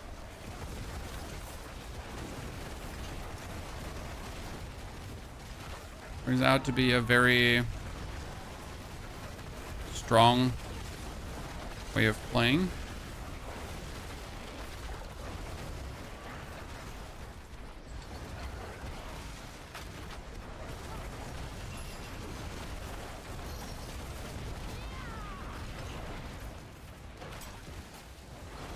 I want to buy skins, but I also want to protect reliquaries by not... like, I mean, honestly, don't buy skins in the game. They're too expensive. Like, I have these skins through my Diablo bucks that I received through the Diablo partner program to buy myself Diablo skins. Diablo partner benefits. Otherwise, I would have not spent a single cent on skins. And that is just as true as it can get. Because these skins are just vastly too expensive. I did not buy an 80 bucks game or a 100 bucks game to then buy a 40 bucks expansion to then spend 30 bucks on a skin. Which class were you thinking to take to the next level? It's either going to be Druid or the Sorc, but I have to say that I just enjoy the Druid more. So Sorc is fun, don't get me wrong. I love the Hydra Sorc, but Druid just has a special place in my heart this season. And I just know how to meaningful fun scale the Druid as well. Right? So 2 upgrades and 2 upgrades. See, like now I would have to do another pit for 1, 2, 2, 1, 3. And then 1, 2, 2, 3, 1, right? And then we'd have to do another 75 to get like meaningful upgrades. So what item did we need to get now? What item is missing, Chan? Oh, Ophidian Iris. Yes, we wanted to get an Ophidian Iris. So let's see how fast are we killing Balile now. With all the changes, with all the bonuses, with all the boosts, with getting like a glyph to 60, with everything being brought forward, with also the bonus resource drinking and all that kind of stuff, with 10 Hydra heads. So we get everything that you can reasonably achieve. Like let's take stock right now. This head is obviously unreasonable because it's too good. It's 7 Hydra ranks. We get the Raiment with 1 Masterwork, so that's nice. 1 to core skill, that's kind of weak. We get the double Masterwork here, that's really good. This one is only 4 times, but there's no damage difference. We get a lower aspect, but we get 10 hats, so that's amazing. We have here attack speed and the 28%, so that could be a bit more as well. We have 24.3% out of this, but no cooldown reduction. This is 93%. So we have like kind of reasonable what the amount of damage is already, right?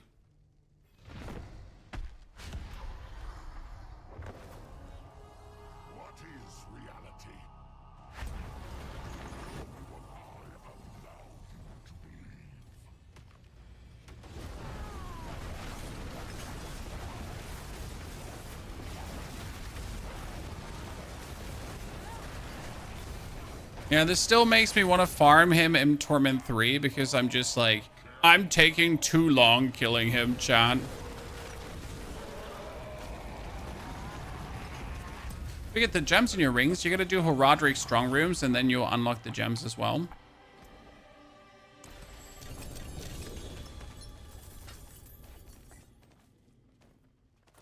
Okay, we're looking for a 100% Ophidian Iris, ladies and gentlemen. A 100% Ophidian Iris. Not a 78, not a 93, a 100%.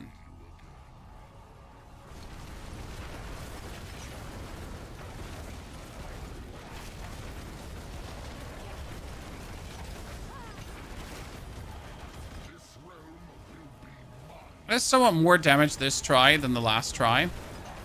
It was actually way faster. There's some gear for you if you're interested. No, thank you, sir. I appreciate the offer, but we gotta find our own stuff. Unless we're doing the maxing out stream. The maxing out stream will have everyone from the community that wants to contribute be able to contribute. So we will do a Drit maxing out stream probably.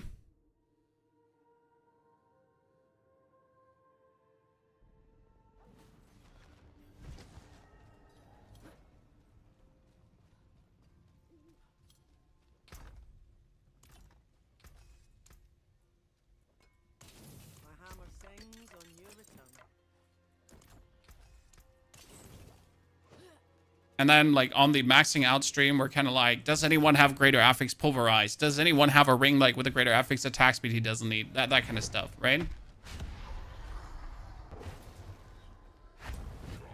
So that's what we do then in the end.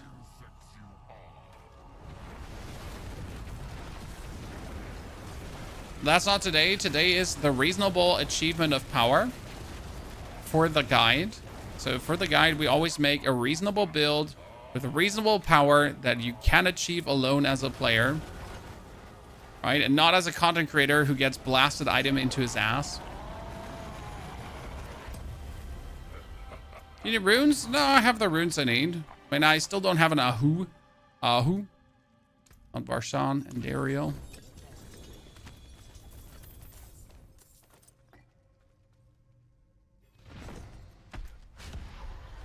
That is a 63% one. So optimally, you would want to have a quad greater affix with 100%, right? I was just like, which is like the worst bonus that the amulet still has right now. It's like, so you want a quad greater affix. Got it. There is just like no bad affix on it. Well, I mean, unless the pyromancy damage that you just don't need, right? So like you technically don't need the pyromancy damage. The other 3 greater affix would obviously be fantastic.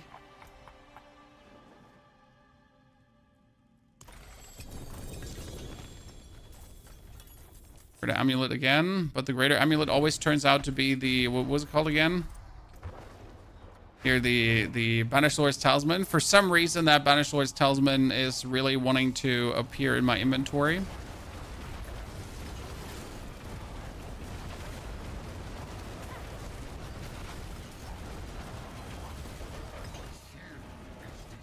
Yeah, this is like a big difference to like the way how we started fighting like Balile and how quick we can kill him now.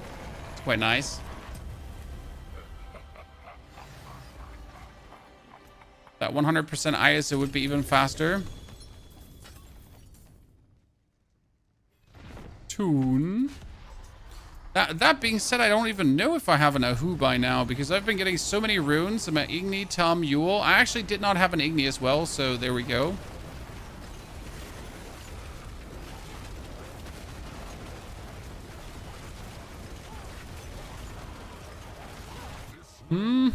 Careful now.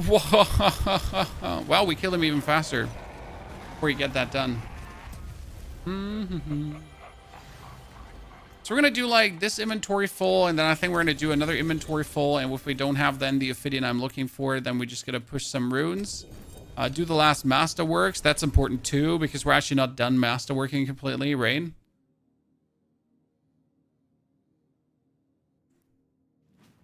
Technically, we already have a lot of our Ophidian, right? It's 4 ranks Primordial Binding, and it's like the 93%, so that's pretty good. That's a 60% one. That's kind of sad. That's a 88% one with Primordial Binding. Well, that's the question, right? It's the 88 one with Primordial Binding better than the 93% one. It's not a bad one. This is definitely worth some money probably that you could sell. It's worth it considering you would masterwork the Primordial twice, right? Atomic. Gotta say that on top.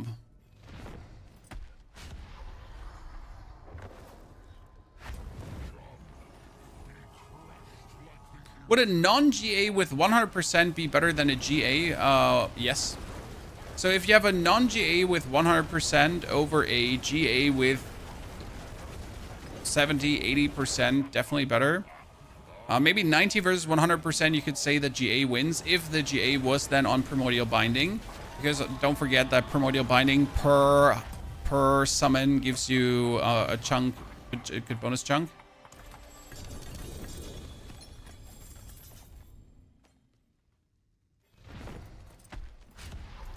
Still looking for a better T-Ball's Will with 20%, by the way. I could get a 20% greater affix T-Ball's Will. That is going to be taken because I need that for the Druid.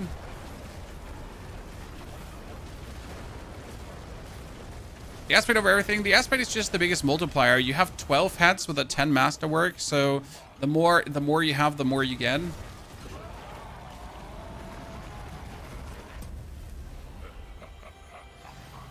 100% one chat, but 1 rank in Primordial Binding.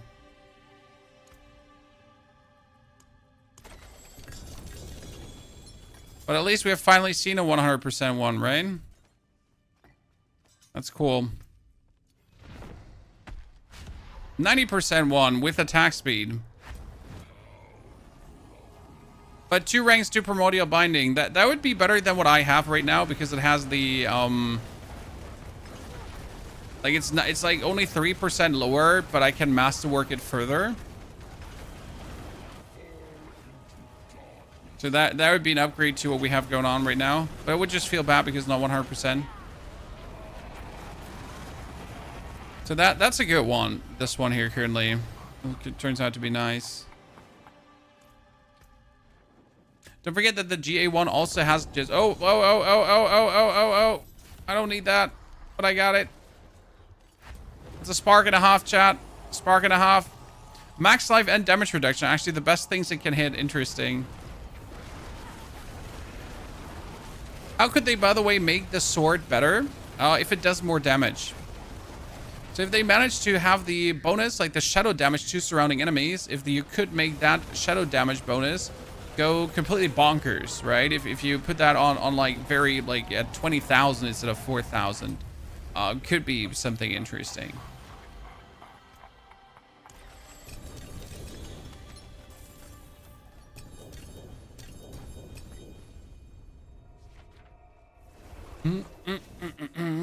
Or although I would pick a GA binding 95% over non-GA, probably. The damage scales like Azure Wrath, I don't know, JS, because the damage scale of Azure Wrath is also like a non-intended damage scaling, as you might know or not know.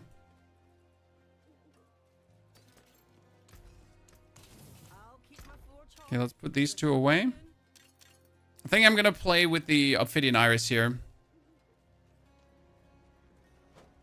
The actual conduit pants will not drop GA mana generation. Honestly, we get that one really soon. Okay, let's try to get 1 more inventory full. Yeah.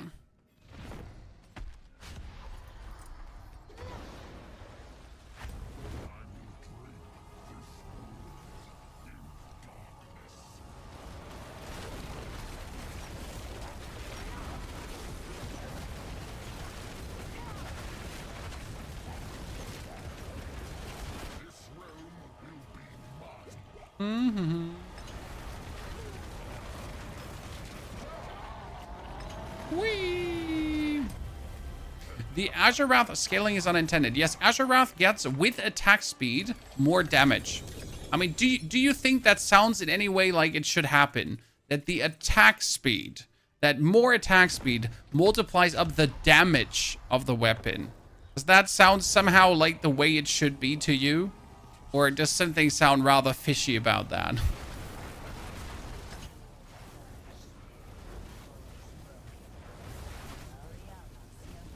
Ow, I get lasered. David, the bits of equipment don't correspond with mobilities. Well, the only thing that changes the raiment of the infinite. Sir, we got a raiment because we wanted to try out how well that works. That being said, the raiment is only worth it if you have it with a greater affix to the glass cannon. Otherwise, you don't want it.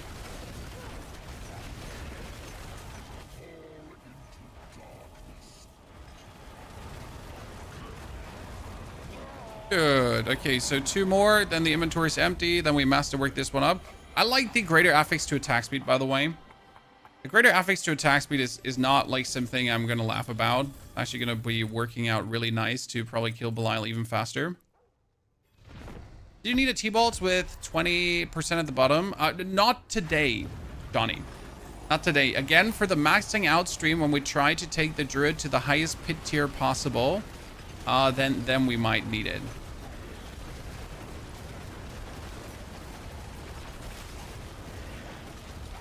Can't actually wait, because I'm pretty sure I can, with the Druid, I can hit like 300 billion damage easily. So I can't wait for that. It's actually gonna be really fun to do the Druid maxing out stream.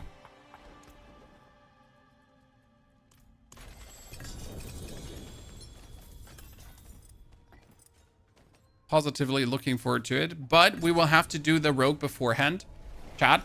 Before I do druid, we have to do rogue. I know not all of you want to actually see rogue. Not everyone is interested in rogue. But I just have like some plans, and I want to like try it out. I want to see how well the Azure Wrath actually works. I mean, I even kept the items for this, so just so you're aware, I'm ready. Right? I have this Azure Wrath here and this Azure Wrath. It's just waiting to be used.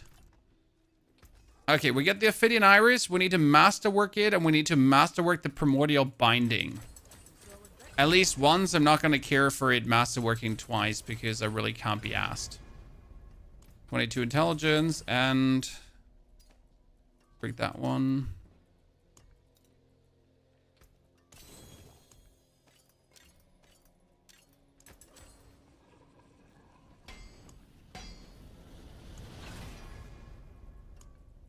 Oh, Primordial Binding. Look at that, chat. So we got 24 intelligence, we got 30% attack speed, 5 Primordial Binding, and 90% damage. Should we check if we can kill Balile now faster? Because obviously we should kill him faster.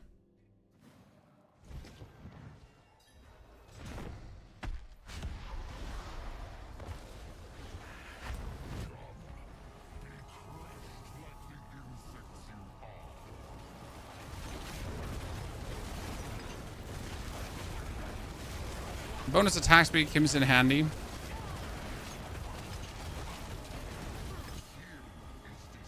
Yeah, before you can even summon his things the first time, right? It's a good boost. Okay, GG. That's nice.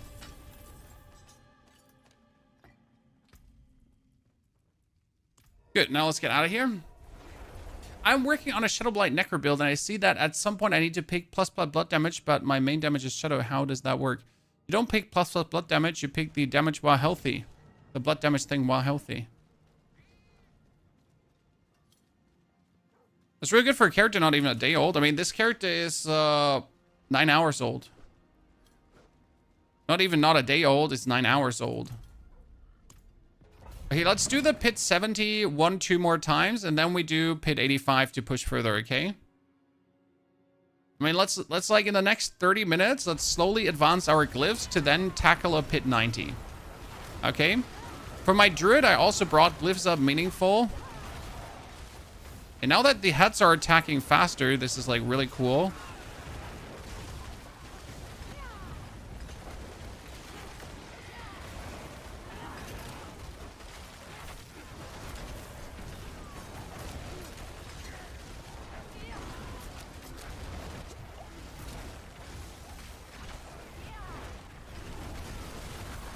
Mm-hmm.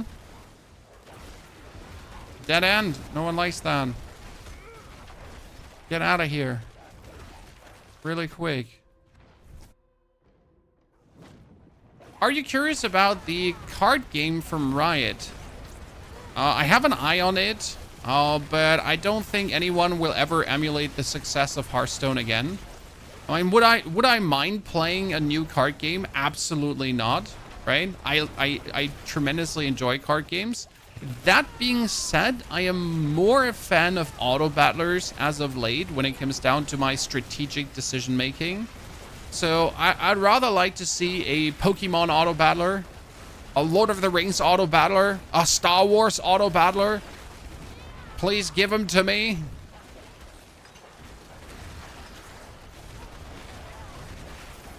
But yeah, I know Riot is making a new card game, or planning to make a new card game, and it might be good, might be bad. I mean, they have the Legends of Runeterra, which is not bad, but it also never really 100% triggered me, and as you've seen in the success of Legends of Runeterra, it never reached what Hearthstone did in no capacity, not even remotely close, right?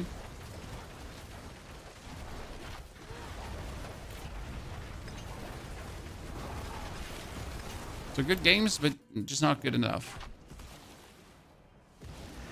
Slay the Spire with a good other card battler. Well, you know that Slay the Spire 2 is coming, right? Right? Surely you're aware of that.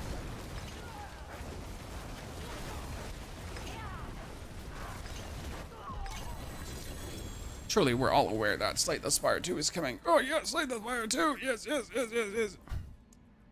1, 1, 2, 3, and 1.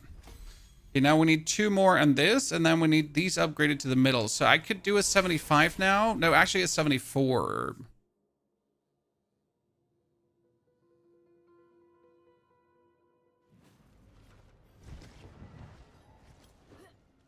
Are you doing this the same, or are you always pushing one glyph, chat? So how do you do it? What is your glyph upgrading strategy when you're trying to push further forward?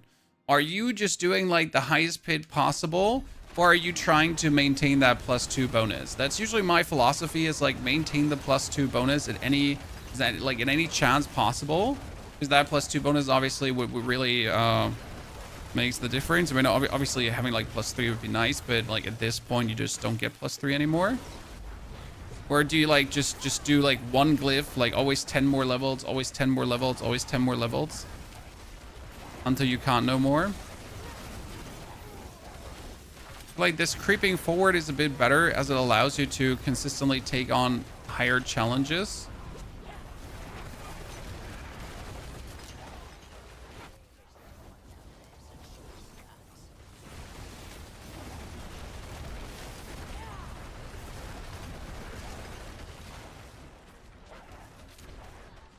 You run pit 55 and then just go.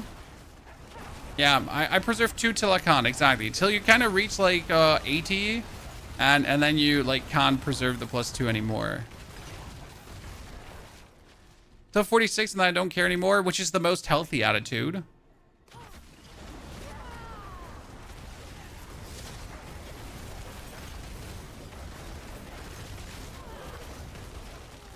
But I wanted to do pit 90 today, so I need to put in the extra mile, right?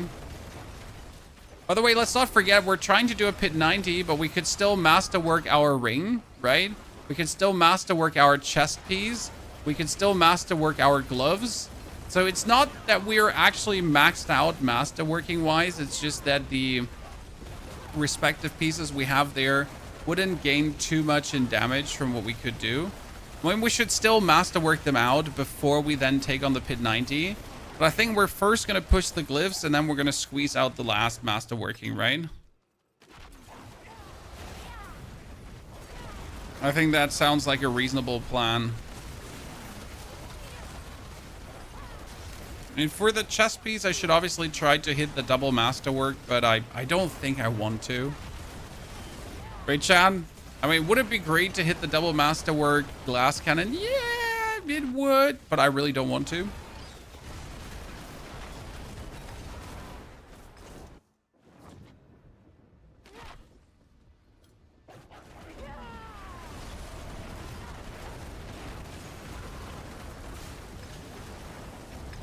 I still wonder if I want to cut the cooldown reduction on my helmet, because that 15% can't be that important.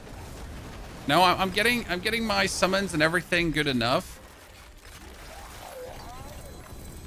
Only thinking like, suck it, cooldown reduction. Okay.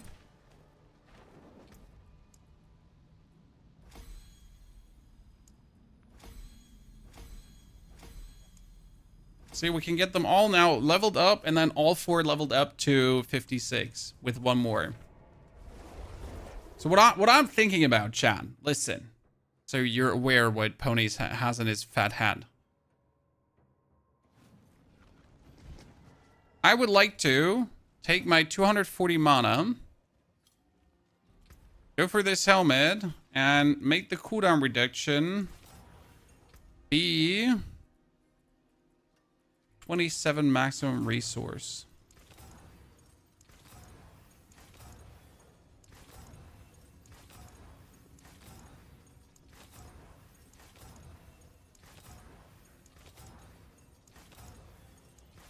Because I want to try how it feels. I mean, it's going to be more damage, right? So every point more is triple more damage. 14 resources is not enough. 22. 22 more maximum resource is another 45% damage multiplier. That seems kind of nice to me. Right?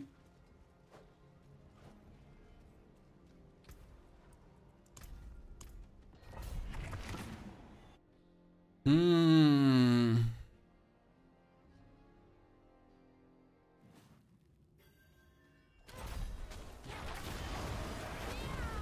I mean, like, you gotta maintain like your mana that you have enough filling up, but we just jumped from 1.2 billion to 1.4 billion on the Hydra, so that seems good.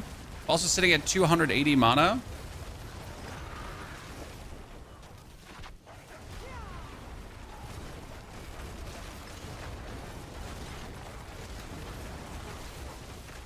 I just wish I had a fully rolled Serpentine aspect. They're probably like, if you get an item with a max roll Serpentine aspect, I think that would probably go for the most money. Anyone disagree? Like a 3.0% Serpentine aspect is probably selling for a lot. It's like so hard to get. You cannot plan on it. Sure, you can like gamble your shit away, right? Max mana is also increased by actual conduit. Yeah, Mantis, that was the plan why I wanted to go for the helmet. Because I know, like, since my helmet is 80% max mana bonus, then getting the helmet, my pants is the 80% maximum mana. If you then on your helmet have resource bonus, then that resource bonus counts for so much more. So it's actually like a double like bonus.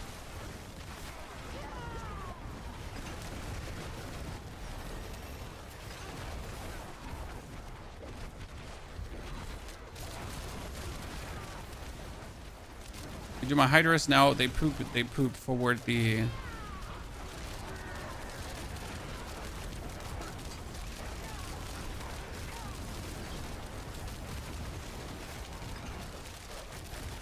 Okay.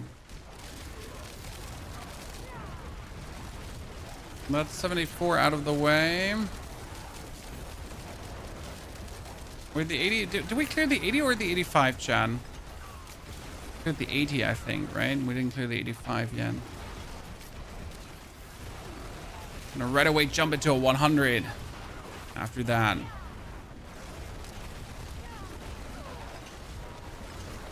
After the 80. Don't do an 85 beforehand. Jump into the 90, sorry.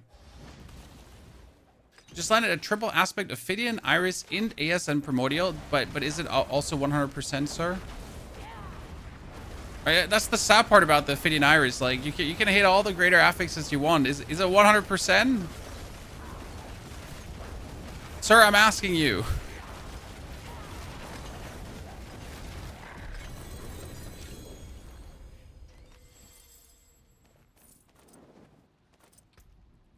Game here. 1, 2, 3, 4, 5. See, every 156. Ta-da. Now you would technically do a 76 to go +2, +2, +2, +2. Then you would do a 78 +2, +2, +2, +2. 70, 80, right? +2, +2, and so on.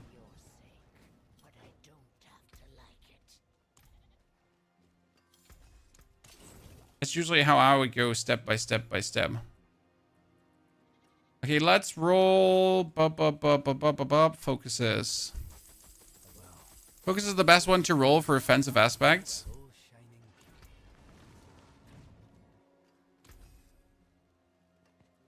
Blizzard, Chain Lightning, and Unstable Currents. Great.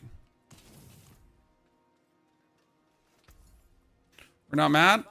We're just severely disappointed in life. Go one more? I forged more than horseshoes and nails. What'd you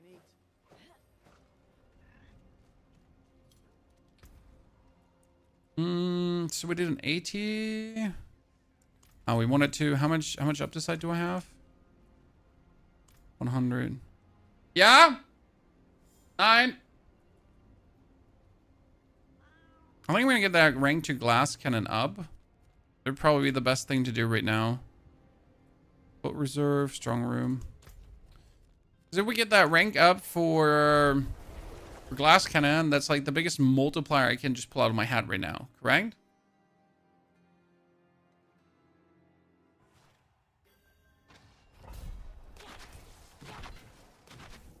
Oh, that was a simple strong. Wait, why is the strong room not opening? John. Hello? Did I go too fast? Yeah, was I too fast as fuck, boy?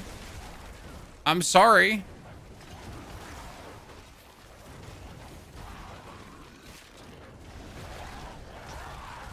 By the way, despite the strength level now of the Sorc, right? The Druid was stronger. Chat. The Druid was stronger. Okay, so what should we do, chat? Should we try to roll the core skills into +2 and then masterwork it? That would technically be my other most damage I can get. Right? I mean, like, we have enough money to waste still, so I guess we could just do that. Same storm with 2 portals. Yes, that's the known bug. Very annoying because obviously you're hoping to like get something and then you're just disappointed in life.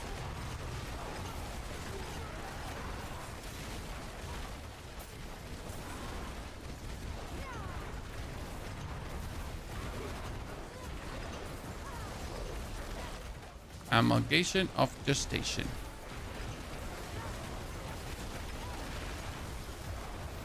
It was a very quick strong room here, chat, by the way. Carlito, welcome back with a 60 months of support. Mondigo also. The day is going very good. Greetings to Portugal, my friend. Welcome back to both of you. I hope life's good in Portugal. The weather is playing nicely. I was not able to get a glove with a greater affix to...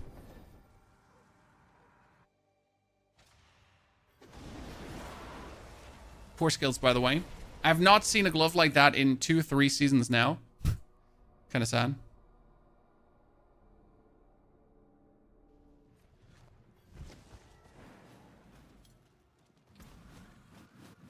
Oh, mana per second. That's not bad. I mean, I don't need it for this build, but I'll just... Right? Okay, so what we could do is we could take these gloves and we could keep re-rolling the core skill until we finally get... How much can you get plus core skills? I think it's +2, right? When I've seen +3 fireball, +3 ice shards, right? So many times. I've yet to see +2 core skills. I think my druid has gloves with +2 to core skills. And I masterworked it up to +4. So that's actually kind of impressive. But like here, as you can see, the multi-core skill. There's +1 to core skill again. +1 to core skill again. Oh yeah, you're laughing, huh? I can hear you laughing. You're still playing Warzone? No, sir. I mean, is anyone still playing Warzone at this point? Honest question. Another +1 to core skills. Cool. Could I please see one of those +1 to core skills another time so I can start flailing my arms at the computer? Like a mad monkey. At this point, I'm gonna like... Oh, there's +2 core skills. At this point, I'm gonna overroll that. Okay, we got +2. Then we need to reset the masterwork. 1, 2, 3, 4. Oh yeah, let's go. Okay, chat. So that's +4 to core skills. That makes me stronger. Nice. Nice.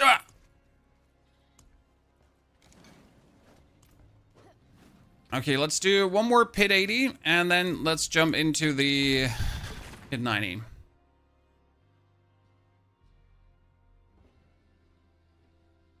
Hey Fairy, get some new ear cups for my Steel Series. I actually need to get a new ear cups for mine too.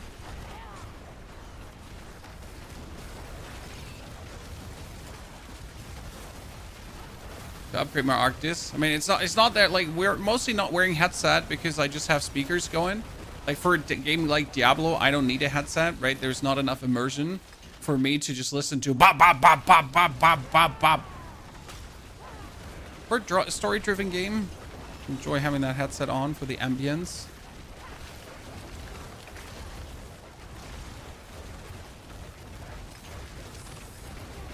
Got double crit on Hydra hats. Yeah, double crits on Hydra hats makes everything like go like a breeze. So how long did we take for that 80 last time? That was a 9-minute clear, right? For the 80? No, for the 85 was a 9-minute clear.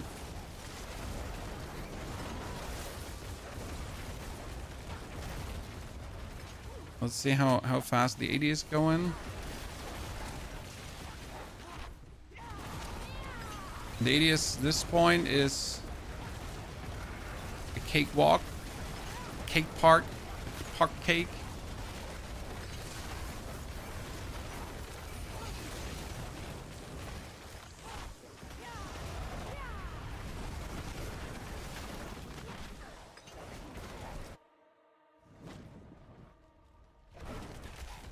Templar Paladin next season? Nope. Next season is nothing coming, sir.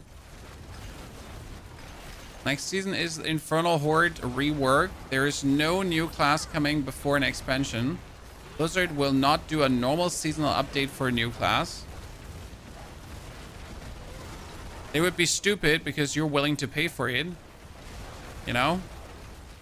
Why would they give you anything for free that you're willing to pay for? Ask yourself that question.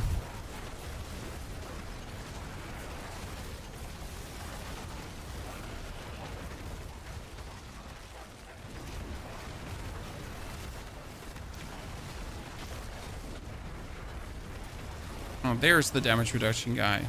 Already wondering where he is. It's funny. So at this point, like my Hydras are doing billions of damage, right?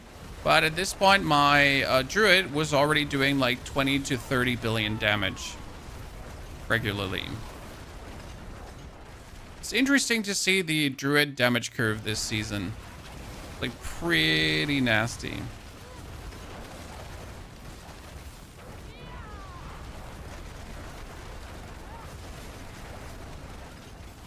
The only sad part is I'm a bit limited in my ARF petition because my ARF petition doesn't have a greater role on core skill, sadly.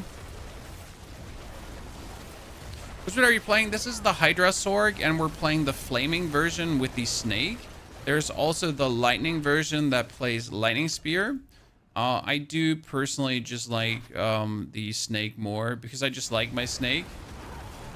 What we could do to improve the build is we could technically play with the boots called, oh nice.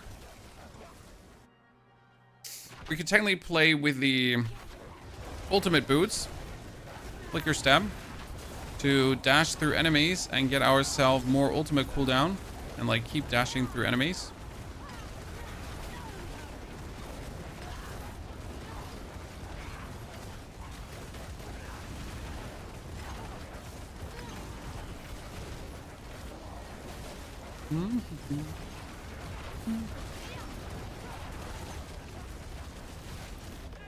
Good job. Okay, that was sub 5-minute 80. That's good. I like that. I'm happy. We're gonna get the Elementalist up.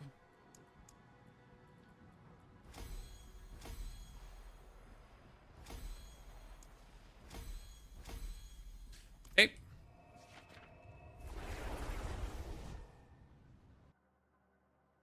Let's do a pit 90 then, Chad.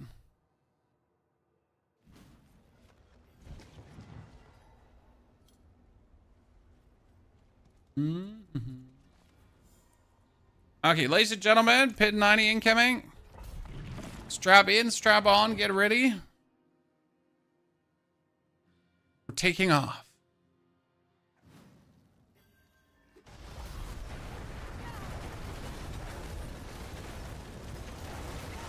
This is where pit tends to get tedious, right?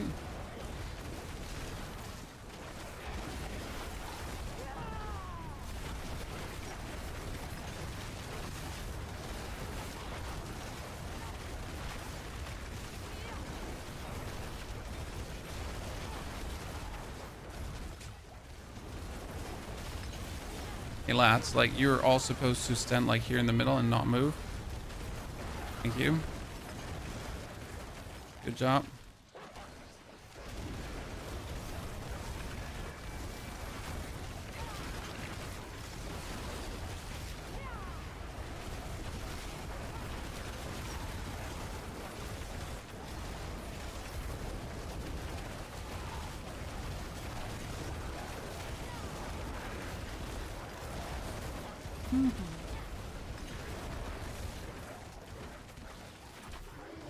That's like with the amount of enemies that you're facing, like the flicker step would obviously be an interesting piece. It would also give you something to do because a lot of people are complaining like, oh, if you're playing Hydra Sorc, right, you're just kind of like standing there, you're doing nothing. Well, I get yourself flicker step, then you at least have something to do, right? Can just flit through enemies.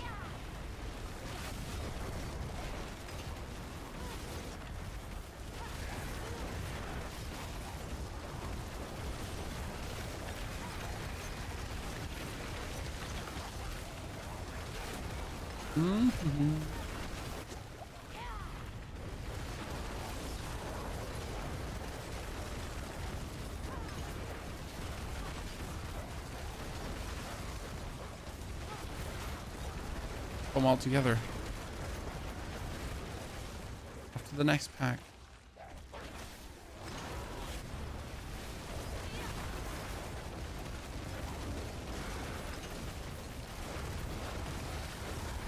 Oh. Almost got hit there with the whatevers, right? The lightning and so on. Is your field of view standard or far? I'm as far out as you can go. So I think standard. I didn't change anything.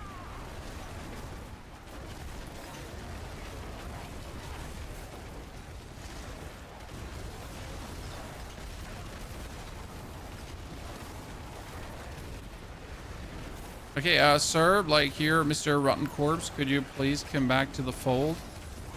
You know?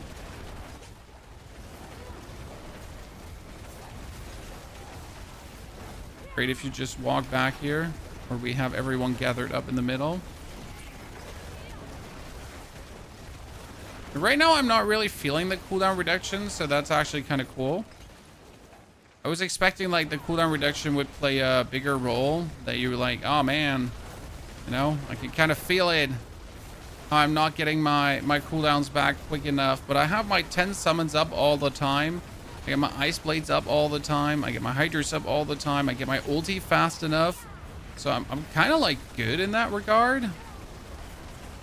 So I'm happy we actually took the bonus to our resources for more damage because it's definitely needed.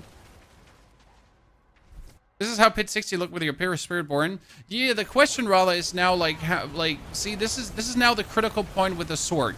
So how do I get more powerful than this now, though, chat, right? I mean, sure, masterwork my chest piece so it has a double greater affix to glass cannon. Sure, okay, that's a reasonable increase. I get a 100% Ophidian iris, okay, with a greater affix to primordial binding. Check, also, like, sure, but that could take, like, until X, right, until I have that. But trading can help with that one. Masterworking my Hydra heads up to 12. Yeah, sure. Primordial binding 3 times masterwork. Yeah, sure. Core skill to... The core skill on my gloves for the... Core skill on my gloves for the bonus ranks. Check. Serpentine aspect, a better one. Because that would be 0.7% more damage per point of mana spent, and we have 280 mana. So that's actually a lot, right? That's almost 280%. Like, if I'm obviously like not really willing to do any math correctly, because 0.7 is almost 0.1, 1.0, I mean, and that is then almost like 300%. Yada, accepted, chat. Math broken over the knee. Right? So that's a lot. It's a lot. But see, like, all these things would be what I would have to achieve to like get like meaningful more damage out of it.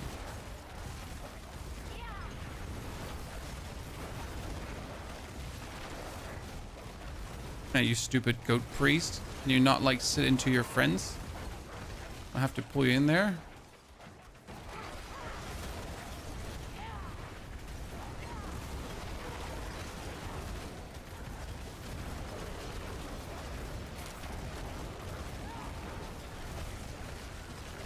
So all the things here. Is there a cool natural lake in your area? We don't want to go to Germany tomorrow with the kids, but we either have to go way up to North Bremen or go to the Cochem area. Doesn't Düsseldorf have like, it's called the 5 sea plates or something like that? 7 sea plates? My wife and I were there many, many years ago. 5 sea plates? 7 sea plates?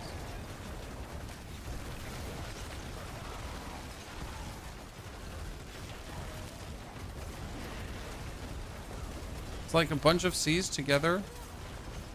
Tiny seas, but cool. Very nice. Natural area, parks, everything.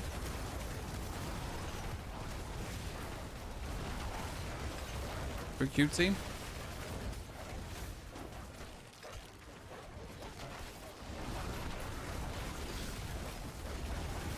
I just started a druid. Well, you're doing nothing wrong, my friend. You started with the strongest feeling class this season. Not the highest pick clear, but definitely the strongest feeling class with the best power progression. It is not talked enough about, I feel, how like good the power progression of druid is.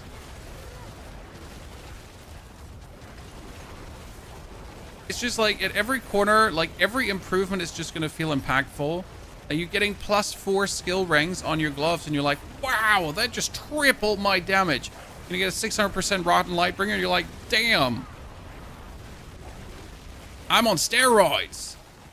Without taking steroids. Cocaine bear.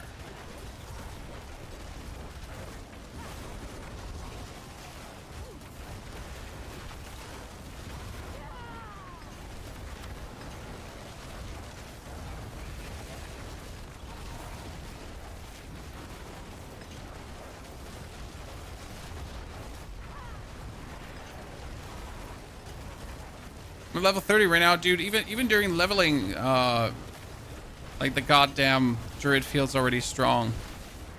But you're gonna get infinite resource because of the reactive ooze, and then with the infinite resource from the reactive ooze, you're just solid. Okay, ladies and gentlemen, that was 9 minutes, 8 in a jiffy to get to the boss, and now we get a bramble. Let's see what we can do to you, Mr. Bramble.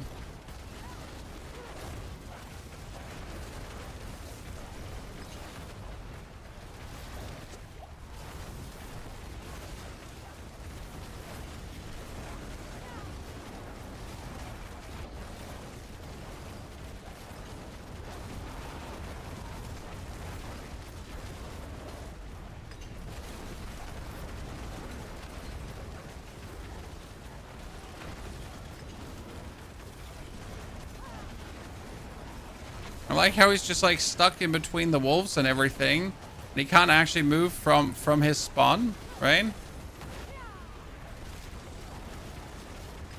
There's no reason for him to move from his spawn.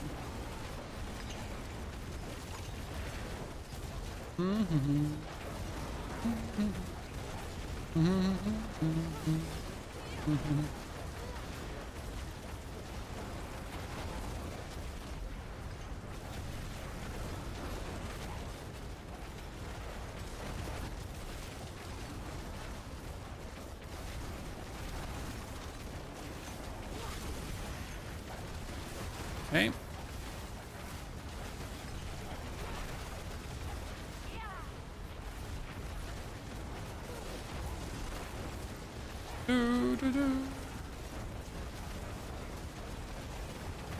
It's a good clear, but like we need to raise the power level so much more.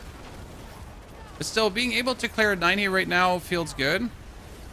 Also, leveling Paragon points up wouldn't make that much of a difference. So it's not like, okay, so just put your Paragon points up now higher level, and this is going to go vastly faster. Sure, it's going to help us to get more Paragon points, but it's not like, wow, you know, that's a day and night difference.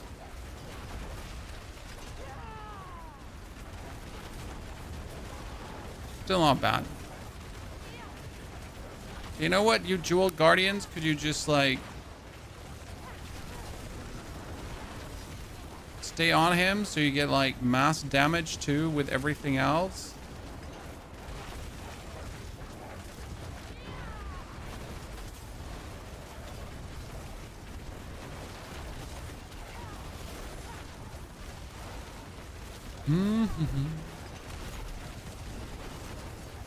Just wait for the moment where we miss the spawn of Elise. Elise? What's the lady called again? Lilith? I know where the Elise came from. Lilith? Mommy Elise, I'm sorry. Good. Ladies and gentlemen, that was a pit 90 done with a Sorc.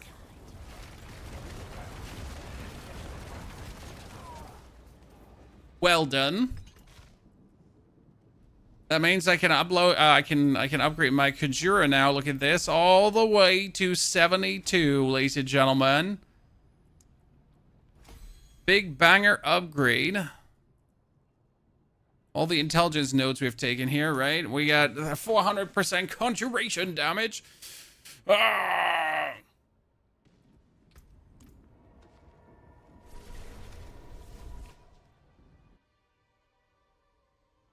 Good. It was nice. But it's just like, so again, what do we have? Like, how do we get stronger? Glass cannon up. More core skills, so masterworking this further. My boots up doesn't do anything. Literally nothing. Serpentine aspect. Greater affix to primordial binding, 100%. So we're currently missing 10% multiplier, and that 10% multiplier with 12 heads in total is another 120% damage. Here we're missing nothing apart from cooldown reduction, and there is just a few percentages from the aspect. The biggest miss is definitely the 7% here, or the 0.7%. That's just the biggest damage difference. Is Conjurer the first rune to get to 100? Well, so Conjurer gives you 11% to conjuration skill damage, and at the same time you get conjuration damage. So I do believe that Conjurer seems to be the most sense-making one. You could technically go for Flame Feeder for that dexterity and for the bonus damage to burning targets, but I feel like upgrading the conjuration damage seems a bit better there, personally for me. There's also some better pathing we can take on this side, most likely. We can remove some damage reduction here, probably. And I could just check these nodes.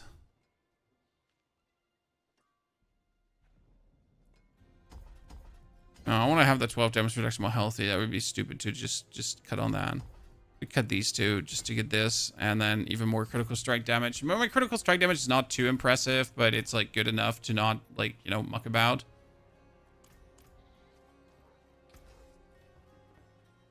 What necro build has the most amount of DPS? Minions and Shadow Blight right now, I think.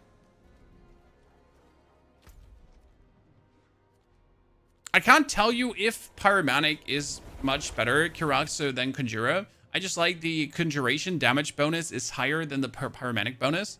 So if you're looking for... Here, let's check that out.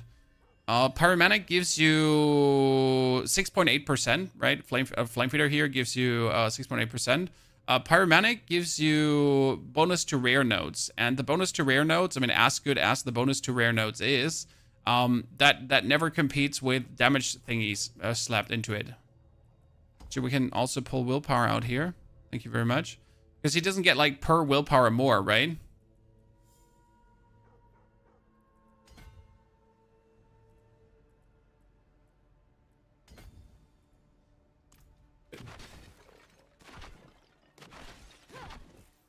Use Destruction instead of Flame Feeder.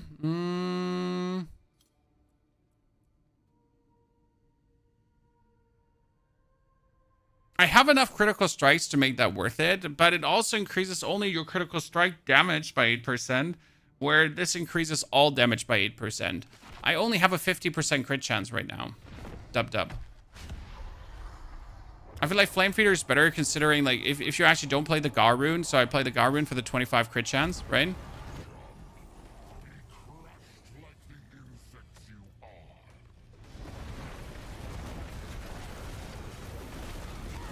I wanted to see how quick we're actually killing him with our new runes, right? Okay, we're killing him before he summons that. That's like quick enough, honestly.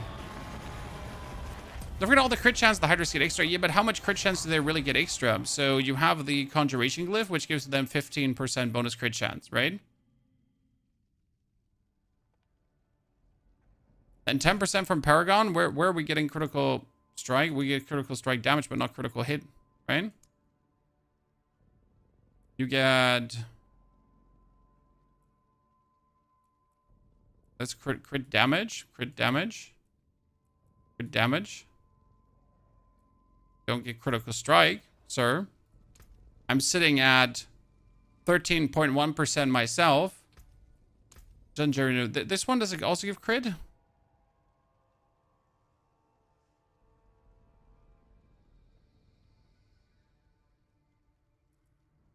You mean this one here? The, no, that also doesn't give. Legendary no gives bonus crit. None that I have. Board games. Or you mean the, that one here. Combustion. Also none. The Invoked Hydra gives 20% more. Oops, I'm still at this here. Hydra burns enemies for additional 100% of base damage. So, like, I should... You're saying I should swap over to this? Yeah, I should probably swap over to this anyways. So with that, we had 20% crit chance. Then we have 25. So we had 45 with a 15% bonus. So we're sitting at 60. That actually brings us to 70% crit chance. So that's good. It's kind of reasonable. Also play Isus? No, I have normal boots right now. Thank you, Pixie, for the Prime Gaming subscription and support. Samurai also, thank you for supporting. So with this, we're looking a bit better.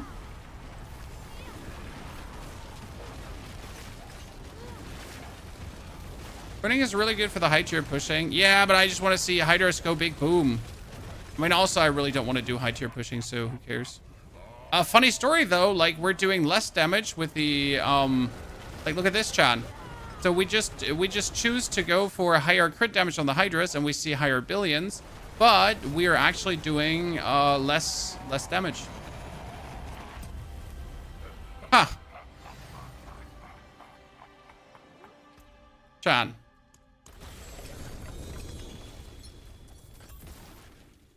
Interesting. That turned out to be less damage. I mean, sure, you could go for Isos, like your critical strike chance is increased by 40% of your movement speed bonus. So I can see that as a possible one.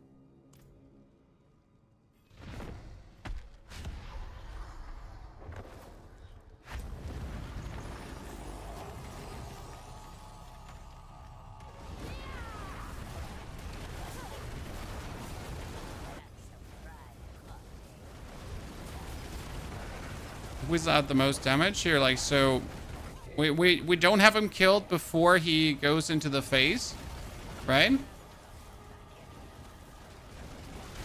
So he's actually going for the second phase and the third phase. He's still alive now. Now let's swap here over the Hydra to the burning. Also burns enemies for additional of its base damage. Okay, so we got that. Chat. So burning base damage. Mage Glyph is useless, Gaswin, because it's additive damage it adds. It doesn't add multiplicative damage. So the additive damage is a joke. So now we go for the Hydras again with the burning, and look how much faster he dies. Done. So he's almost dead, like, after... I mean, you, like, I guess you might want to say what you want about the burning damage, but... the burning damage works. I mean, it kills him twice as fast.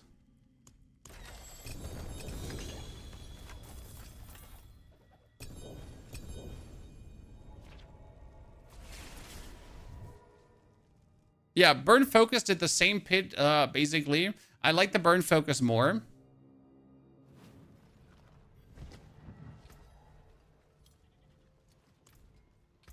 Invoke with the Isus key passive. So you mean instead of combustions, you go for Isus ferocity. Your fire crit damage is increased by against enemies above 50 life. Your critical strike chance is increased by. So you're saying I should do Invoked Hydra together with that? Well, we can try. Well, we're just here to have fun, so we might as well just have fun, right? See some steel you need.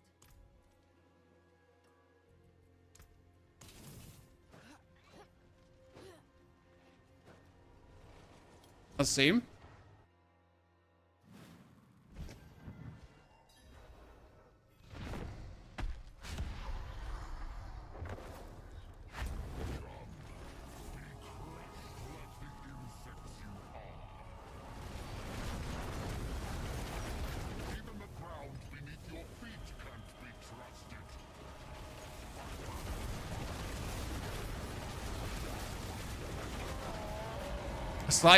Slightly faster, or I mean, slightly faster than before, but I don't think still as fast as the burning one, right?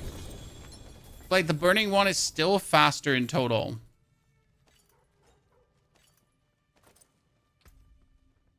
Let's try another one. Let's just see. Summon this. Wait, I need to drink the potion. It's important, so we're 280. Otherwise, we're not representative here. I mean, what I like is the higher billions, right? So that makes me happy. Yeah, this is almost like these are now the same, right? Pixie, thank you for the subscription and support. Pixie, good to see you there. Pleasure to have you with us. Thank you very much. I would say that this is similar. Problem though is if I use Isus, I would lose Orange Herald. So, like, if I'm gonna be trying to use Isus Heirloom, for example, to weasel out more, I would lose Orange Herald. Oh, 25% chat. Oh my god, 25%! The full percentage. We got it. So yeah. How do you get all these Balile kills? I asked someone in chat and he sold them to me for 500 million per stack. We finally got a who, by the way.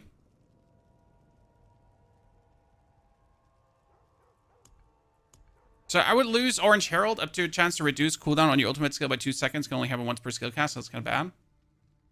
Crit damage and chance? Yeah, but like, so the 20 without this, okay, and the bonus burning plus the burning from the combustion, I would still be sitting, like, we have 11.9% crit chance plus the 25% from the helmet plus the 15% from the Conjuration Glyph, and that still puts me at 50%, over 50% crit chance.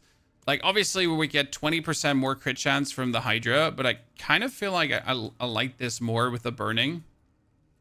Seems like good.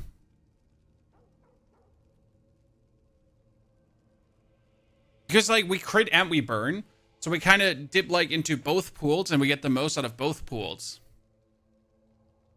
Destruction Glyph with Isos passive is better than Flame Feeder. Yes, probably. If you want to go for Isos passive, you should definitely go for the Destruction Glyph. That's out of question. Because then you're going to multiply out crit damage, and you're going to get more crit damage, and then you're going to get more crit damage, so obviously you would go for more crit damage. I feel you on that one.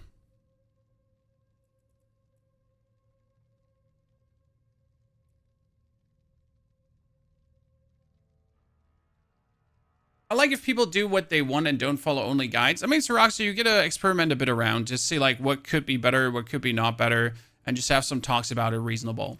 I mean, it's nice that a standard build has 2 angles to go for, right? A full crit focus build, if you didn't wish so too, or the burning focus build.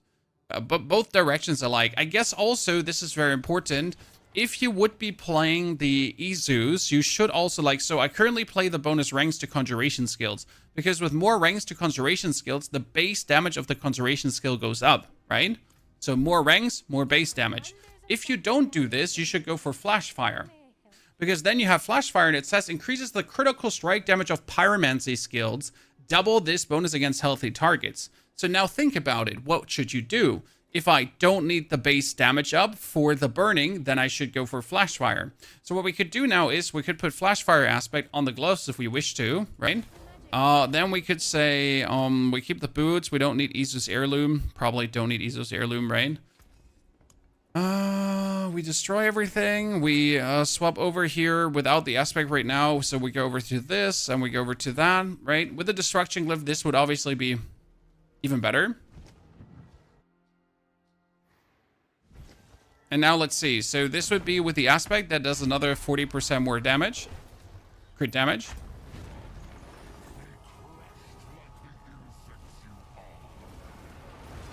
So like how the damage now comes together. That was now faster than the burning. That was vastly faster than the burning. Right?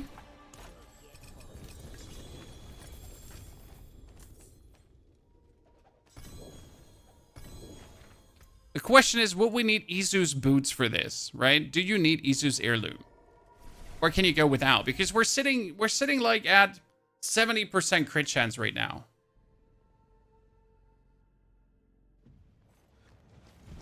So what we can do is we could quickly jump into a pit.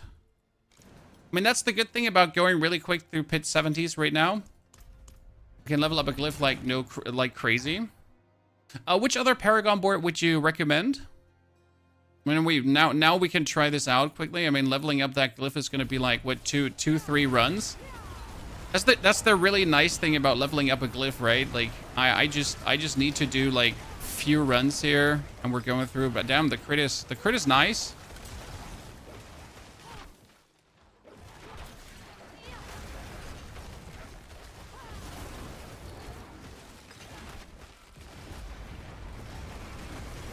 So now we see 7 billion damage. That's a difference, right? So for this, you would need the flash fire aspect. That makes total sense to me now. Where the flash fire aspect would come in.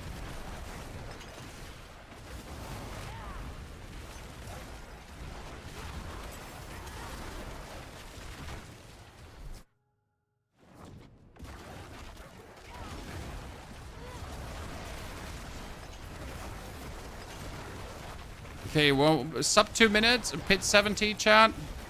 So we're actually doing the pit faster. Interesting observation. I thought the burning would turn out to be faster, but the crit turns out to be faster for this pit tier now, right? I mean, obviously we pushed our glyphs too, so we're faster because we have different glyphs, but still interesting. The armor you're using, we're using the Raiment of the Infinite for the Glass Cannon passive, because the Glass Cannon passive multiplies our damage further upwards. It does make us more squishy because we're taking more damage for using the passive, or for putting more ranks into the passive.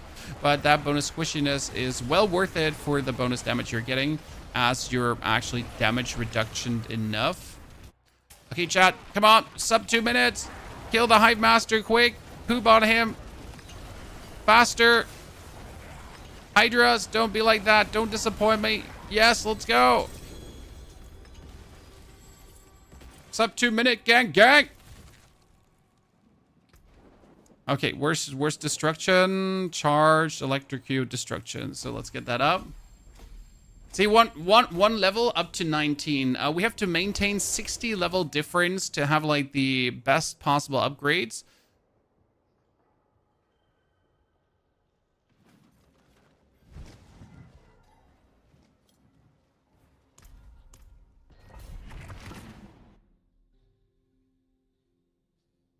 The same.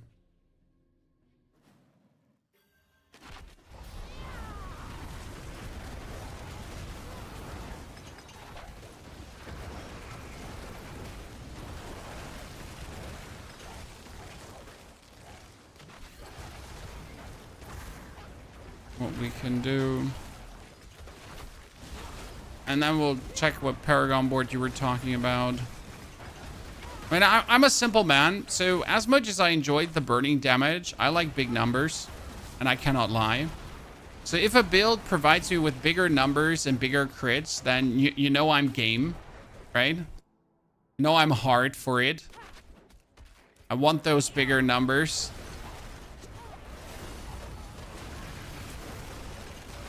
Because bigger billion hits always better than smaller billion hits. You know it's true.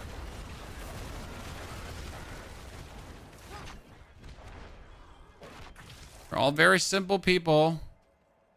We see big crits, we go, wow, I want to. Anyone know the quickest way to level to 60? You ask a friend and he pulls you through the pit to get you to 60 in 5 minutes. Otherwise, you level and take around 3.5 hours. That is too slow for you, then need a person. You could also farm whisper caches and then use these whisper caches to push it. Oh, great. This is one of these dungeons, guys. Fantastic doodle dandy Andy. It's a dungeon that doesn't have enough opponents.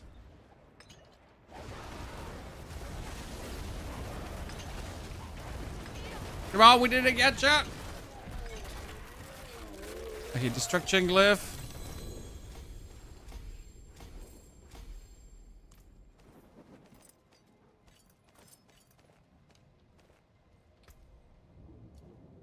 Maybe we get a Serpentine after all.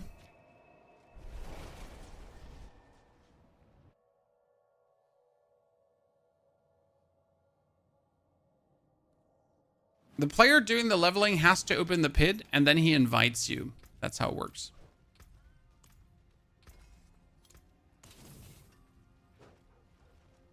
Okay.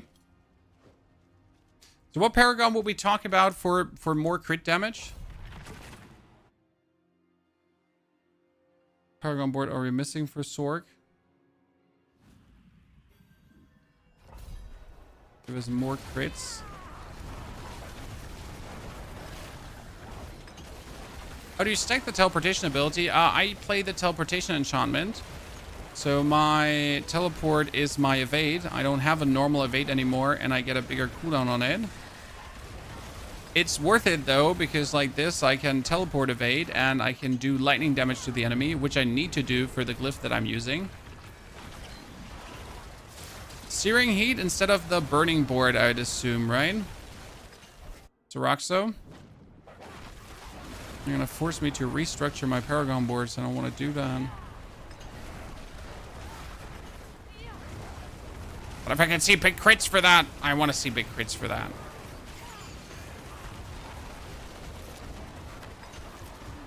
Sorry, dude. Don't apologize. Be better.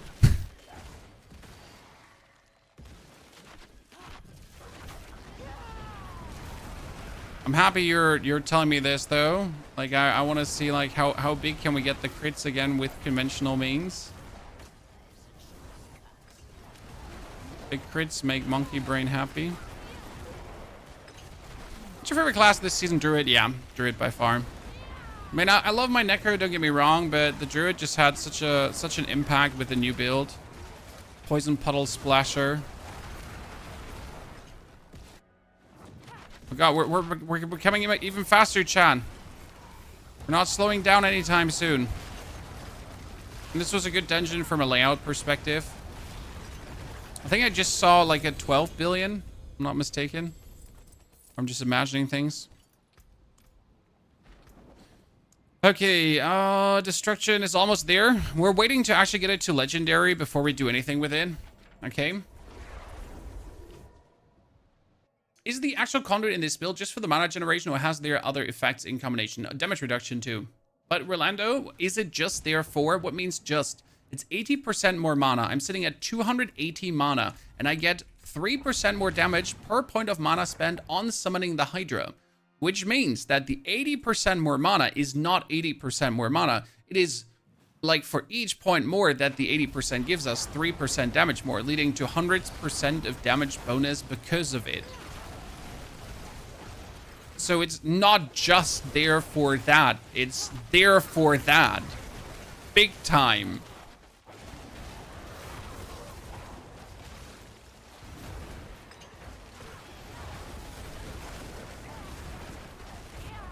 Right? The just doesn't do it justice.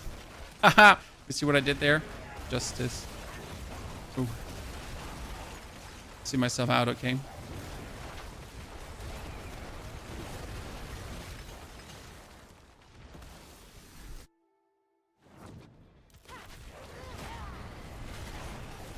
Ah, your boots must have 3 evade charges. Yes, so your boots have like this. Maximum evade charge is 3. I think for Sorc, it's usually better to, like, depending on the Sorc you play, you take the like attacking gives you evade cooldown thingy. I think for this build, it might not be useful because obviously I'm not attacking, right? I'm just going around here with my friends, the Hydras, and they're attacking for me while I just take a chill pill.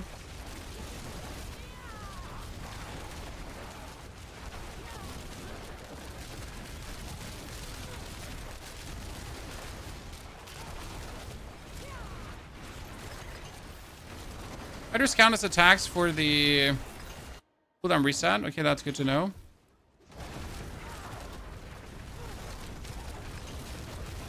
Oh, he just died so quick. Okay. Ladies and gentlemen, as I told you, leveling up a glyph is child's play. So, what we're gonna do now is we need to... Oh, God. Well, Burning Instinct had to be the board in the middle, right? I hate you. Okay. Well, since we had so much fun doing the Paragon board, let's do it again quickly. Tactician in here. Then we activate it with the minimal amount of dexterity nodes that we have to activate by going over the right side. See? That's donezo. Don't have to do more for it. Save an armory or not? No, it's fine. Okay, so we want Searing Heat. Have an increased critical strike chance and all your skills deal direct damage equal to 10% critical strike damage bonus. That one, right? Searing Heat. Okay. We need to swibbity swap. Swibbity swap. Which other things do you want in that board? If I go over this side, I get the dex, and this dex is inside the node, I guess, right? I need to see, like, how far the destruction lasts, so it doesn't go this far. That means we go over this side.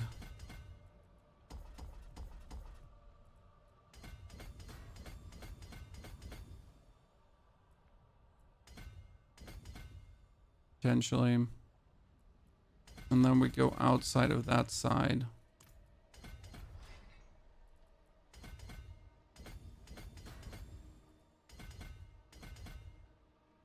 Damage reduction while healthy. Damage reduction while healthy. Oh my goodness, technically you want to have the max life there too, huh? Okay, this needs to go into the fundamental board.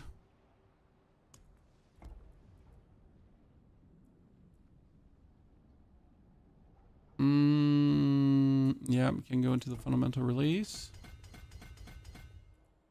Sorry, I need to check my pathing.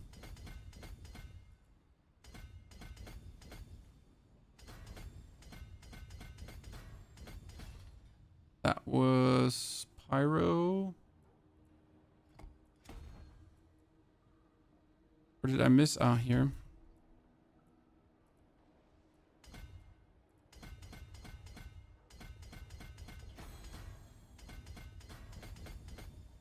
Okay. That one goes out to the side into the Enchantment Master regardless. Max life is better than the damage reduction. I do disagree unless you, like, especially if I don't have any damage reduction yet. I will end up with enough max life in the long run. Most likely.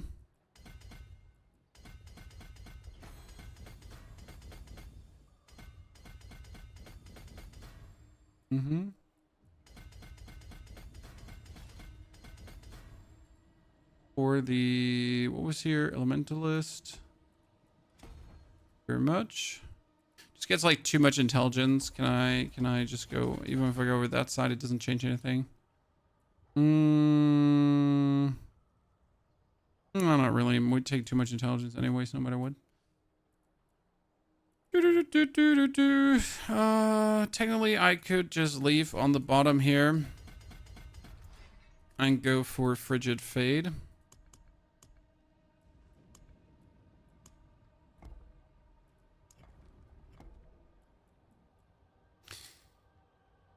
God, how around do I have to pull you?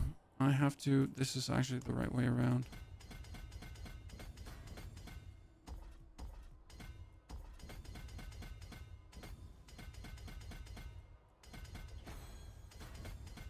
Mm-hmm. Conjure.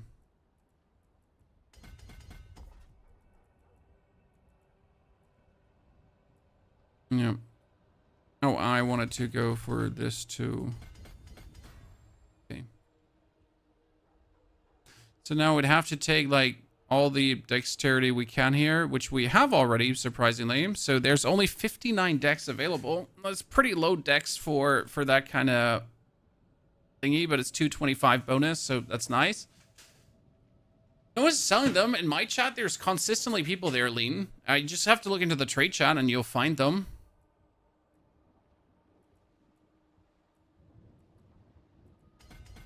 Let's take some more of the conjuration here.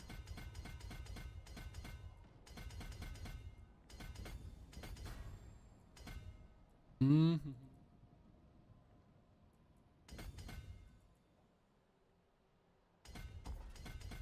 Okay. So we're sitting at, no, slightly less max life, so I could probably gather some 2% nodes for this.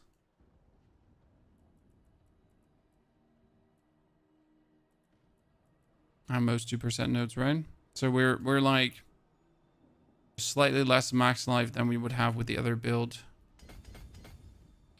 Okay. Yeah, that's perfect. See, like we're now kind of like somewhat equal footing.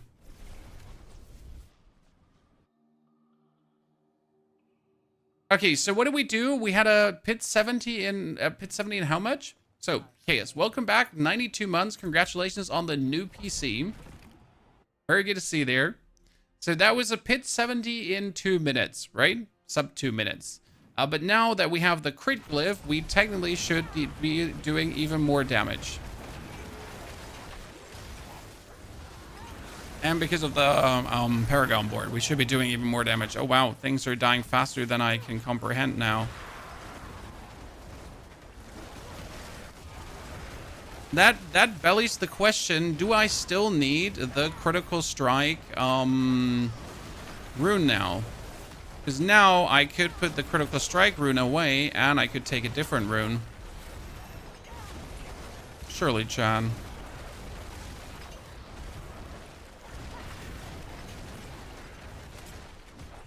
Try carry resistances first? Nah. I mean, it's not like you even need it. Just saying, sir.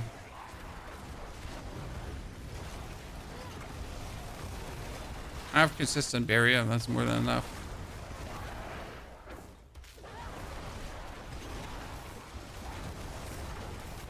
Aspect on the helm? No, my aspect on the helm is a damage reduction aspect for conjurations.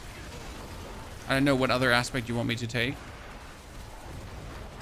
You don't get how to scale damage in this build. Well, in my case, it's now like get more crit.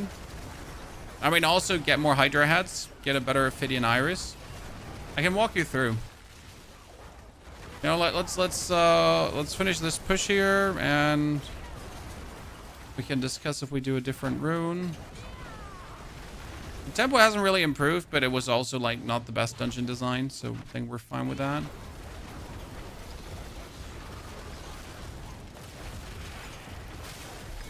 Good to see him. Lyle should die faster than ever. I mean, we will have the video out tomorrow, by the way, my friend, that kind of like explains everything about this build and how to do it. Just FY.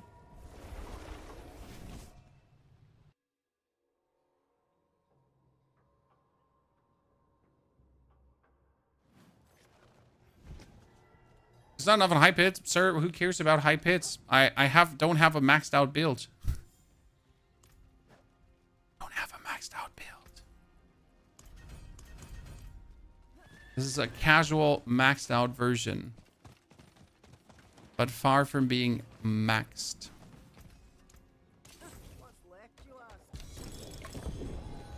Oh, Resplendent Spark, you say? Don't mind if I do.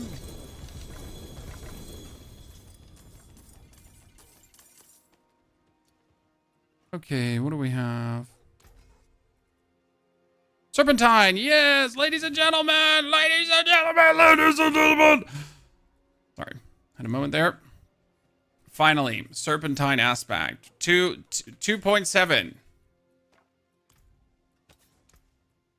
That's a huge damage increase. Huge damage increase. So how do we scale damage in this build? Again, we are playing Hydra. Hydra has the Ophidian Iris that gets you 90% more damage per Hydra head. So you get 2 Hydra heads here, 10 Hydra heads there. That's 1,200 bonus damage.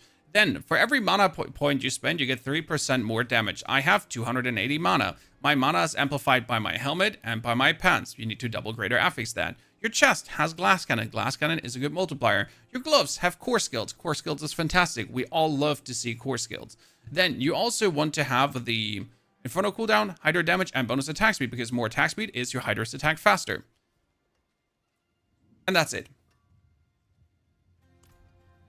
That being said, you know what we can actually do now? We can take the staff and we could re-roll the vulnerable damage that I've been having before into crit damage. Waddy, thank you very much for your subscription and support. Waddy, welcome as a member on the YouTube. See, 145 crit damage, which is actually a pretty high roll, because now we're sitting at a grand total of 1,000 crit damage instead of 300 crit damage. Now, the question rather is, we currently have 51.1%, no, we have 12.4% crit damage, okay? So, we're looking at this now. I get 20% bonus crit damage. Right, chat? So, that would bring us up to 32.4%. Okay, so 20% more. Then we get 15% more from the Conjuration Mastery down here. So 15% more. That brings us at 47%, right? And then we also get from this another 15% critical strike damage. So we sit at 62% critical strike damage, critical strike chance. I mean, I think I could get rid of the 25% here and put something else, but at the same time, like, nah.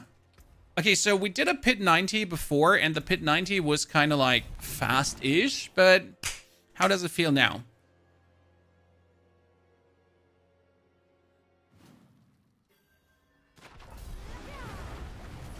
With the crits. And there was a 10 billion hit, chat. I saw it.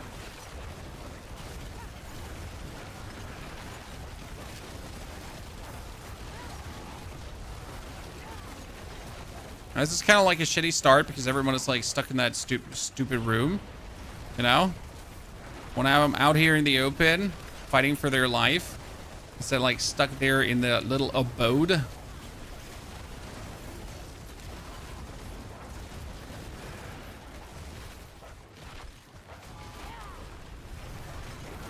Overall damage seems higher, the crits now. The thing about crits is, it's an easier to understand scaling than anything with burning damage, right?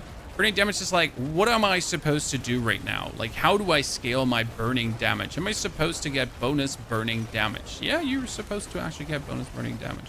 But you know what I mean, right? Like crit damage is just like, okay, so I take crit, and then I take a bit more crit, and then on top of crit, I actually take crit, and then we're good to go. Right?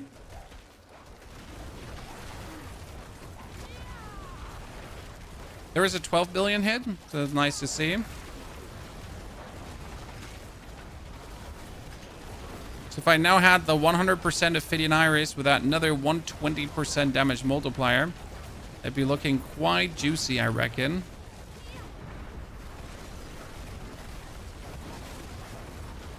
I don't remember what was our 90 clear before. Our 90 clear before was kind of sitting at... I think we had like 5 minutes left or something like that, right? It was a 10-minute clear in total. Let's see how that goes now with the critting.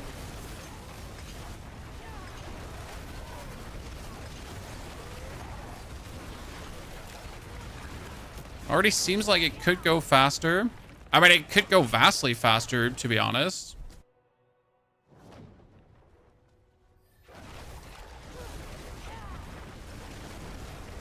Right? But am I just imagining things, chat, or does this look like... quicker to you.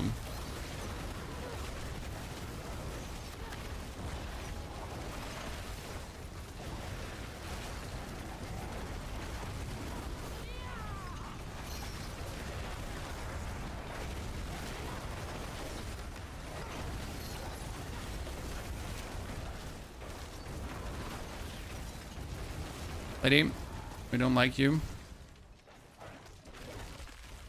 This vast open design is not very good for my Hydras. I want everything closer together. What I definitely need is like Orange Herald and a better percentage, because my Orange Herald is like at 7% out of 13 possible percent to reduce ultimate cooldown. So that's like kind of slow. Surprisingly. Not slow by any means. I mean, for a version we put together in... Yeah, we have hit the 10-hour mark, ladies and gentlemen. So this character is 10 hours old. It's sitting at pit 90, right? We're doing multi-billions hit. We can now kill Balile with a fell swoop. So this should be like... We definitely have to go to Balile in a second to just see how fast we can actually kill him. Right? I mean, the gameplay loop is solid. I am tanky as fuck, so I'm just standing like inside here, by the way. I'm not actually moving away. As you notice, it's not like we're actually playing smart. I'm just standing here in the middle and just waiting to have the enemies die, and that's about it, right? Like, I mean, who would move away from their enemies anyways when he could just stand AFK on them, I guess.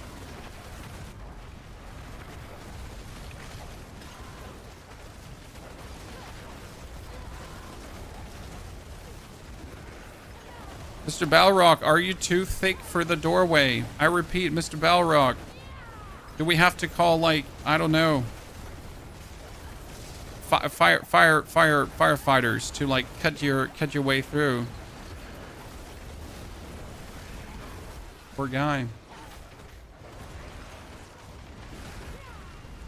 Taking too many steroids, demonic steroids.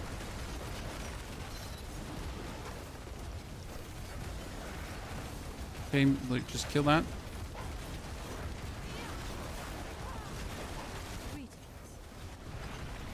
What's making this tanky? So, whenever I use a cooldown, I get Barrier. And as you can see, I either use Teleport, Ice Blade, Familiar, or like that. So I'm consistently like rotating my cooldowns into each other, and they're consistently replenish my Barrier. I do also have the Arcana called Bottled Wind that gives me a barrier on use of my Catalyst, so my Heraldric Power. That also does help tremendously, right? Which means spam cooldowns, use Heraldric Power, be consistently barriered up. And you want to spam your cooldowns anyways, as well, like whenever one of your cooldowns is you want to have like the maximum amount of summons. Because all your summons are giving you bonus damage. Which we anyways have. Oh, I almost died there. Because it just really stood in the middle of everything. Good. That's 5-6 minutes to the Guardian. That's quick enough. Spirit Caller Frost. That's not representative of what you could meet there. What does that mean? Spirit Caller Frost is too easy to kill. Right? That's illegal.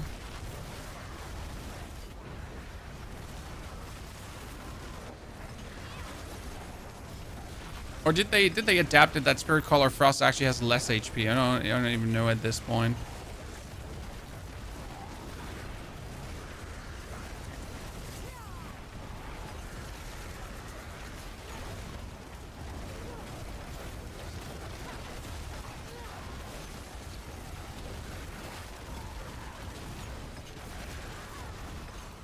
And it's interesting because it's not much faster than the clear with the burning, I'd say. Like it's not by a magnitude faster, right? It's not like twice as fast.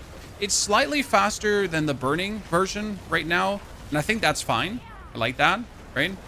But I also think like if I invested more into the burning instead of the conjuration, I might as well be like, you know, equally fast. Who knows?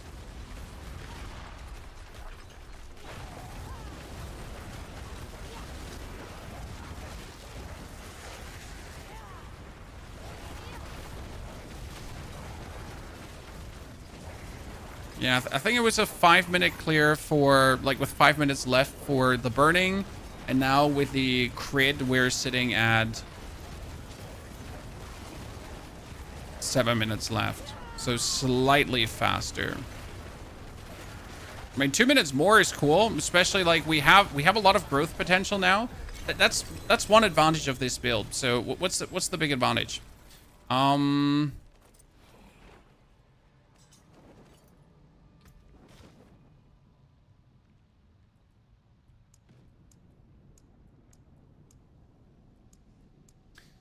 We have this one here, and if you upgrade this one, it actually doesn't go for all damage. It multiplies up your critical strike damage. So actually getting this one meaningful forward now multiplies up our crit damage further onwards. So that's kind of nice, right?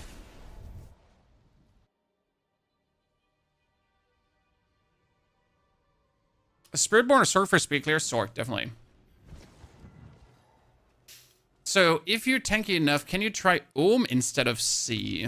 What does Ohm do again? And you're expecting me to, like, remember things.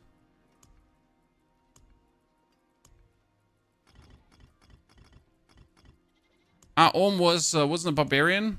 Warcry? I forge more than horseshoes and nails. What you need? Better than starting from nothing. I don't know if we maintain enough summons.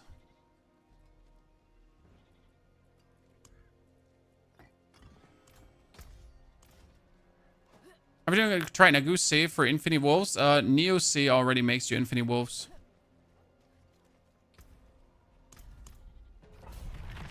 I'm not sure if I have enough summons to like maintain the 10 the cooldown reduction I currently have. Might be a simple cooldown. See, like I'm at 9 summons right now. I'm actually taking more damage without the wolves. So it like makes my whole gameplay harder. See, I'm at 9 summons again. So I'm missing 1 summon the whole time. 8 summons, 9 summons. So with my current level of 9 summons, yeah. With my current level of cooldown reduction, this wouldn't be like a fun gameplay.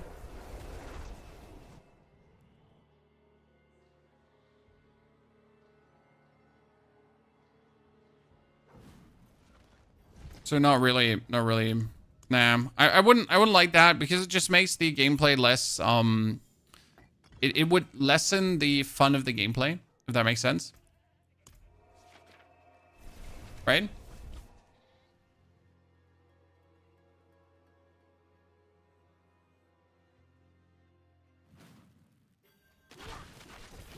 So I'd rather have my wolves and not care about being attacked than anything else. That's quality of life. Naguse keeps 10 wolves up constantly. Yeah, but you also do that with Neo. Sir.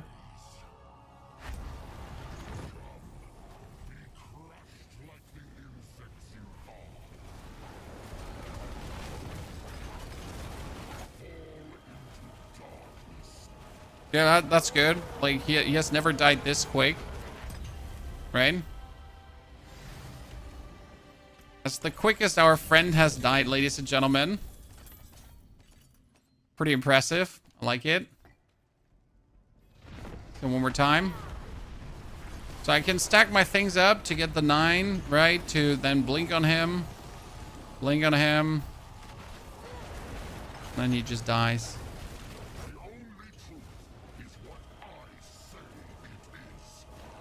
Yep, nice. I'd like to see it. Okay, ladies and gentlemen. That's nice. Good. I would say full on success. Thank you, chat, for making this. Like, that was a good change. So going for the flash fire skill and then like changing the board over to crit, that was a good point. So Roxo, thank you for pointing that out. That really helped me to have more fun. I mean, I already had tons of fun with the build, but this is like the next level of this is stupid. And I like this is stupid, right? Who doesn't like this is stupid? So shout out to you for pointing that out to me. I'm not sure if I'm going to swap some glyphs around still because I might want to go for a different dexterity board. I will have to crunch the numbers and I have to go for better paragon pathing. But I'll do this tonight. I'll sit down that you have for tomorrow the planner with everything for the people that still don't have it yet. So you'll have to wait for that. But I'll have everything done tomorrow. Can't wait for it. Thank you very much for watching, coming, lurking, chatting. There is a link for the build under !MOBA, but it's not this build. It's the build with a burning. The build with a burning got me to this point, though, so that's that. I'll be back tomorrow with a video, and then tomorrow, on Sunday, with a Rogue speedrun, probably, where we go for Azurath Rogue. It's going to be brilliant. So, therefore, thank you very much, and I wish you all a fantastic good evening, night, day. Don't forget to check the PoE 2 news and the other bits. Goodbye.